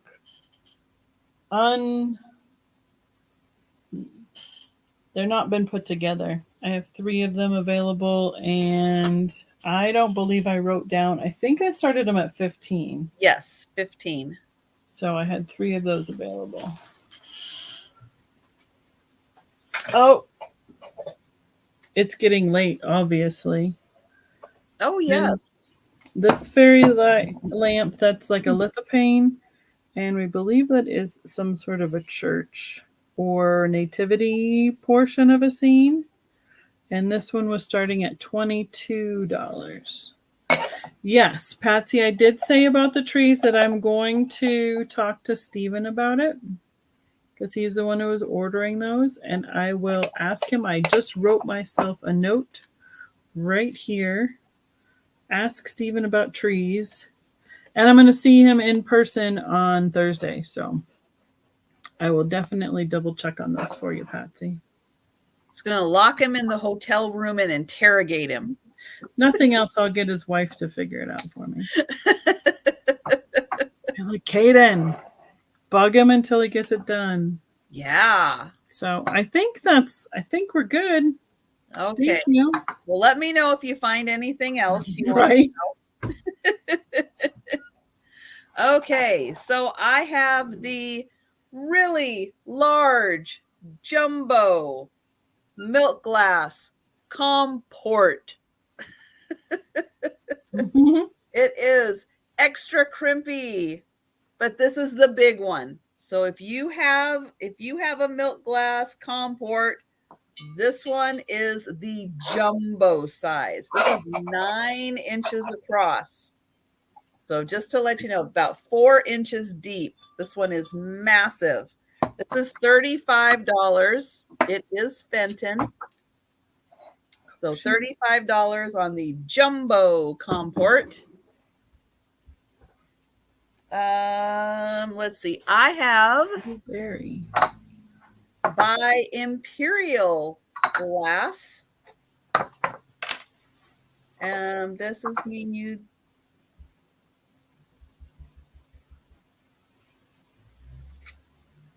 Oh, that's a question for Becky. Yes, because I'm going to be with Steph this Tuesday night. Well, I normally do at 8:00 on my channel on Tuesdays, Steph. So send me a message. Plus, I'm going to be in a hotel room with my mom, and she wants to watch the final of American Idol or whatever it is. So, sorry, didn't mean to. America's Got Talent. Mm-hmm. Yeah, that's what's coming up on a Tuesday night. Yeah. Yep. So I have the Imperial glass. This is a Marigold Carnival swung vase. This is 11 inches tall, and this is $40 for the Imperial glass Marigold swung vase.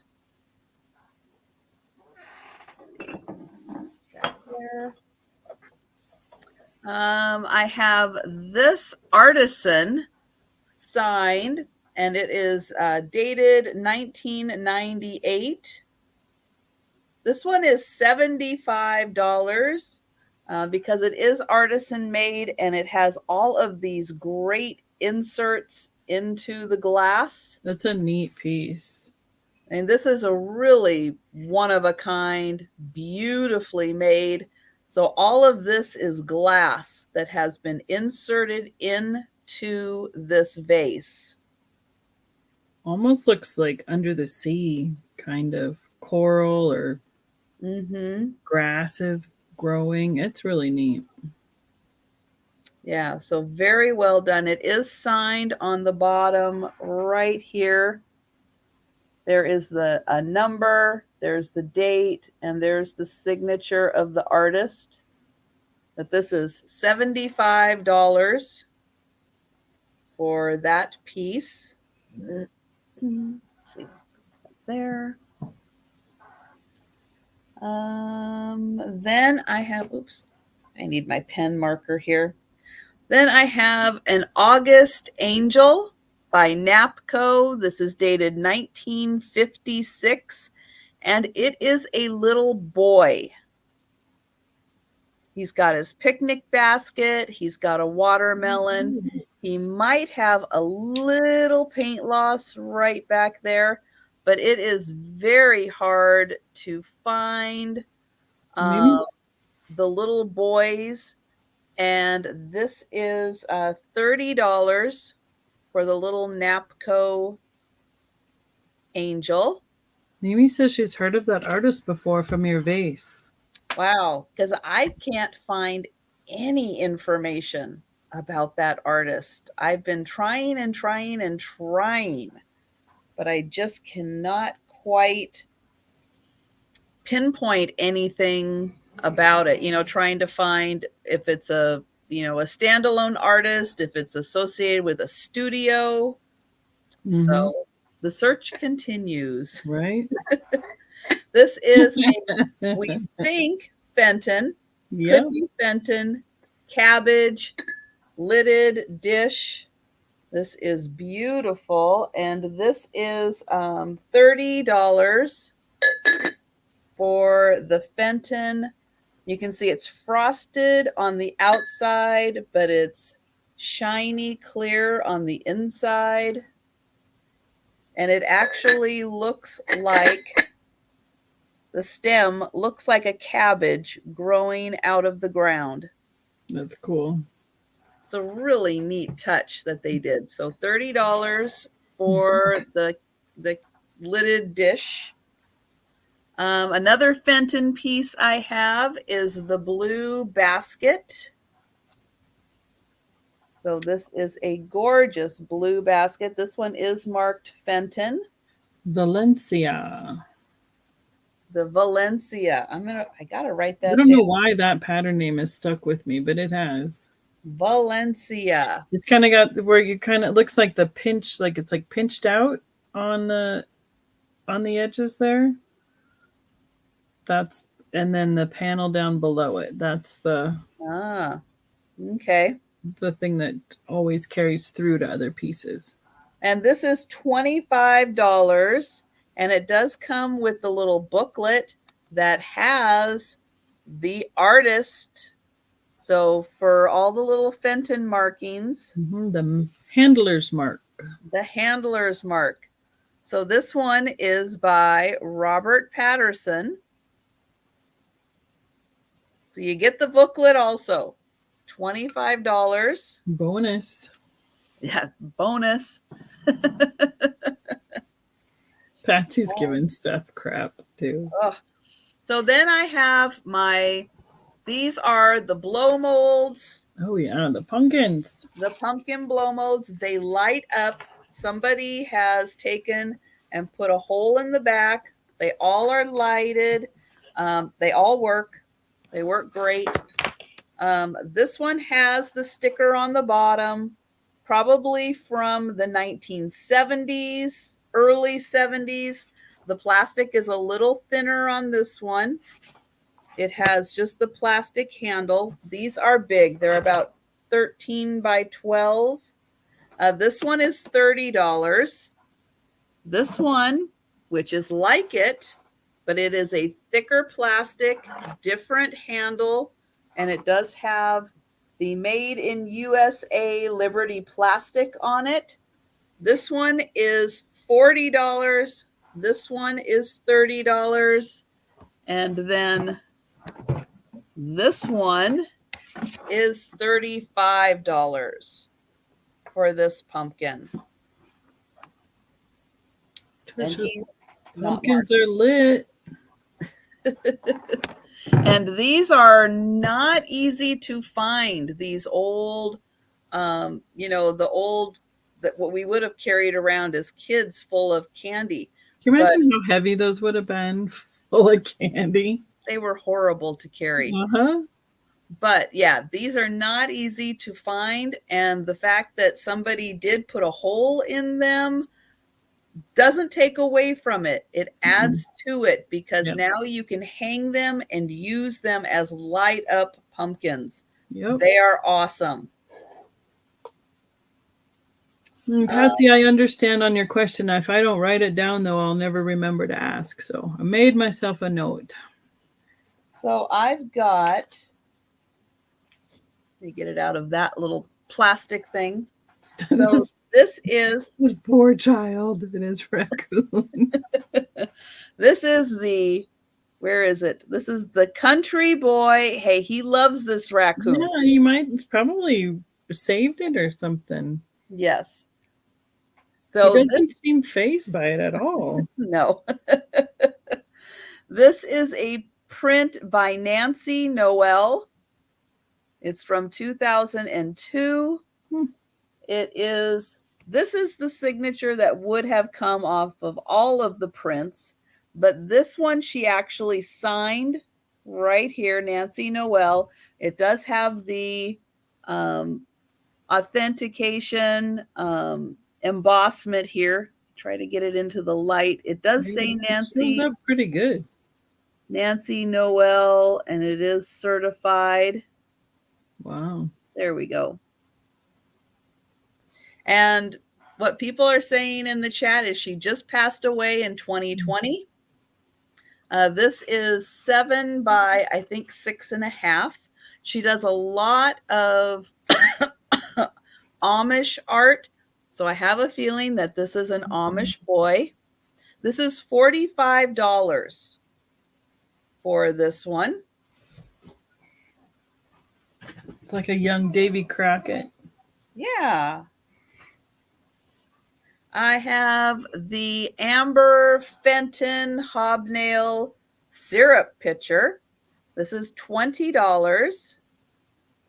And it's got the beautiful top on it. Kind of complementary pieces. I think these would look beautiful together on a table.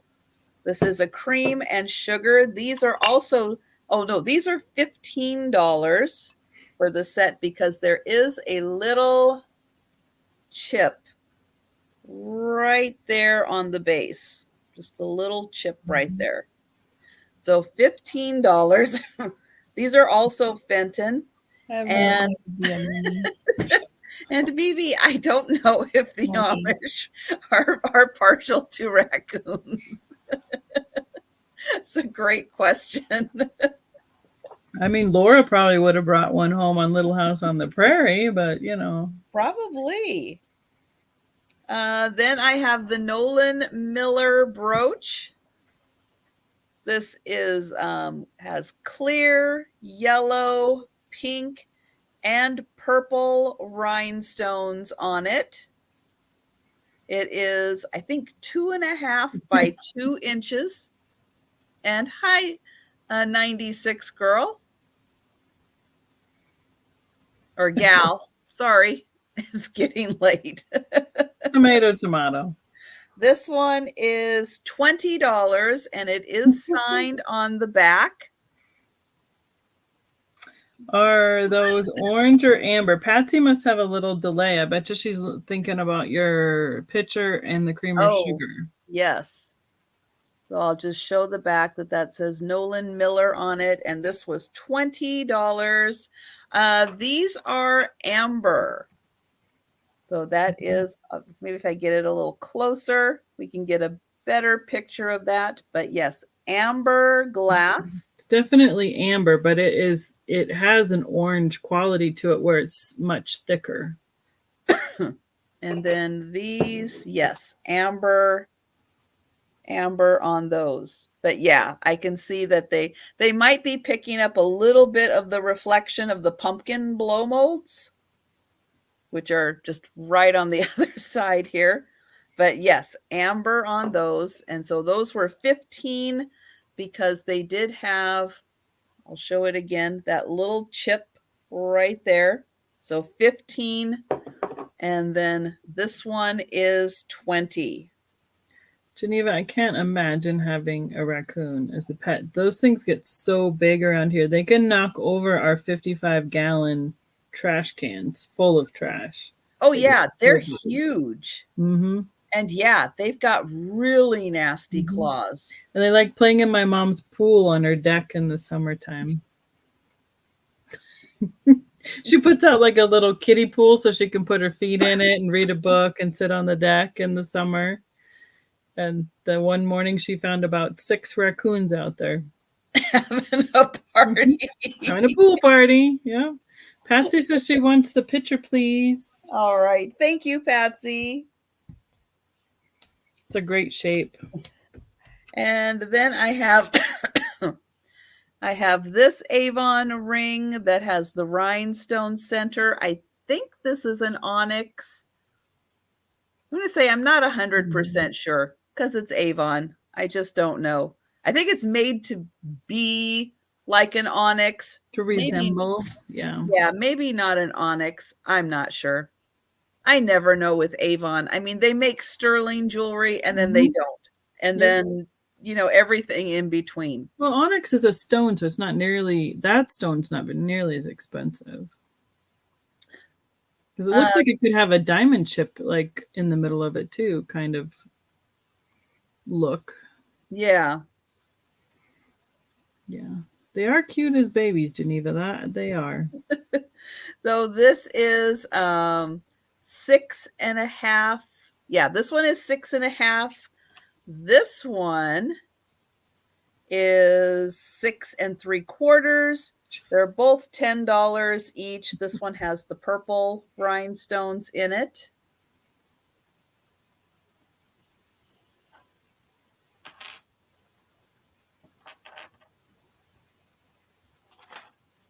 Ish. Yes. Ish.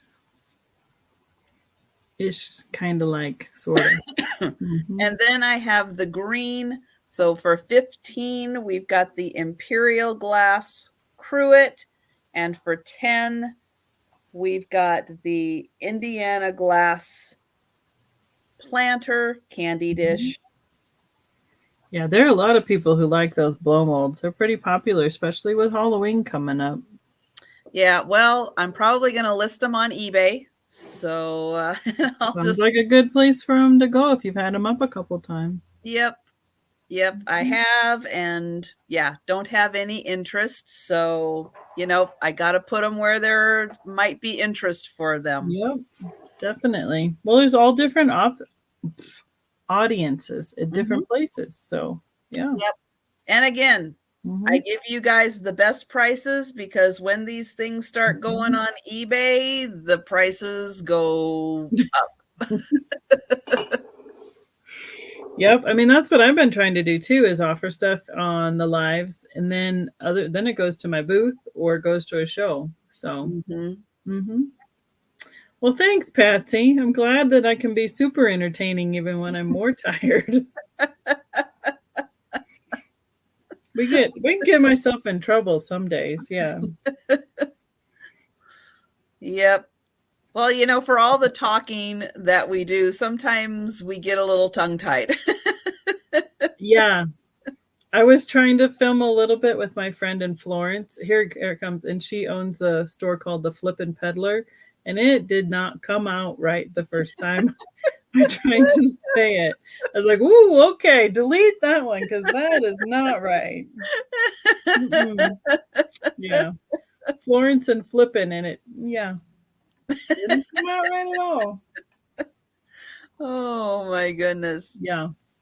So, but well, thank you very much for having me. I appreciate it. Oh gosh, thank you for being here, and thank you everyone in the chat. Hanging in the chat. Yes, thank you for hanging out with us. Thanks, Steph.